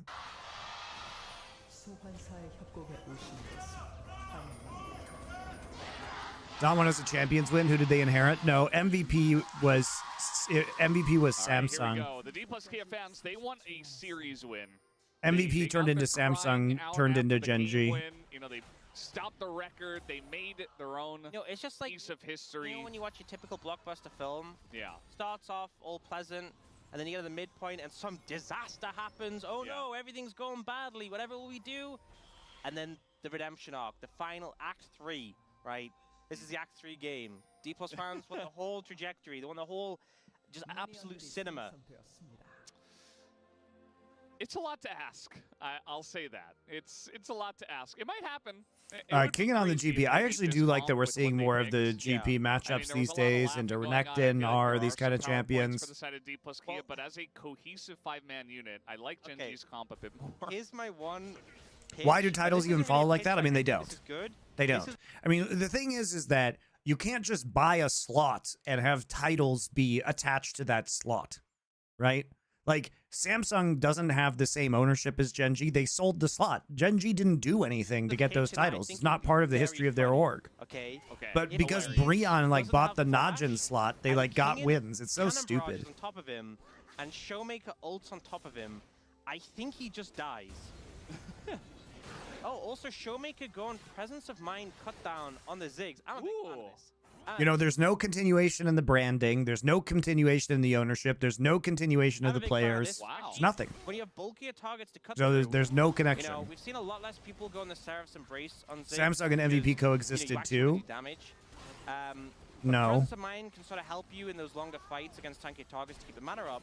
but also cut Oh, down is when so MVP good now. started again, yeah, but Such a MVP good sold rune. to If you're above Samsung. 50% HP, you take 8% extra damage. Like, what's there to complain They came about back on later. Ziggs? Not much. Not much at all. I would say it's pretty good. King and Keen hitting level 2 at the same time. And already Keen trying to zone him out of XP, which he is doing. I think 1 minion fell as Kingen was out of range. Are there any legacy ores besides KT, SKT? Either Not way, anymore. That's kind of what Renekton does early on. Some of the other like Brood War ones were like Wongjin Stars, Yeah, and also Air Force Ace. The Korean Air Force had a team cool party Ziggs skin. so that players could do Which their we all know military is the service best and skin. play. You know, it does make That's the what bombs they look founded smaller it when than they Boxer actually had to are. go do his military Pace is service. not- Bush noise. It does. It has some good audio. Pace is not lost on Senna. Hasn't happened. CJ Antis, right? CJ was the other really big legacy team Kellett's that's been dead. having a nice little redemption arc of his own. And Renata Glask is definitely his main champ. Yeah. Definitely had some great performances on it. So far, Lehens has 4 CS, Yes. and Aiming has 21, which is a lot more. Hwaseong Oz was the team that They that have actually the just let Dong Hayes J-Dong take a was decent on amount of the before farm because the betting there are scandal killed it, circumstances where the and they had to Maokai make just won't get teammate. And Then even though Jin Air obviously came getting in, and Jin Air was sold great on for a while, Senna's but big, they're also dead. the gold is more You missed the valuable. Africa Like, the Freaks. purpose of What, you fasting don't have to Senna miss is them. that Kwangdong is still the Africa Freaks. They're champion still gets the owned by gold, and Africa. Senna gets the value They for just have souls. Kwangdong as a But main if the sponsor now. champion isn't gonna Kwangdong's get the a gold, pharmaceutical Senna company. should just take the farm. Yeah, absolutely. Whatever happened to And, MBC game? I missed the they're actually MSL getting too, to dude. push back MSL was low-key the now. best Brood War And you see tournament. that It's the most And it's actually they fun haven't one, I even would gone say. on the support item on Senna. So it looks like this was their strategy to sort of share the farm when they knew Maokai wouldn't necessarily be able to CJ was a contest it. horrific It's orc? No, it was interesting fine. to see who will end up getting a support item later is what I'm wondering. Because something Yeah. that I think, you know, Bloodsong has been nerfed so much, and specifically for Senna, the effect of it is based on your base AD. It's a Sheen effect. Senna's base AD never changes. It's 50 for the whole game. So she does get less value than other champs.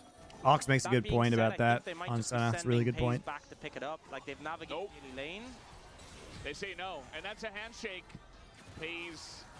I really Will like be Ox kept as a around caster. I for think now. he We really hope does you- have a very good grasp on like a lot of the more And, technical I mean, elements this of League is of Legends. Kalista I learn a Renata. lot from Kalista, listening to nearly him. 70% win rate. It doesn't get played all too often. Actually, it doesn't. It has decently high presence. It's at like 74%, 75% before today's series, and it's only 9 and 5. Yeah, I think a ton of Kalista bans, ultimately. Yeah.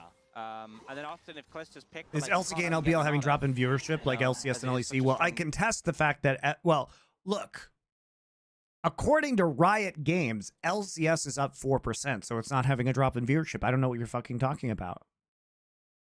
Riot wouldn't be deceptive about that, would they, blobbers? Also, LEC, technically, viewership is up because of co-streaming from, like, Ibai and Kometo, right? And LCK viewership is going great. They just broke the record, all-time record in the last final, so it keeps going up. and Pace has LCK now is picked doing up very well. Sublime, LPL, nobody knows so what the we'll real be going numbers on are because it's in Bloodsong, China, so who the fuck knows? The Hens will be returning farm. They're still down in farm, don't get me wrong, but this is such a lane-dominant duo versus such a scaling-heavy duo. So I think you have to go into it accepting you're going to be at a deficit, and it's about minimization. The Yeah. strategy they did there clearly was attempting to share the farm when the Hens couldn't reach it. And now the Hens is going to be able to get it back and hopefully have enough money to make himself bulkier so that he can walk up and contest the farm without getting bursted. I feel like this is something Gen G have been very good at, honestly, since MSI. And I think that bot lane has been playing so much better, basically MSI onwards.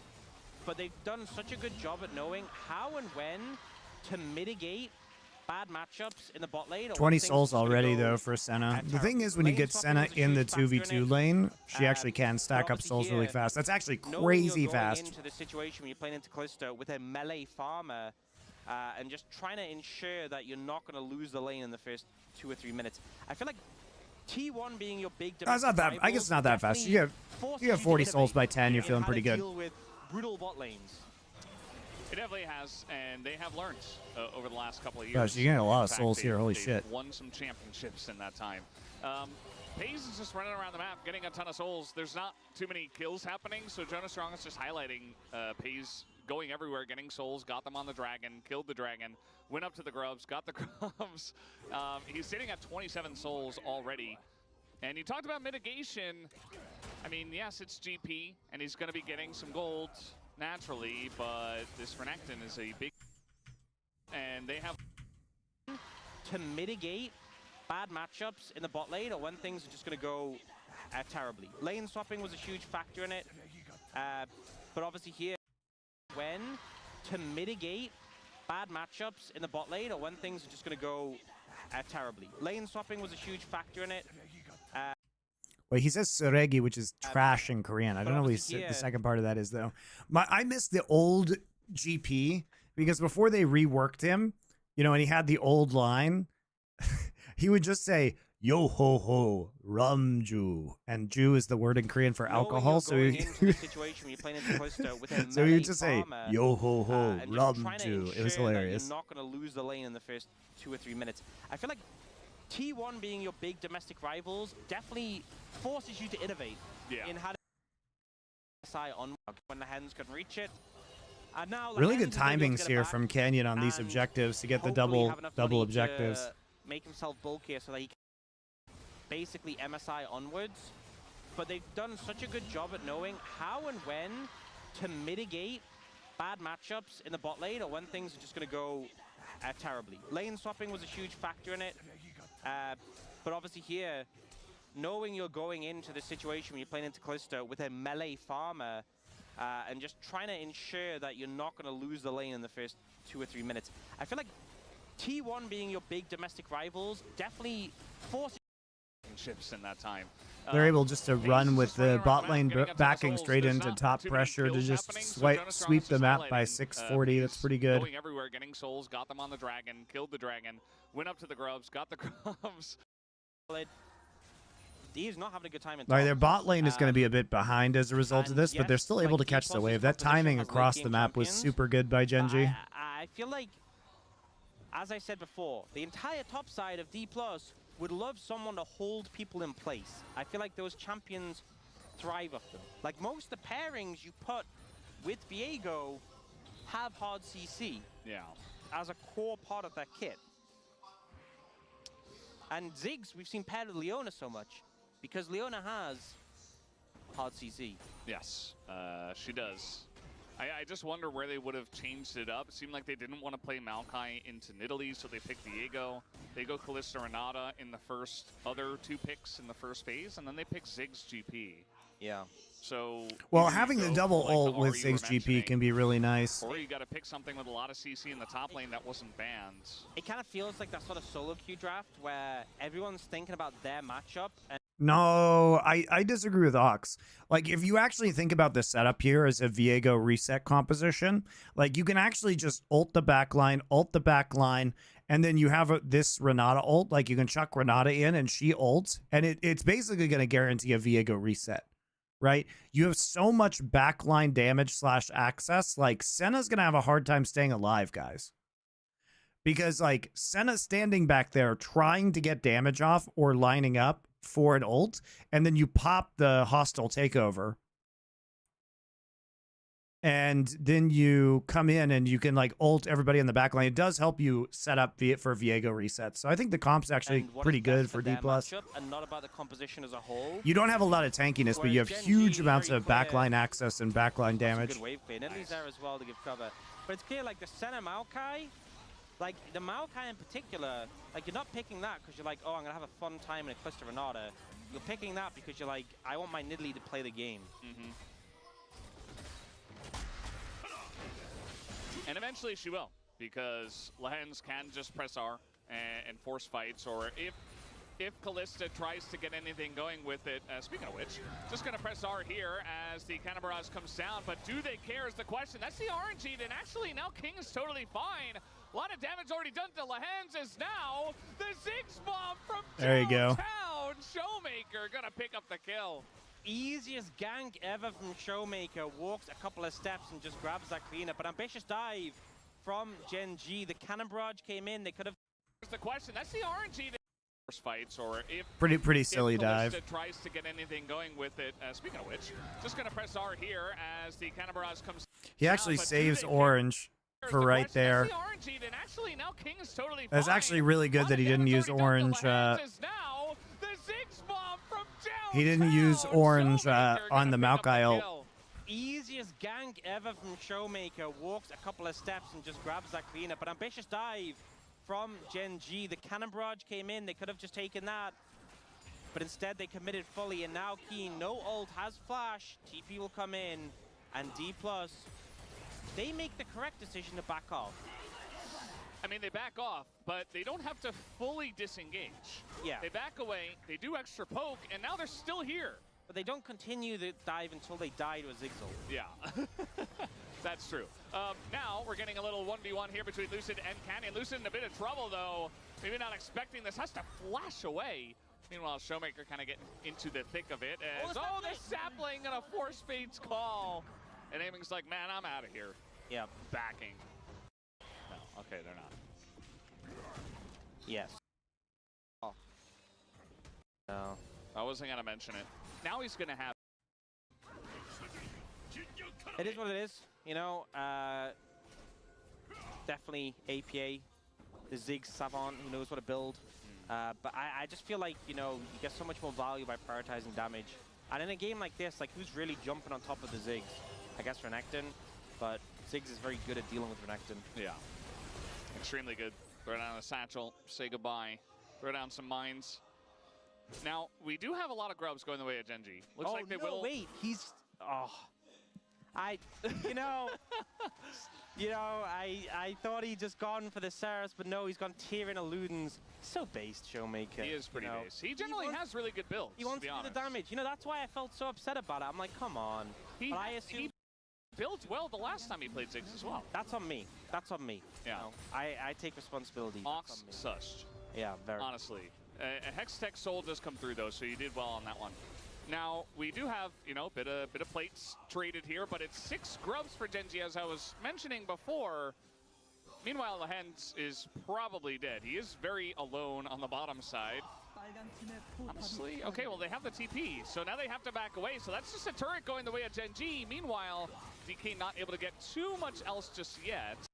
Good read by Keen here. Yeah. So helping out on the top side, getting some plates down, and then able to read the play in TP bot side because GP is zoned off. Now, we do have, you know, bit of plates traded here, but it's 6 grubs for Genji, as I was mentioning before.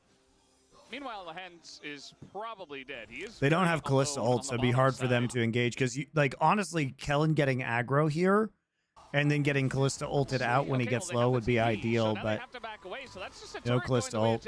Meanwhile, DK not able to get too much else just yet. Yeah, and I feel like one of the hallmarks of teams playing around Ziggs well is how often they can get him to contribute towards towers. That tower bot is so close to being taken down. If they'd moved Showmaker there, it would be gone. They will utilize his ult just to defend this top tier 2, but I'm going to be honest, it wasn't going to die anyway. And the pressure continues to mount. Showmaker is currently trapped in the tower. Yeah. I'm not going to lie to you, Ox, it was on a day where you weren't working, but the last time Showmaker played Ziggs, he played it well, but he did not move lanes to try to take turrets or turret plates. So I don't like it. He's just stuck. Yeah, I agree. That's one of the things about APA that he does best is just like play side lanes really well. Is to destroy towers specifically with plates on them, because it makes, like, when you kill 2 plates at once, it makes like the double little. It just sounds so good. Yes, please describe. It's so describe satisfying. sound. You know, like the little cha-ching sort of. You get, but like it overlaps because you take 2 plates. Yeah. That is the only reason you play this champion. Let's be real. That's delicious. It's what you live for. It's your lifeblood. As good as the sound of Jax hitting turrets, though. I'm gonna have to hold that thought as thrown over the roots.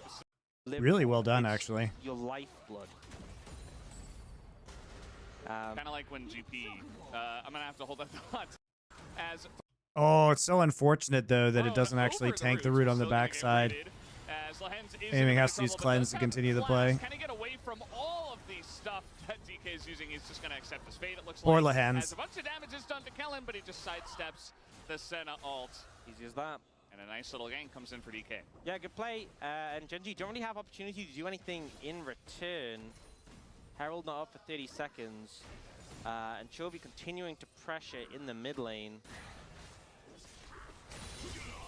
Yeah, we can see big gold lead in the top lane. And Keen looking for something potentially here. Yeah. Grubs in a wave. They should just be able to get this. This is what I was worried about. I mean, it comes very late, but it's still Renekton in Italy. Now, you didn't have to dive as Zig's ult was coming in, but you push him away, you get the turret. It's still the goal you were looking for. Yeah, Zig's doing as much as he can to prevent these pushes in the side lanes, but unfortunately doesn't prevent the tower going down. And this is why you play Renekton in Italy, you know? You want to have that power in the top lane. Play gold. Genji massively in favor there. You can see him reflecting that 1.3k gold lead. And I think, you know, total gold isn't always a great indicator of how far ahead a team is. Nice little angle. That's a Ooh, handshake, nice. but Chovy is Azir.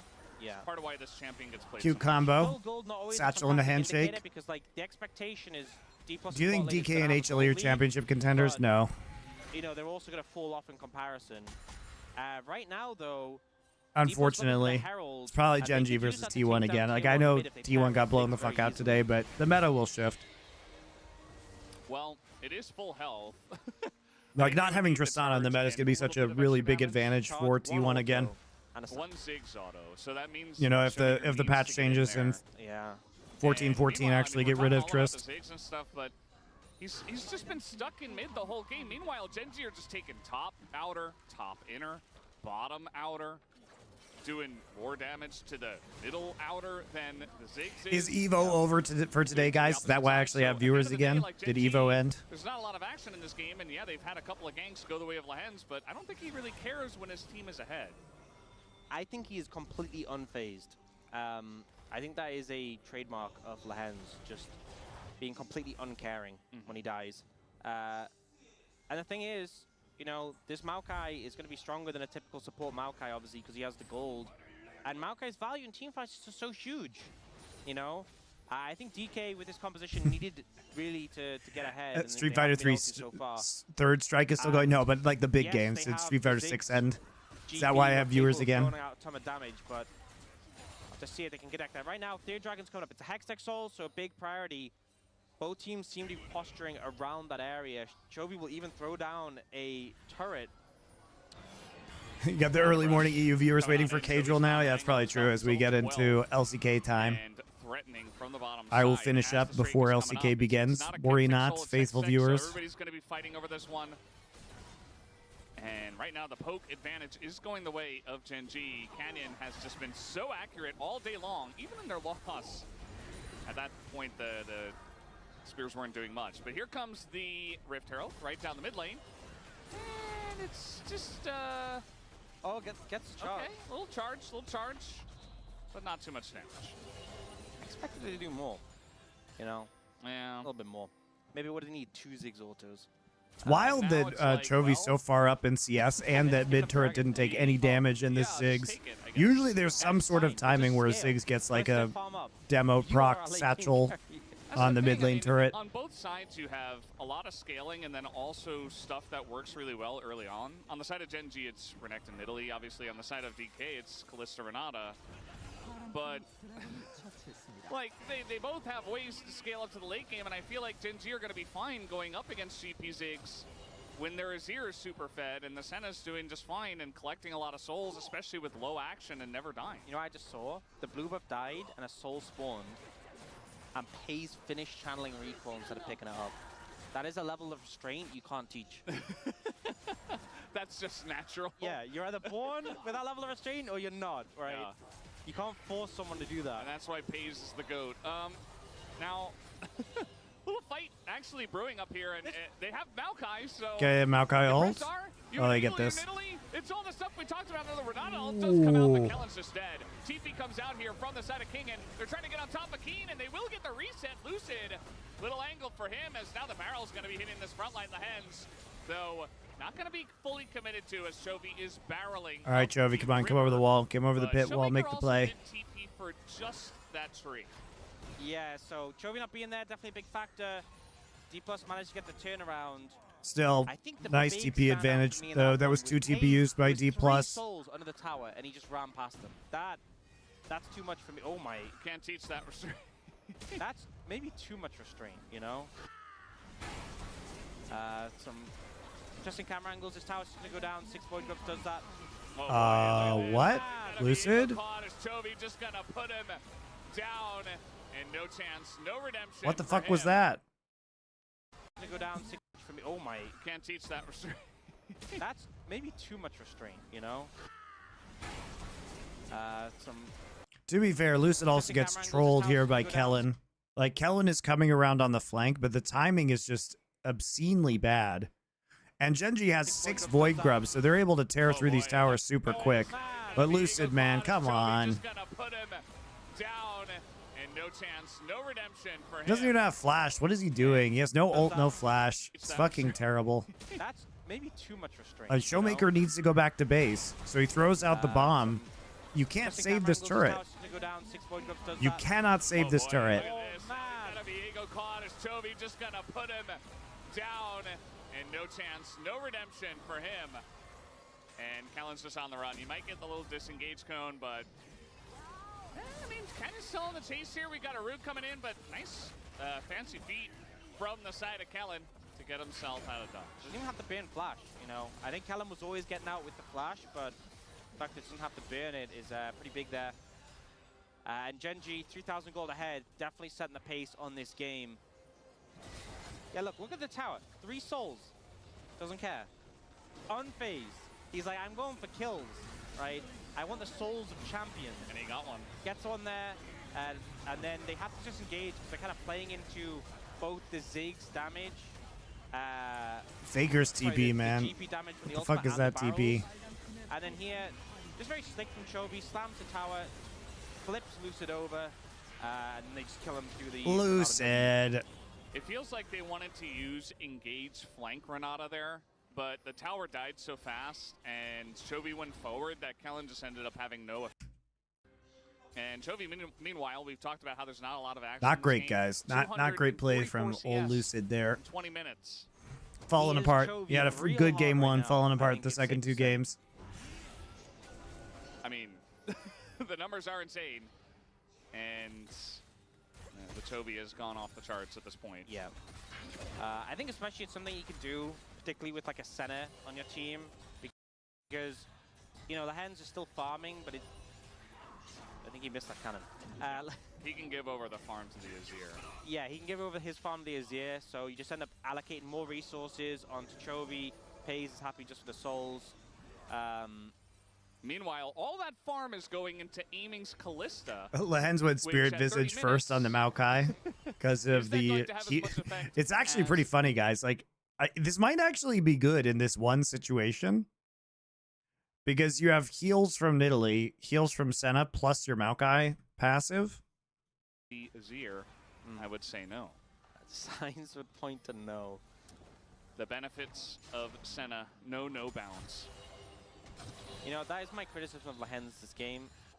Siesta needs work, you know, on Maokai specifically. A couple of minions missed as we've been watching. Oh, a little handshake. That's just a Nidalee. He's not very tanky, but he does get away. And we'll just heal up immediately. That's one thing as well, is that the poke from D+, quite easy to mitigate with what Genji have in the composition. King... Oh, they know he was in the brush, and now Kingan's in a lot of trouble, has to flash away. They're following under the turret. Yeah. Be careful about that, but they get the flash. Good flash. Pays actually through the root. It's going to be huge. Not having flash up on Kagan, it's going to be huge for the next team fight. Kingan holds his nerve, gets away, but... Ooh, stop Kellen's recall, too. This is such a funky game, too, where, like, if you look at the scoreboard... Kellen really wants the Warmogs. He actually has to have Warmogs so that he can clear wards. But it almost feels like they have Baron buff. Yeah. Like, they're sieging mid and bot at the same time, and they're putting on all this pressure, and oh, just kidding. In gold. Extremely passive. He doesn't get it. He just buys a pink ward. He has no money. He's poor. We haven't really seen any action since the top fight. Yeah, this kind of... you just get choked out of a game. Yeah, no vision, no pressure, no anything. No Just farm, keeping pressure on the waves. Yeah, eventually. no wins. Yeah. Middly on the they Drakes. They get soul point. all the Okay. bases, but It's another free Hextech Drake given to Genji. Now it's mid-inner just gone. yeah. Everybody on DK backs at the same time. Nobody's there to stop the push. And they're just losing everything on the map. Like, everything. Yeah. Even parts of their jungle given over. Trying to make a play here on the Baron. It feels like DK are really just buying into, okay, we're just going to bank on GP Ziggs as the game comes along. How are you supposed to challenge Genji? You see, you know, Canyon overextended, which we did in the blue jungle, and what happens? You handshake him and he hops away. Oh, again, Canyon, a little bit overextended. He's killing all the barrels that they're trying to send on him. Like, He got all 3 barrels in a row. they had to commit 4 people up here just to get the Nobody's tower. stopping the Renekton split push. And you know what? They got the tower, but now they have to back, and Kellen's almost dead. Oh, hit ball. the engage. The engage Renata. Here it is. The flash on in. And See, there you go. There you go. This is a good play by T+, But now they have to right? back, and Kellen's almost It's dead. starting to look desperate, but this is what this composition is supposed to do. The backline access is actually huge, especially if you chuck Kellen in there. Here it is. The Kellen just flash ults, flash and they're able to kill Pays, right? Using Cannon Barrage. As Genji are caught totally off guard, but now the 3v5 being fought here by the side of Genji. Couple of kills. Showmaker doesn't feel like They take ulting, down I the guess. bottom lane, and now the sweep gets Oh, now he Lucian does. As well. Genji, they say 3v5, no problem. It wasn't even a 3v5, Lance just didn't do anything. It was like a 2v5. He was there, he was helping. And now the sweep. They actually take 2 of them as Genji are caught totally off guard, but now the 3v5 being fought here by the side of Genji. Couple of kills go their way as they take down the bottom lane, and now the sweep gets Lucid as well. Genji, they say 3v5, no problem. It wasn't even a 3v5, Lance just didn't do anything. It was like a 2v5. He was there, he was helping. They just smoked them. I mean, there is a big gold lead, but D+, it feels like they been everything to kill Canyon and Pays. And you know what? I'm going to say it. I really like the concept of the DK comps just missing Peel or frontline. You don't need Peel, though. You just need, if this composition gets ahead, you can just burst somebody and Viego reset all over their faces, right? You don't leave many options to get out again. And King The real question is, why weren't they able to kite this just against the flies in Renekton? and explode Renata. In. You don't leave many options to get out again. And King just flies in and explodes the bot lane of D+. And then Shobi says, you know what, I'm here too. Lahen's just like, I'm here, get me in the picture. I was there. Yeah. It's weird Showmaker didn't ult for such a long time in that engagement. Of pressing his Nature's Wrath button. Yeah.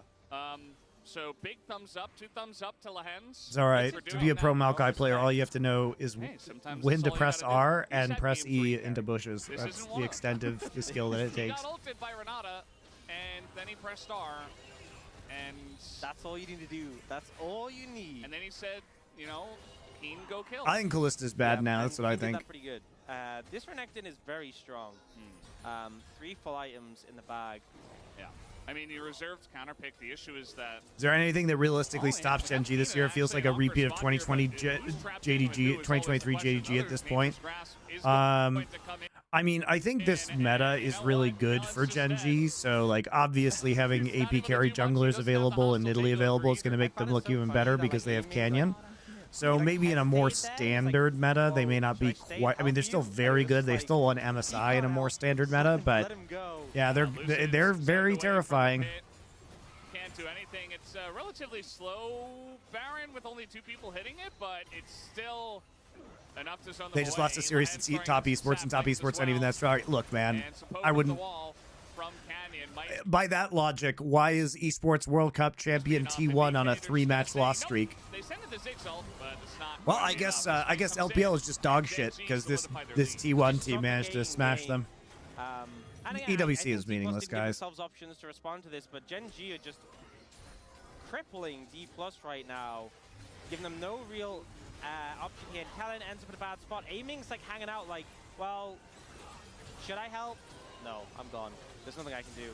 I will live on. But the problem is, so many tools being there from D+, already in a deficit. It looks like they're going for it again. They're just trying to find any avenue for a pick. I don't see what else you can do in this situation. Yeah. Well, Diploskea, they got to fight over this Drake. They can't let Hextech go Soul entirely. You ever tried go toe over socks? free, No, like fuck the toe last couple of socks. Drakes, but now Kellen's caught out. Doesn't have Flash. He does have Fate's Call. I don't need fabric between my toes. That's just weird. Kellen instead again, and in goes the Nidalee. Kenyon's got Zonya's. As the counter barrage is on top of everyone rather, they're just jumping on barrels, and it doesn't seem to matter. Yeah, they lose Canyon. I don't think it is going to be relevant, but maybe they stall out the Dragon until he's back up. It's only going to be up for 20 seconds when he's not there. There's Hex Gates as well. But Kellen was... that was certainly a choice of the direction you could go. You know, if you think of 360 degrees, yeah, there's like a 30-degree angle I wouldn't have gone in, and he opted for that one. Big damage on Pace. There it is! Oh, here it is! See, that's what I'm talking about. The backline damage is actually crazy. Circle on top of him. Toby goes into Zonius himself. He's in some Yeah, trouble, Lucid but can't be the first to die, though. All right, Lucid. Yes, yes, this comp works. Yes! This is the comeback angle for DK. They're going to Ooh, get the super good streak as timing well, on the blast and they're cone. looking for more. The scraps. Lahens. He's going to buy some time. 160 degrees. Yeah. There's like a 30-degree angle I wouldn't have gone in, and he opted for that one. Big damage on Pace. There it is! Oh, here it is! Pace just face checking a blue buff and taking his entire HP bar of damage. Especially with Canyon dead. But maybe everyone rather, they're just jumping up, coming in the Nature's Grasp as well, and now Kellen is dead again, and in goes the Nidalee. Kenyon's got Zonya's. As the counter barrage is on top of everyone rather. King just blows him up with the barrel. That's hilarious. It doesn't seem to matter. Yeah, they lose Canyon. I don't think it is going to be relevant, but maybe they stall out the Dragon until he's back up. It's only going to be up for 20 seconds when he's not there. There's Hex Gates as well. But Kellen was... that was certainly a choice of the direction you could go. You know, if you think of 360 degrees, yeah, there's like a 30-degree angle I wouldn't have gone in, and he opted for that one.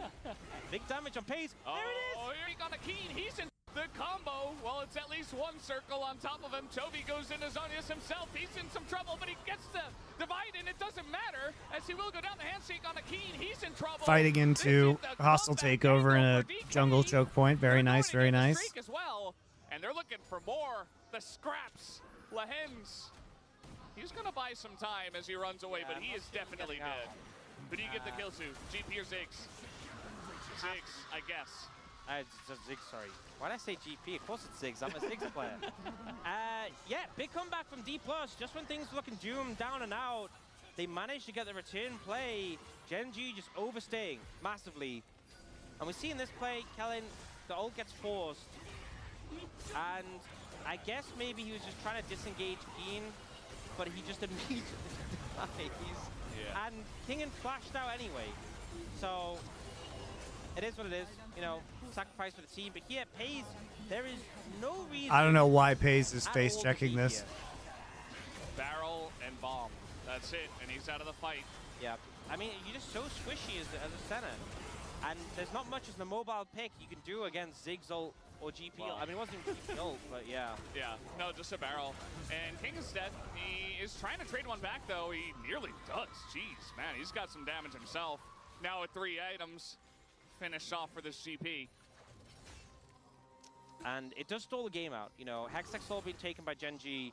Honestly, so much gold on the map that they're just taken away. I mean, they got the objective bounty on the Drake as well. Yeah, I still have apprehensions about D+'s comp, but things are much better. The Renekton and the Nidalee are going to fall off. The GP is gigantic. I mean, doesn't have a lot of CS, but at least he's got 4 kills. This is that horrible point where when people are playing fasting center, the center's level 12, right?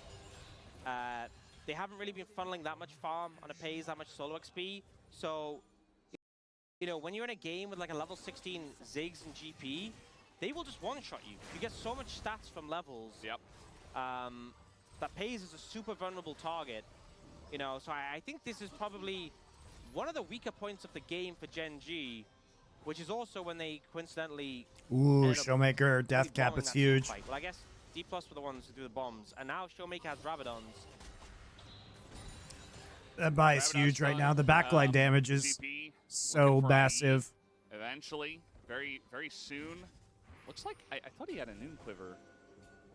Anyway, Quiver, it does have crit now. yeah, but he changed it, I believe. Well, he doesn't Lucian have just noon needs to quiver stay now. out Looks of like these it's gonna fights until he stall, can which is actually get possible. resets, though. He's been going in too Void early set. a lot of the time. It really comes down to this next Dragon, especially with like Nidalee Senna who could apply it from such a distance. We're just waiting to Hex Tech Soul now for He Gen has G. Arcus, Yeah. which is going to help, as you mentioned. I mean, you definitely can. There are ways, They but can't. as you mentioned before, like I if don't he think they're takes going to be a able look, to like a rush bunch of both, even, anything like, half here his health, when it he's comes just to gonna heal it Barons. up with 2 heals. The Luden's proc pays Edge of Night. Uh-oh. I don't think they're at the point yet, but they can't be far off where you can just double send ult and Pays has to flash or he dies. I'm sure if they land even a little bit of poke, they will consider that. They should do it for a science experiment. I don't think they'll do a science experiment in Game 3 of Gen G versus DK, but I see what you're saying, Ox. You don't think that this is the time? I don't think it's time for the volcano experiment. Science waits for no man. And you see the position right now. I mean, DK, they're trying to get vision in this pit. They can't exactly do They're doing that. a really Now, good King's job in of a really clearing awkward vision. spot. He's got King some in? barrels, but it's going to be denied. And the rest of the team is just being zoned away. Fate's call already used. Now they're trying to turn onto Keen as the flash handshake is just going to go wide. Ooh, The nice flash sidestepping and for flash by Diego. Keen. Also not great, but now Canyon and a massive hostile takeover. But this is a very broken up fight. The Ziggs is alone. Canyon survives. Down will go Showmaker as Keen gets a kill. And that is going to be... Why the heck are they this split up? Like, what is going on? They should do it So, for a science right here, experiment. Kingen is pinging the top wave to push it out. But I see what you're saying. Ziggs is pushed in mid, and they are trying to get control over Tribrush, but the GB overstays for one wave. They actually really disrespect the Maokai ult that could come in here. Do that. Now Kingan's in a really awkward spot. He's got some barrels, but it's going to be denied, and the rest of the team is just being zoned away. Fate's call already It's a used. good Now they're call trying to by turn on Gen G. As the flash handshake is just going to go wide. The flash stun from Diego, also not great, but now Canyon and a massive... FaZe has to use both his sums because of the hostile takeover. Chovy just goes in and nukes Showmaker. Where's Showmaker's ult go? Well, it would have been a good ult had somebody not flashed.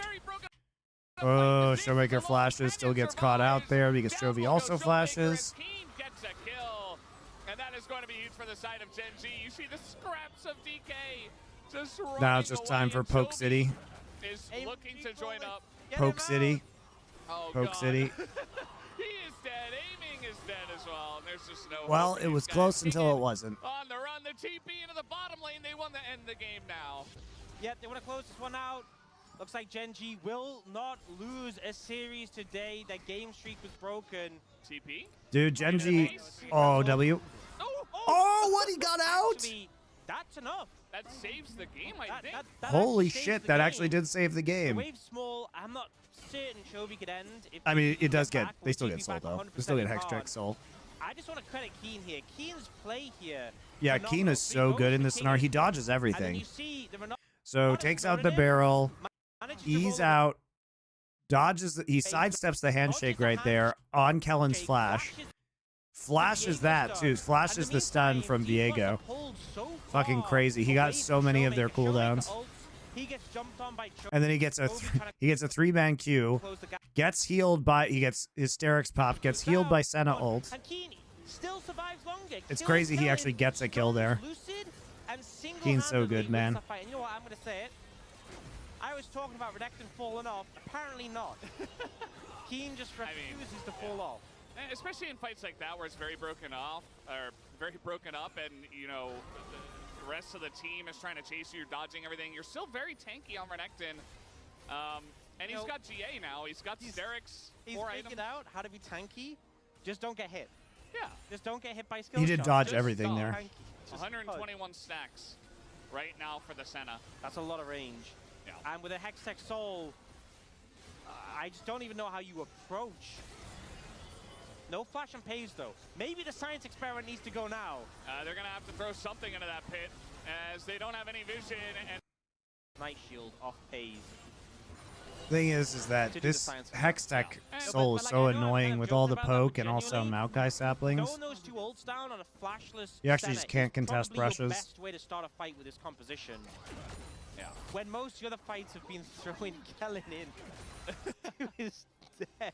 I mean, they just don't have any real engage. Yeah. Outside of that, so it literally is engage Renata Glass. Yeah.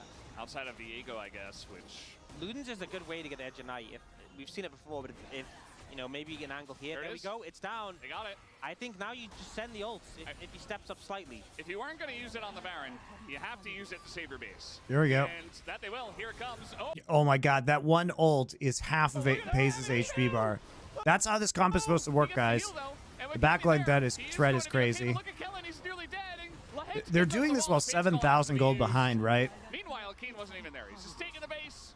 Doesn't care about the kids that are fighting, and now he's looking to fight himself. A lot of low health bars on his team, but man, the damage out of this team is just insane right now as Keen gets into the backline, assassinates the Ziggs, and Keen is unstoppable in this game, and he will take them down, picks up a triple kill. Ah, you love to see it, my guy Keen. This is a game, though, that the Renekton probably isn't as bad as other games. Plus, he just got a huge edge. You got a huge advantage. Wow. Fun games, guys. Fun games. All right. We got 10 minutes until LCK starts. It's probably why most of you are watching right now. So I'm going to peace out. And you guys can... I'm going to start watching LCK because I got to watch it before my show tomorrow. And we'll be back for more streams tomorrow. We will be covering some LEC, LCS, etc., etc. See you guys then.